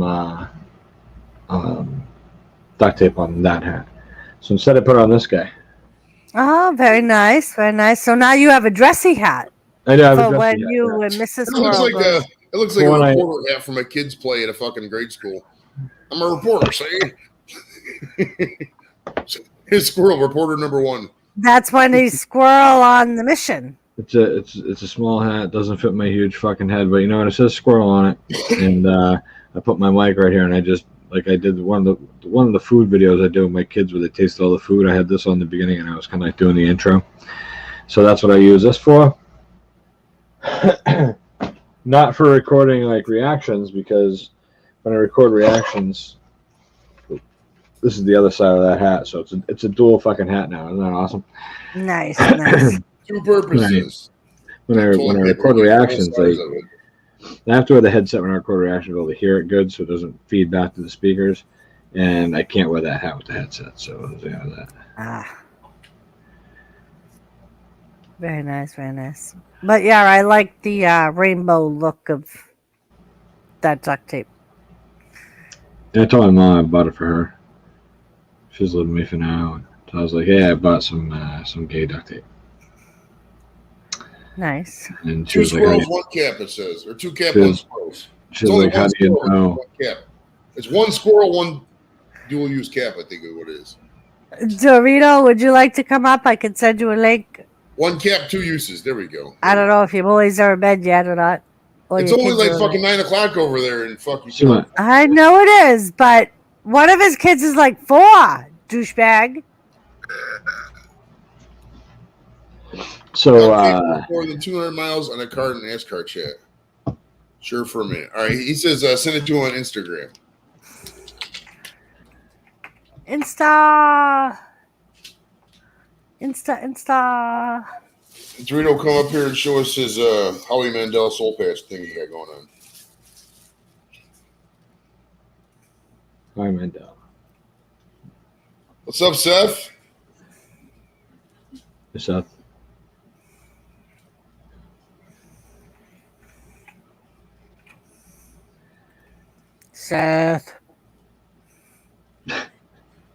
Seth, I am your father.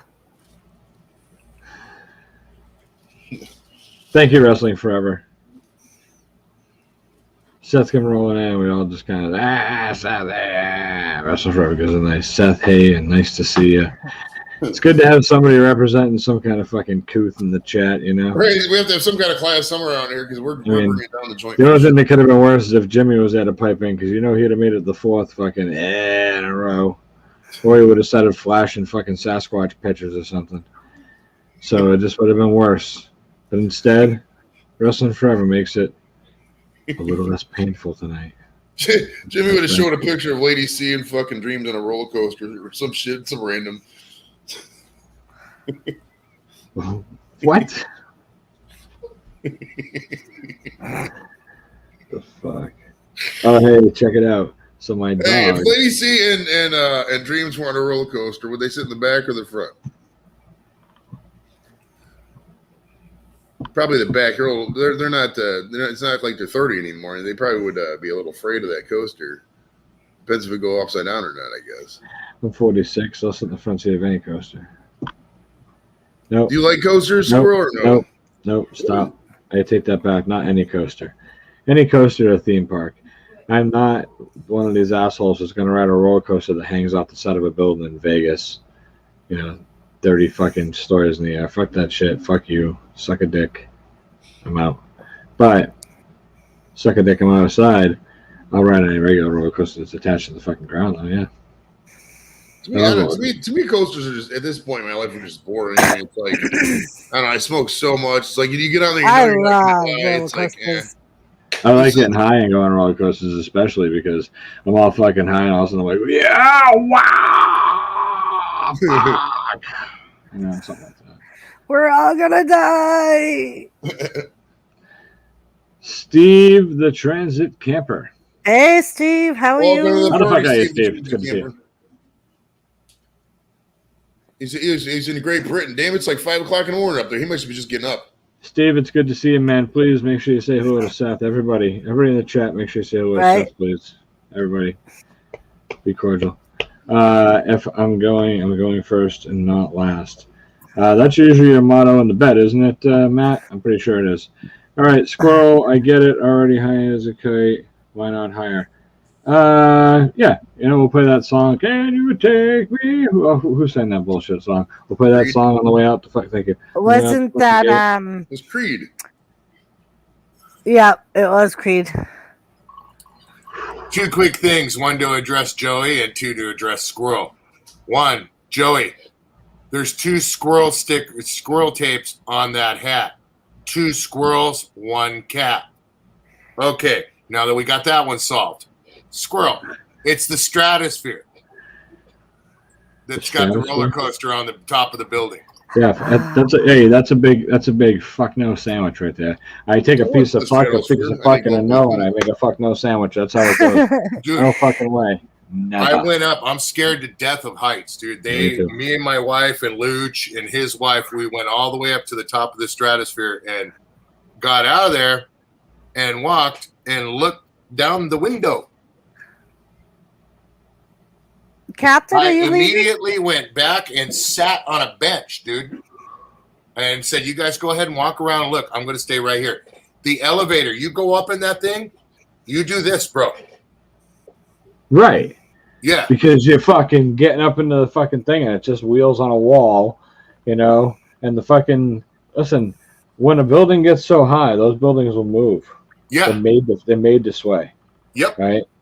So if you're in the fucking elevator, those elevator things are made to move with them, So yeah, they get fucking shaky. I went up to the Empire State Building, like 112 floors, or whatever the fuck it is that you get off. You can't go all the way to the top, but whenever the Joe, you were just there at the observatory deck. Oh yeah. What floor is that? Is that 112 or 104? 86 is the one you can go outside, and then 104 is the up top. 104 is up top. Is that the glass room? Mm-hmm. All right, I didn't go there. I just went to 86. 86. That might be one of the most coolest view decks in the entire country, I think. I did it once. I will never go back up there again. Oh, it's fucking amazing. I could live up there. Dude. That was so beautiful. I walked out of that elevator and we get up in there and we got outside and I stood. I was leaned against the fucking wall the whole time and I leaned back. Dude, my daughter was like that. She was. And then I went over toward the edge and I went to the edge and I looked real quick just to have a fucking peek. And then I took my fucking phone out and I tried to get a picture and I was just so afraid that I was going to drop my phone or that I was going to get sucked over the edge. And I just backed up and said, fuck it. And that was my dumb ass. I'm over here like this, leaning the fuck out the thing. Like if my hands like trying to hold the phone, I'm getting a picture, like this. If my phone could have dropped if I do it. My daughter's sitting there like, what are you doing, Dan? What are you doing? I'm like, this is sweet, man. I love heights. Dude, my legs and my back are tingling right now just thinking about that. That's same here, dude. Oh. Everything's just tightening up on me, dude. I definitely can make a diamond. When I was younger, man, I was a daredevil. I used to climb up on shit. His penis. We'd have these old railroad trestles and shit by the house. Well, some of them were active, but we'd climb up on those and drink beer and shit. It was, man, That was a fucking. I done some crazy climbs, bro. And Gamer, that was something I didn't realize would happen. That's good to know because maybe I'll lop it off and see if I can grow a bigger one. I'll try that. Give myself the fucking Lorena Bobbitt tonight. Lorena, cut your cock off. Yeah, and whatever's clever there, Gamer. Wouldn't put anything past you, bro. And Squirrel, I want to know how that works. Gamer said that Squirrel never dies. However, his penis does drop off, but he grows another. Well, that's what I'm saying. I don't know if I can cut it off or if it's waiting to drop off, but I'm pulling for it though. I mean, I'm hoping for a bigger one, so we'll see. Talk about the real term of draining your lizard, huh? Yeah, exactly. Yeah, it's good. Yeah. Grow another tail, will you? Grow another tail. And the puppy fun is going, Steve. You got a puppy? No. You getting a puppy? What kind of puppy you want? Well, the other night on Jimmy's stream, Rattletrap Fishing came up, and they have German Shepherd puppies. Oh. And they got 3 that they can't get rid of. And Jimmy, a while back, one day I got home from work and he said to me, I was this close to getting you a German Shepherd puppy, but it's in Florida. So they Why can't ship can't it. you get rid of these puppies? What's wrong with the puppies? I don't know. They didn't say why they couldn't get rid of them. They got rid of all the rest of them. It's not part of the problem, I think, Joey, is, and I've seen this happening with people. People are selling puppies when their dogs are breeding and they're having the babies. The market's all over the place, you know, because so many people when COVID first hit, everybody went out and bought a fucking dog. They needed a support animal. They needed this, they needed that. So it's very tough. People that breed them, a lot of people are having a hard time getting rid of them because they want their fee for it. They got it's a real German Shepherd or whatever, but it's tough because you get 50 Joes who right now want to sell 1-year-old German Shepherds because they all got one when COVID hit, figuring they needed a fucking pet. And it's a tough market. And I believe when they first started with the puppies, they didn't have their AKC certifications. They were AKC certifiable, but they didn't have the actual certifications. So they probably couldn't get the breeder number that they So wanted. with these last couple of puppies where they were having a hard time getting rid of them, they went and bit the bullet and paid the price to get them AKC certified so they have a certificate to give with the puppies. That's the way my Pomeranian is. He's when we got him from like this place called Pick of the Litter, just a little place in the mall, and he doesn't let you pet him. He's not a, I don't know, he's an okay dog. Mill pup. Yeah, pretty much. I mean, it's something, but he came with papers, but we could have taken it to the AK. But I mean, at the end of the day, he was already fixed. I mean, why am I going to pay $150 just to get a certificate? It's fucking pointless. Who gives a shit, So we never did it. Our Dane. So yeah, on Jimmy's stream the other night, they his chat decided that they were going to start a puppy fund for me because Jimmy said, I'm not paying for a fucking puppy, so you better look for people to pay for the puppy for you. So his chat started a puppy fund in my PayPal to try to help raise the money for me to get one of the puppies. So that's why he was asking how the puppy fund was going. Next one we're going to get is another border collie. I miss that breed of dog. They're very smart, very good dogs. I've heard that too. Very. I mean, I'm sorry. You have to have something for them to do, though. A border collie? Dude, no, mine was he was pretty chill, bro. He was a real good dog. I had him for 15 and a half years, man. And I was single when I first got him, and then I met my wife, and she had a golden retriever that tore my couch up, dude. Dog, we went out to a movie, dude, and I come back, and there were chunks of couch everywhere. My border collie actually was kind of like fucking dog ratting him out. He was sitting over in the corner, just kind of looking at him like I didn't do nothing. he was a very good trained dog, dude. I never had no problems with him. I'm just saying they like to work. Yeah. Oh yeah. No, he work, definitely had the herding mentality, and like he used to tug me along on a skateboard, and if he got tired, he'd slow down and nip me in the heels. Yeah. You know what I mean? Because it was too much work. You know what I mean? Yeah. He was very, very, that dog.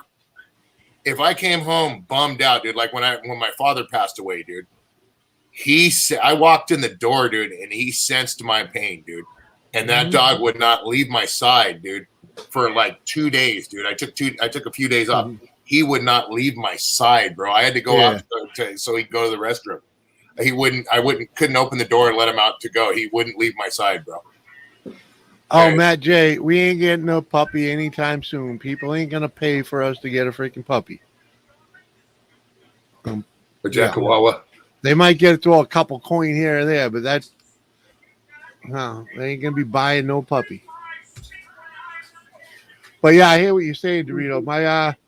My first dog, my personal first dog, not the family dog, freaking Samantha, freaking knew me like a book. What's up, Melissa? She invented the commercial interruption. She knew when a commercial came on TV that she could come over and get some loving. Yeah. And when the show came back on, she went right back to laying in her chair. Yeah. Freaking. But our she knew me better than I did. Yeah, that's the same with the border collie. He took to my wife, my daughter when she was born. He wouldn't leave her side. Same with my wife's grandmother. He was very much so a loving dog. He got real old, dude. He started barking at airplanes, dude, and he couldn't get up. And then he had this big old bump that just grew on his side, and they just said he was too old to operate on. And yeah, that's what Samantha got so she couldn't walk. So. Yeah, that's where we got to that point where I actually had to take him out to go to the restroom and help kind of hold him up, and he'd like look up in the air and was barking at airplanes and shit. Yep. So he was getting real senile. I'll be right back.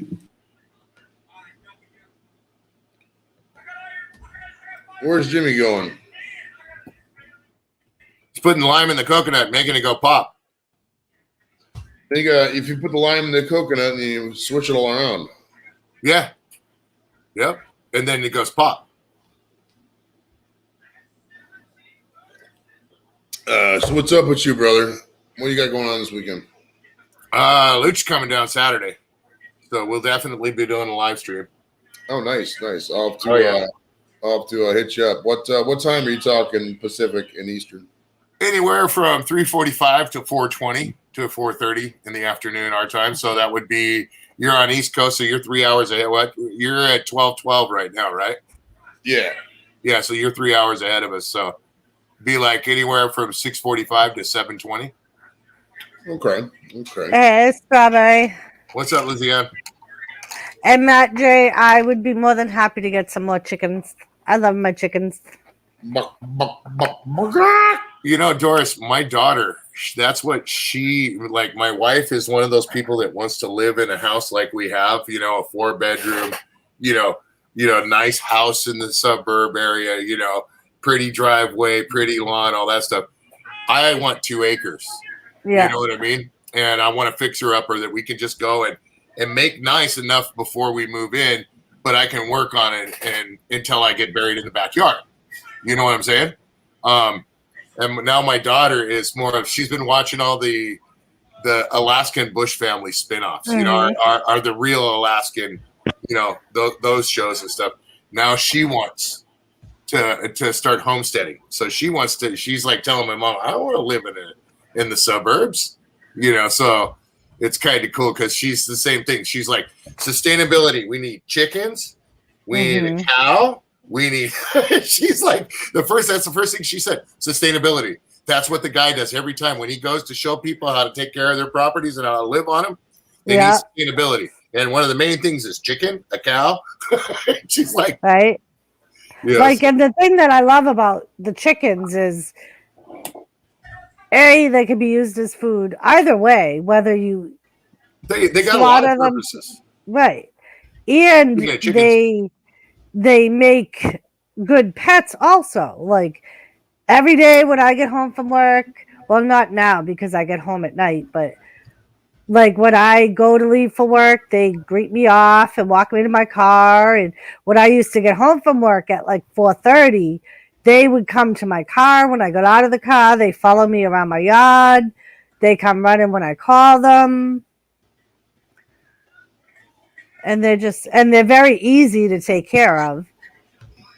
So that was one of the reasons why we decided to keep the chickens when the redheaded stepchild moved out, was because they're easy to take care of. And we've always talked about that homesteading thing. So we were like, well, chickens are a good way to start to see if we could do it. Dealing with it. And the reality is, I don't want to deal with animals all the time. Yeah, I actually want to piss my wife off and get a goat and a potbelly pig. Where the fuck did this guy come I mean, and I know like around here, depending on your lot size, you can have a couple of chickens. Like even in the cities, depending on the size of lot you're on, you can have 1 or 2 chickens. Regardless of the legal crap, but that was an awesome show. Thank you, Matt. Thank you. No, he was talking about Alaskan bush people. And it was a good show, but it was phony as fudge. Right.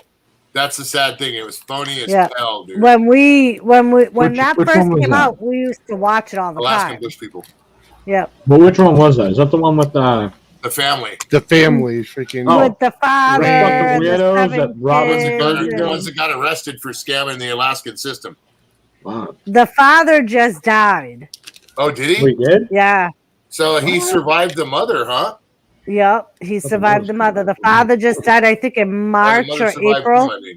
He apparently, the attacks he used to get, the like seizure things. Yeah. Yeah.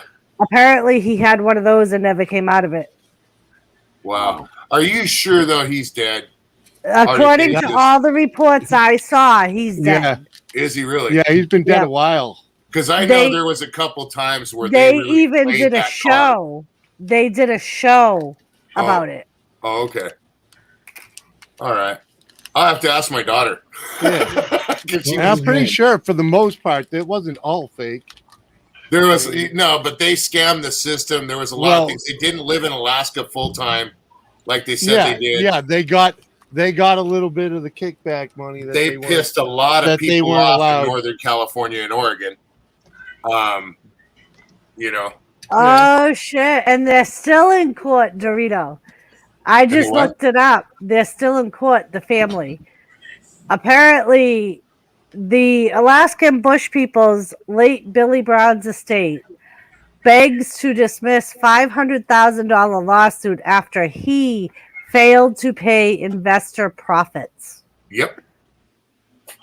Ah, there you go. So now they're going after the family and whatever money they made. Of course. I mean, it's sad, you know what I mean? But I mean, the way they portrayed themselves really, kind of offended a lot of genuine bush people. You know what I mean? Right. They were capitalizing off of somebody's what their culture, their lifestyle, and I get it. Yeah, Matt. And they found out, I think it was the last season that Jimmy and I watched, he had some sort of health issue where he would get these attacks. Yep. And they were like seizure-like attacks. Yep. And from what I remember, I thought he had MS or some shit. From what I remember, they came out of nowhere. That was the one when Noah was starting to take care of Camp more and everything right before they actually all went to jail was when that came out. And I hate to say it, but I found it kind of a coinky dinky the way it happened. You know what I mean? And I think they were honestly trying to get the system to drop. You know what I mean? Because they were going to go to jail for sure. No ifs, ands, or buts. But they did a pretty well. It was pretty much because they filmed what they showed what they did. They showed that they moved out of there and whatnot, and they still claim their taxes. That's what they fucked up on. Well, they were even doing that before they even started the show, though, too. Right. for a long time, and And that's what a lot of people had issue with, apparently, was basically where they lived. They were only there during filming. Apparently, they had like a multi-million-dollar home that they went to after the season was over. And people from Alaska used see, to I didn't say know. that I didn't know it was complete bullshit like right. that. People from Alaska, people I knew from they were Alaska bullshit. used to say that after each episode, they would go to a motel in town. Like I said, They I wouldn't didn't know. even sleep where they Well, were. why would you? I didn't know they were doing that. Yeah. I mean, I don't know how true it is, but that's what people from Alaska were saying. Yeah, I and don't that's know why nothing they had such an issue with it. Oh.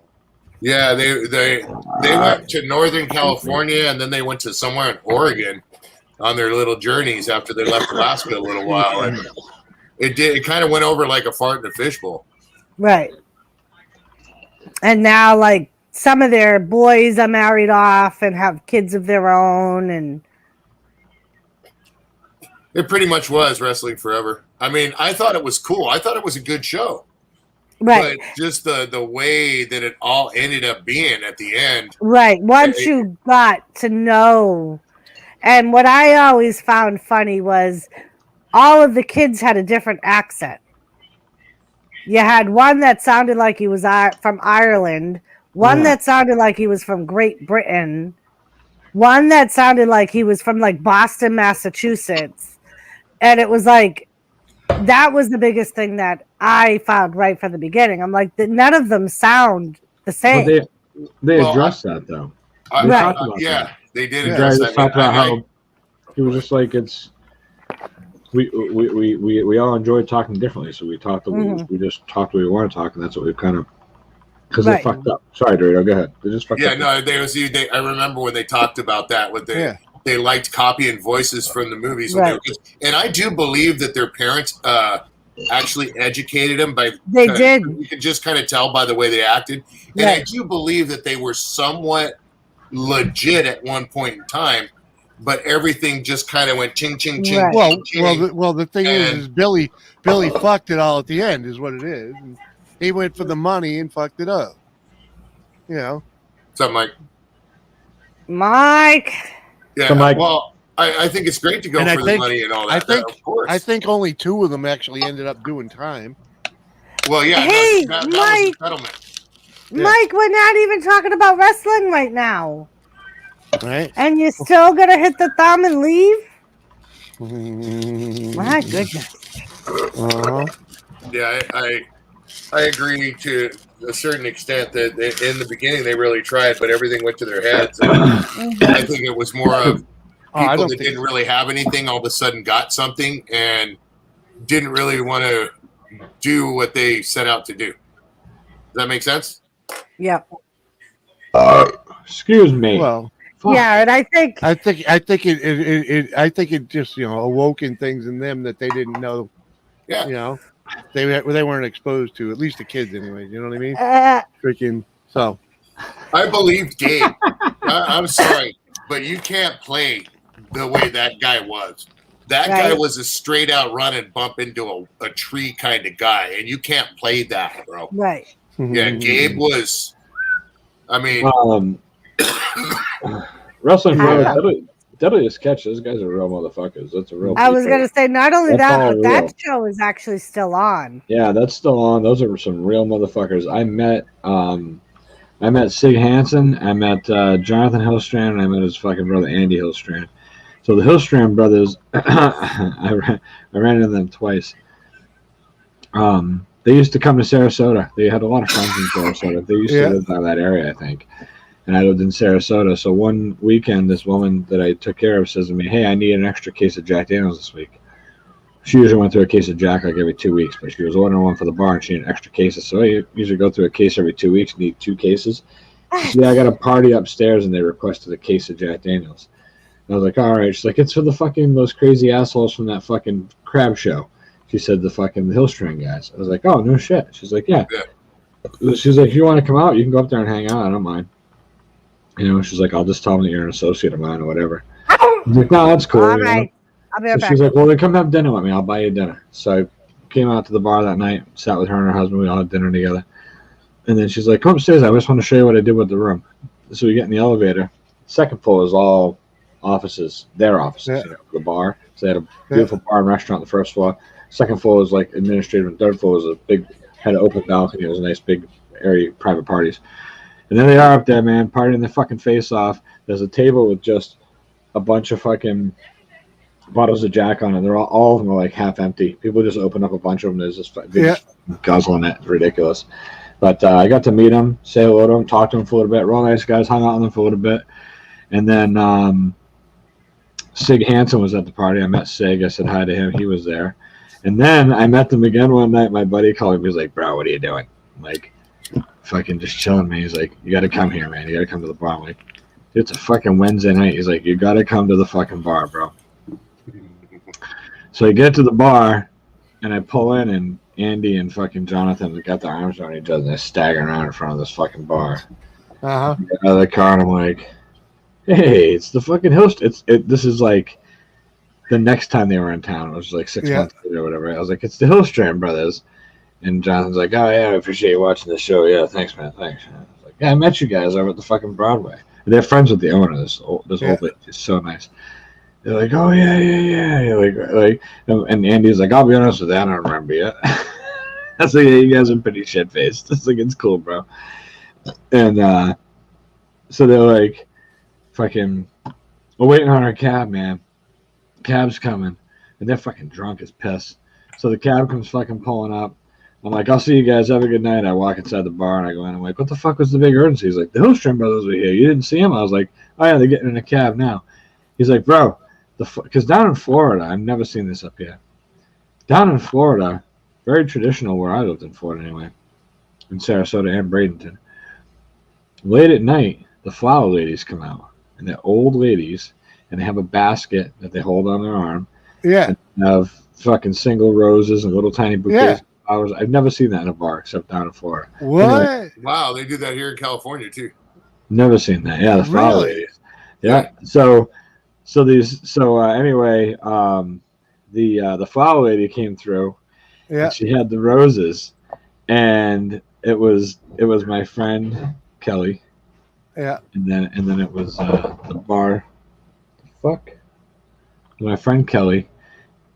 He was tending bar, and then the bar owner Bev was there, and then I think another girl who worked there was there, and the fucking flower lady came through, and the only women in the bar were fucking Bev, the owner, and one of the girls who worked there. There was no chicks for anybody to buy, and guys would buy them for the fucking bartenders and shit, but you know, not she ain't making much. If somebody buys one, not as much.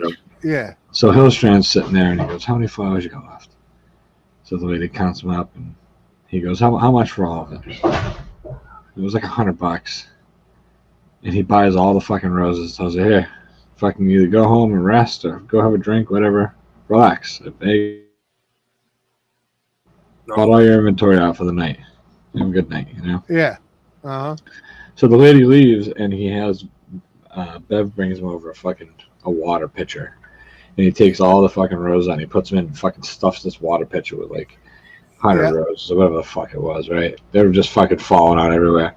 So him and Andy they have a bet.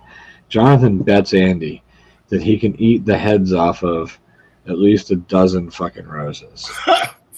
And Andy won't take the bet, apparently. So Jonathan says 15 roses. And Andy says, make it 18, make it a dozen and a half. So Jonathan says, all right, I'll bet you $200 fucking dollars I can eat the fucking tops off of 18 fucking roses. And apparently, according to Bev, because they were at this little dive bar, because they also know Bev, she knows these guys real well. This is all they fucking do. They get drunk together and they egg each other on and bet each other stupid shit all the fucking time. Those two jacks. just throwing money around because they can. Right, exactly. So they bet $200 on it, and fucking Jonathan Hillstrand starts fucking woofing down roses. She says, Tony, he's just biting them off like that far down the stem and just chewing them up and swallowing them. Grabbing the next one, she's like, all I can think is, this fucking guy is going to be in so much pain when he tries to shit tomorrow. And what if he eats a piece of a thorn and rips open his intestine or something? She's like, oh my God, he's just fucking going to town eating it. And she says she goes, I said to Andy, I was like, Andy, you know, he's got to be careful. If he swallows a thorn, he could rip his stomach up on it. And he's like, nope, this isn't the first time I've seen this motherfucker eat roses, and it won't be the last. Don't worry about him. So, dude, he eats the top out off of 18 fucking roses. He does it. Yeah. And fucking Andy pays him, and then they buy a round of drinks for him at the bar. They give Bev the fucking pitcher with the rest of the roses in it and tell her congratulations, she just won fucking bunch of roses, whatever. Tipped her big, went outside to wait for the cab. So I go to leave a little while later, and Kelly, my buddy Kelly's like, hey, let's go smoke a joint, man. We'll go out back, smoke a joint. I was like, all right. So we go out back, and out behind the building, sitting at the smoking, we hear this guy, and this guy's like, what the fuck? He's like, well, I fucking stepped in it. He's all mad, right? So we go in the building. Dude, this guy stepped in a huge pile of puke that was in the parking lot. It was all roses. Jonathan Holstran yacked up 12.5 fucking roses, and all the beer and Jack Daniels he had drinking all over the fucking parking lot. Was this massive fucking puddle. Big fucking puddle. And it was, yeah. This guy stepped right in it. He was pissed. Fucking disgusting, bro. So disgusting. That's funny as shit. Well, at least there was roses in there. Hey, yeah. Yeah. Oh, Been a puke, we call that puke purry. That's not the bed of roses you want to lay in. Yeah. But purry when you can have puke purry. Yeah, that's it. Yeah, but you know the best part about that though is after you do something like that and you puke up all that beer, yeah, you can go right back to fucking partying all the fuck over again. Oh, listen, there's not a doubt in my mind that guy, he doesn't. I mean, he does that all the time. That's got to be what he does. That's like his MO.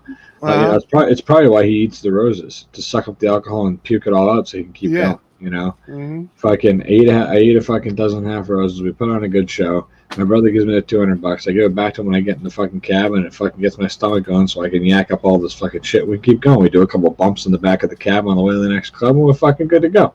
Yeah. Absolutely, that's how it works. You know, I mean, when you can make a year's salary in 3 months, and you know, yeah, fuck. Like, you guys are crazy, man.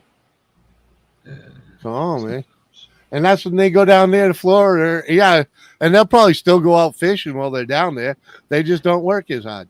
Yeah, I don't think they do, honestly. Unless they go out just for fun. Like, they probably go marlin fishing and shit, Jimmy. Yeah, yeah, they probably do that. They probably rent a boat or get a charter. I would totally. They probably own one that's, you know, there. But I don't think they fish commercially in that area.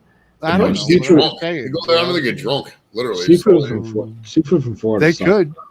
Yeah, but it sucks down there. It's all warm water. It's all fucking mushy meat. Like, yeah, but they might.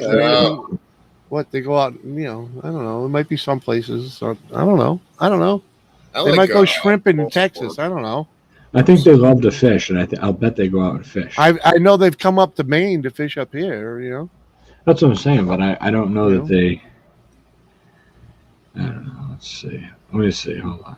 They've spent some time on Cape Cod and Cape Ann. I mean, yeah. You get marlin. How much is marlin to eat? I've never been served marlin. No, I don't think so either. You know how I know you're gay? Because you ate marlin.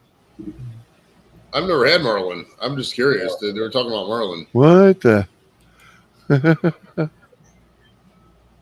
Oh. Yes.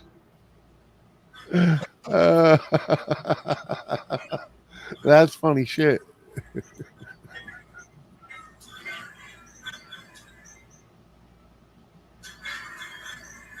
Oh man, he's talking about Haystacks Calhoun. I don't know if it's Giant Haystacks Calhoun.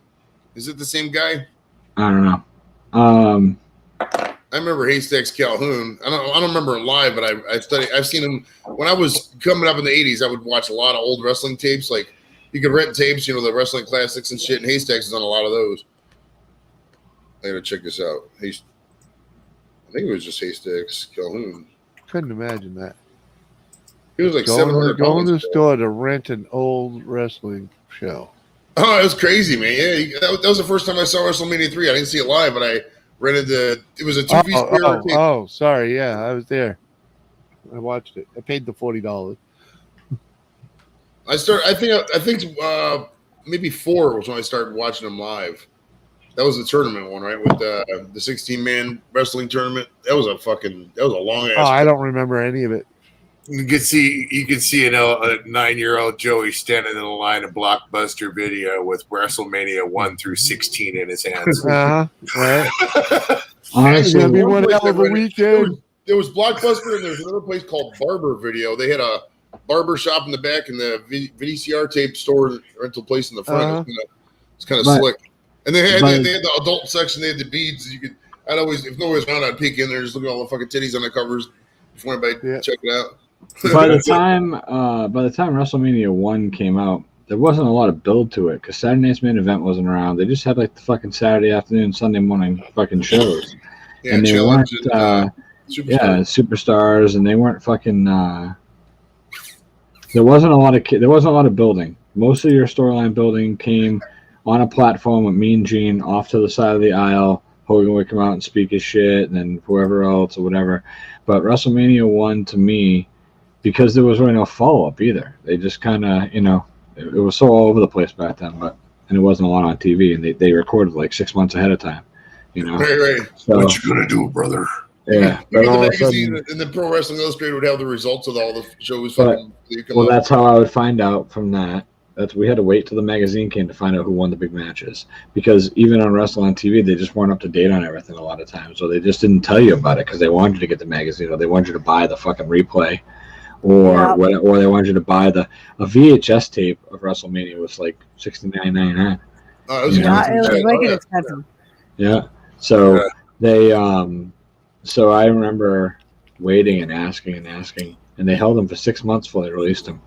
I saw WrestleMania around it was sometime around Thanksgiving. I got it from the video store. So fucking excited they finally had it. I finally got to watch it, and but that was it. That was my connection to wrestling. Like a half-hour show or an hour-long show, if you were lucky enough to catch them. You bought the fucking wrestling magazines. You read the rankings from across the country. And I love the rankings because they used to list every federation they'd have: WCW, or back then NWA, AWA, WWF. They'd have one. They'd have like the champion at the top, then the Intercontinental Champion #1, and 2 would be like all the contenders. And they would rank it. Oh, I was addicted to that shit. And Matt, like WrestleMania and WrestleMania 1 and like SummerSlam 1, that was before pay-per-views. So you had to go to your local auditorium and watch it on a closed circuit TV. That's how I saw WrestleMania 2 and 3. 11:30 at night, TV. Yep. Dude, my buddy, we paid. I think my grandfather and I paid $15 a piece. I think it was $15 each time. We went for 2 and 3. We went to the Worcester Memorial Auditorium. They had this big, huge screen set up on stage. That was big technology back then. It was simulcast it like that. Nowadays it's nothing. But it was huge.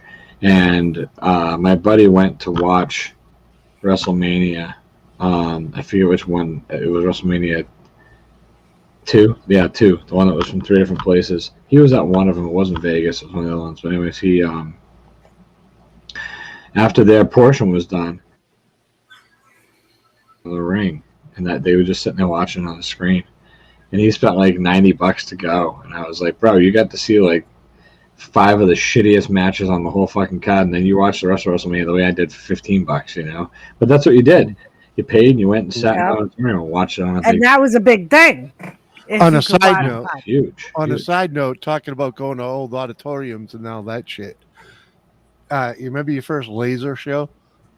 Ooh, Griffith Park Observatory. Bing, bing, bing. I don't think I've ever been to a laser show. You've never been to a laser show? No. Oh, man.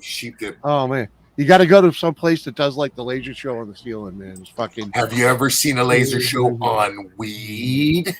Yes, I was tripping my balls off, tell you the truth. I took mushrooms fucking 2 hours before the show just to make sure I was well lit. The Griffith Park Observatory Like they kick out the fog machines and all that stuff, dude, and all the lasers spinning around, making the shapes, writing all the letters, and well, UMass Lowell has I think it's Durham Hall or something to that effect.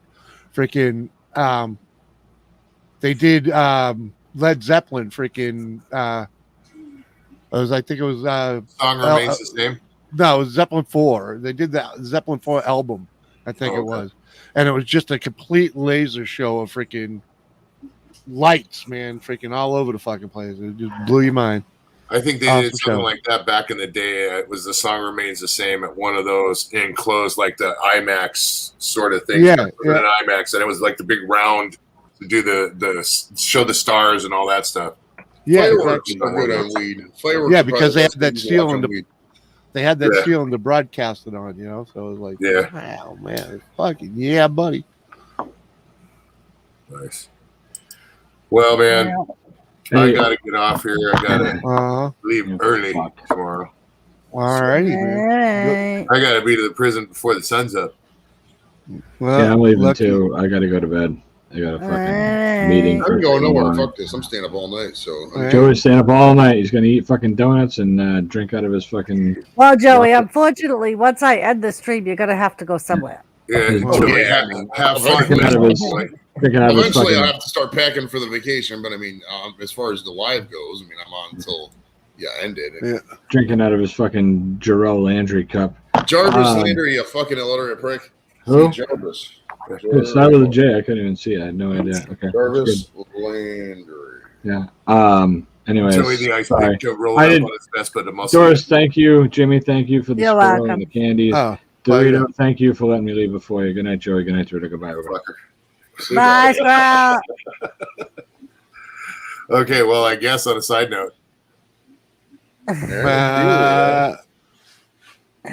They always gotta have their own exits, guys. Right, They I'll always think of fucking Rodney Dangerfield. Well, yeah. Kegs you like fuck out of here, you lames. Everybody's doing the same thing. We get you, buddy. We get you.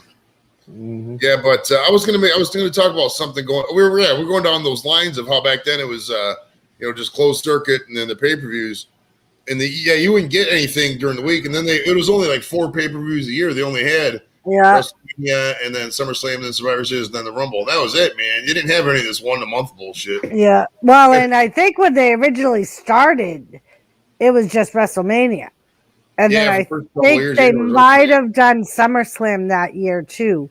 But SummerSlam might have been the year after. I think 87 might have been the first SummerSlam. 87, 88 was in there. Because I remember the one was the Mega Powers Explode was a big one. Right. Remember that when Macho Man and Hulk Hogan wrestled? Yeah, and they started a fight over Elizabeth. Yeah. Good old poor Elizabeth. What a poor soul. What a poor soul. Oh, well.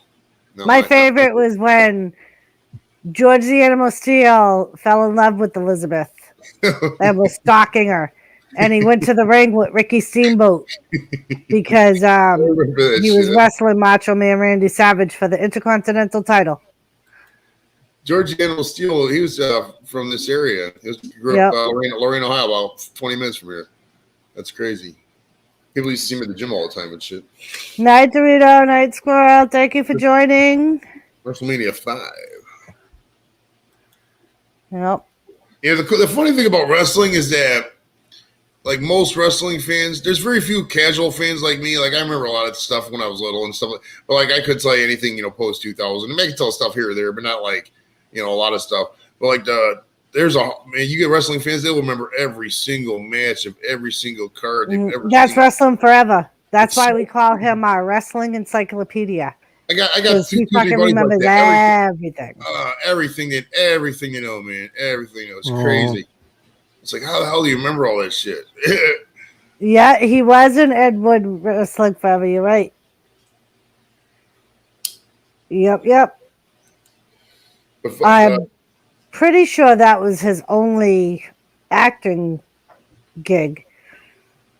Do you remember Roddy Piper when he was in that movie? What the fuck? They Live? Yes, it was such a great movie. I love that. I got to watch that again. It's been forever. Yeah. That was a great fucking movie. I miss Roddy Piper, man. He was a good dude. He was fucking great. I love Roddy Piper. Oh, Wrestling Forever. You never cease to amaze us with your information. We should have Stump Wrestling Forever Trivia Night. I've actually had another viewer ask me if we could do that. If we would be able to get Wrestling Forever up on panel, but Wrestling Forever doesn't do panels. Not He even said just in the chat. We could just like have guys well, in the chat. and he said he would be willing to do it in the chat. Okay. But yep. We could test them out. Let's test them out with some questions. Let's Well, test you them know out what? with You some know what? questions. You might want to try to run by him there, babe. Is to have him come up here, icon only. I mean, No, that you way can even- there, you can even that do way it they, that way there. Actually, and even in StreamYards, he can be in the back. He doesn't even have to come up on panel to be able to. Oh, that's true. He could type be able in the to- private chat. type in chat. Just type in the private chat. Okay, I he got could you. type in chat real time. That's Right. true. That way we can give him, You know we what could give I'm him saying? like that's actually a good call because that way you can see whatever, and then it could be 5 seconds, and it's not like Yeah. 'cause anybody could look up on Google and stuff. He'll be able to converse with us real time. Right. Thank you, Matt. Maybe he needs like an outfit. We should get him an outfit like the Glacier outfit or something. Just dress him up real fucking like real. He needs a lucha mask. Oh, there you go. That'd be cool. Mask. We got to put a cabre on him. That'd be cool. Heck yeah. Hell yeah, bro. See, Wrestle Forever. Even Jimmy's in on this one. You need to look. Come on, man. You want to support the channel? Get your lucha mask. Get yourself a green screen. Make it happen, man. But meanwhile, you can start by just coming up here and being in the basement. You don't even have to join the show. You can be in the basement and listen to us live, real time, and be able to type in the chat real time with what we're talking about. He might not like wearing a shirt. Maybe he's really big and muscular and he can't wear shirts all the time. He doesn't want to fucking show up the rest of the day. Hey, I understand not having the camera off on. I Oh, do, yeah, no and that's doubt. why I'm suggesting that. I always do camera on because I love looking at myself. Love it. Love it, love it, love it. Well, you got to put on the show, right, man? Oh, exactly, dude. I'm an entertainer, bro. I like to entertain.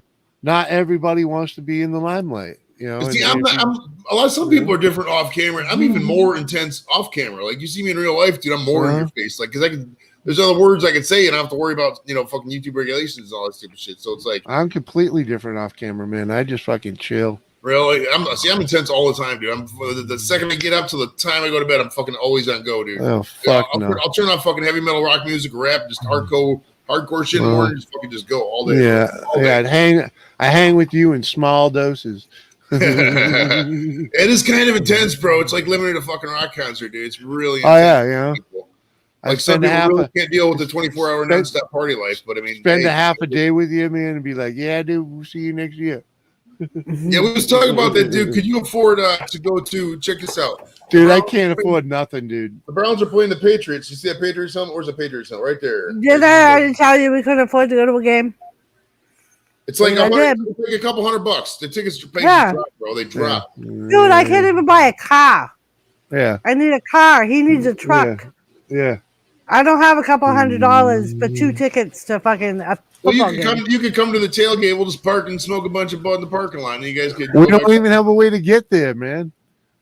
Ah, Jesus. We'll bring a party to you in the morning. How about that? How about that? Yeah. Well, I appreciate the thought, but we're gonna get a sign that says I try not to let people know just how poor we really are on MMA. I'm gonna hold up one sign that says fuck, and the next person will say Jimmy, and the next person will say C. And it'll be outside your house. And friends. Get on your streams. Like, hey Jimmy, look outside. And it won't even tell you. Let's say fuck Jimmy C and friends outside the window. Yeah, you better do that across the street. I might be able to see it unless you're in my yard. I have to get the biggest fucking day glow paint and heaviest letters for you to see it and shit. That'd be funny as fuck. You literally though, you'd have to come in the yard. Oh my goodness. You wouldn't want to stand on the street. You'd be afraid to get run over. Yeah. It is a highway. Oh, you live right by a highway? On a Yeah. highway. It's a main route, and the speed limit's 50 miles an hour. Yeah, it's a highway. Nice. Yeah, I live on a street with the school, man. It's like 25 miles an hour. I don't like it. It's not a freeway. It's a highway. It'd be cool living on a freeway, though. I'd live at the turnpike, dude. The turnpike's fucking tiny. All right. It's fucking paved ass road. You wake up in the morning, go downstairs, get some Cinnabon and shit. I'd live at a rest stop. So Matt, Seth is trying to tell you that he has no pants on. He likes to watch people live with no pants on. We don't know why. Hey, I don't wear pants sitting here. It's you tell them, it's rare. I got pants on sitting here. If I'm on camera, I usually actually have pants on because I'm constantly standing up and shit. I'm a fidgety fuck, so yeah, but it's usually shorts. I'm usually at least wearing shorts or pajamas. Right. I have shorts and a tank top on right now. I always have clothes on. But. Yeah. I had some khaki shorts. They're gray though, so I don't know what that's called. I guess it's gray shorts. I mean, I do usually start my morning here butt ass naked, but time is flying by, dude. It's already like 1 o'clock. I was like, oh yeah, I'll get the first load of clothes in the. Well, actually, I don't need to get all I need is one load. But dude, I was sitting there. I asked my boy. I was like, hey, can you get some clothes together? He's like, oh, we'll just buy clothes down there. I was like, dude, we're not gonna buy clothes down at the fucking resort and fucking. I ain't got time for all that. No. Fucking $80 a shirt or whatever the fuck the resort price is for a t-shirt. I ain't got time for that. Yep. But yeah, and they'd mock it up too, just because. Exactly. I'm trying to fucking travel, dude. I'm debating because like originally the plan was for the Brown. If you see the schedule, originally the plan was to we're going to KC week 1. This is the preseason games over here. Yeah. So don't worry about those. And then I was going to go to Minnesota. Where's the Vikings helmet? You see the Vikings right over here. Minnesota, and that's on October 3rd. But man, that Patriots game is on Sunday, November 14th, and that makes such more sense because I already been up to Minnesota, man, and it's okay, I guess. But man, in New England they got weed and shit. You can smoke weed in Massachusetts, so it's like I can go up there. I can see I can see you guys. I can see fucking Squirrel. I can see. I think Jules lives up there. There's a bunch of people. Oh yeah. Jules is an hour north of me, but yeah. Yeah, exactly. And we're about 2 hours north of that freaking stadium. Oh, nice. So it's probably on the way. How close are you guys to I-90?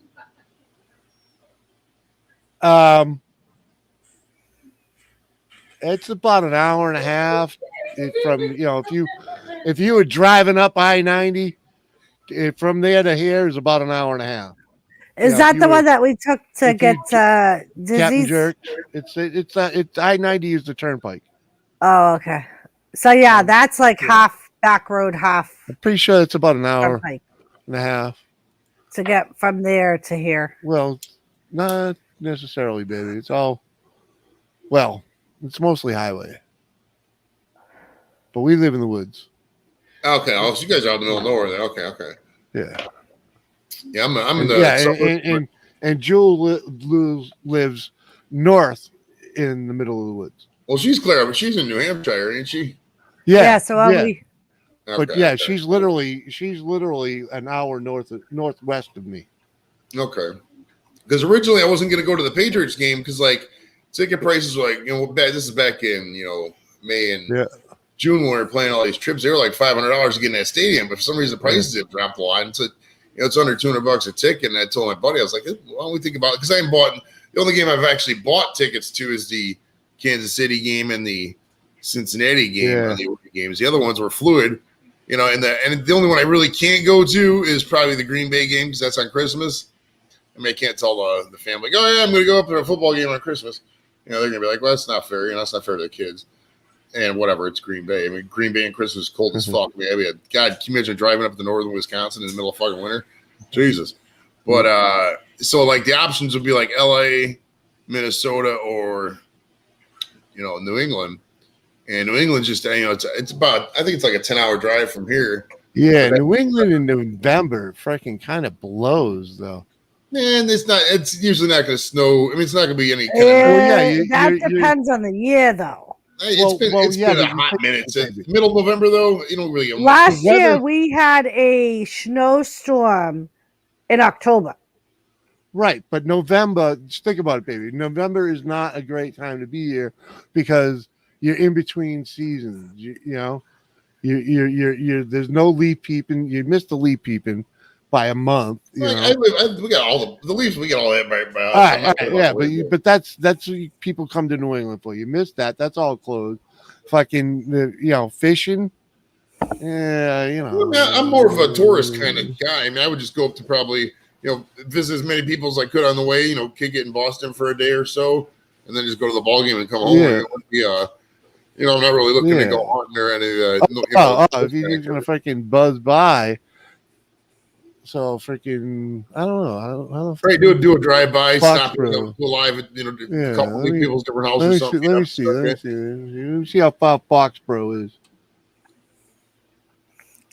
I know when I drove home from Foxborough, when I had to go there for work. Well, I'm just checking the directions right now, baby. I think it took me 2 hours to get home. It was like an hour, 45 minutes.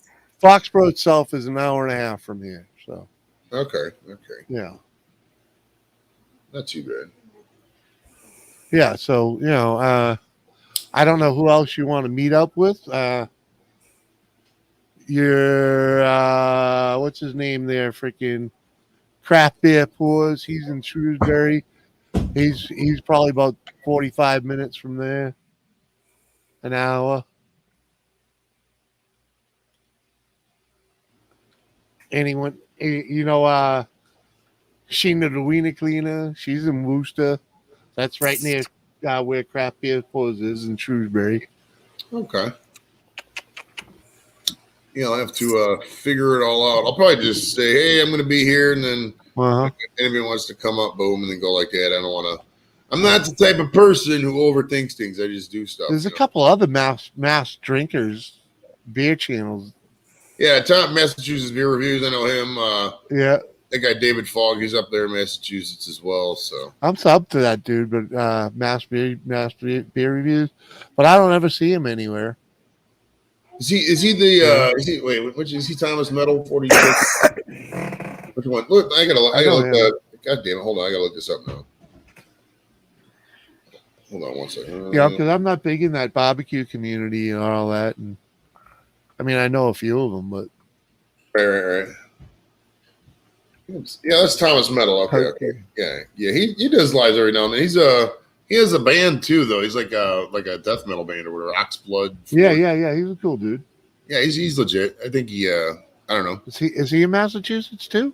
I think so. Yeah. Let's see. His channel is. Let me see where he's based out of. It usually says in the about section. It says I like beers. It doesn't say. View email address, Facebook. Let's see. Here's his Facebook page. I know there's the other guy there. It says he's in Mansfield, Massachusetts. Where the fuck? Mansfield. Why don't I know where the fuck Mansfield is? Mansfield is down by Foxborough, I think. Let's see here. Mansfield, Massachusetts. Down in Massachusetts. All right. It's a Bristol County, Massachusetts. Oh, this is it's in the southwest suburbs of Boston and also close to Providence, Rhode Island. Okay. Oh yeah. All right, good deal. All right, guys, I think I'm gonna call it on my end because my boy wants to watch the guy. Yeah, I was thinking about ending it anyway. Oh yeah.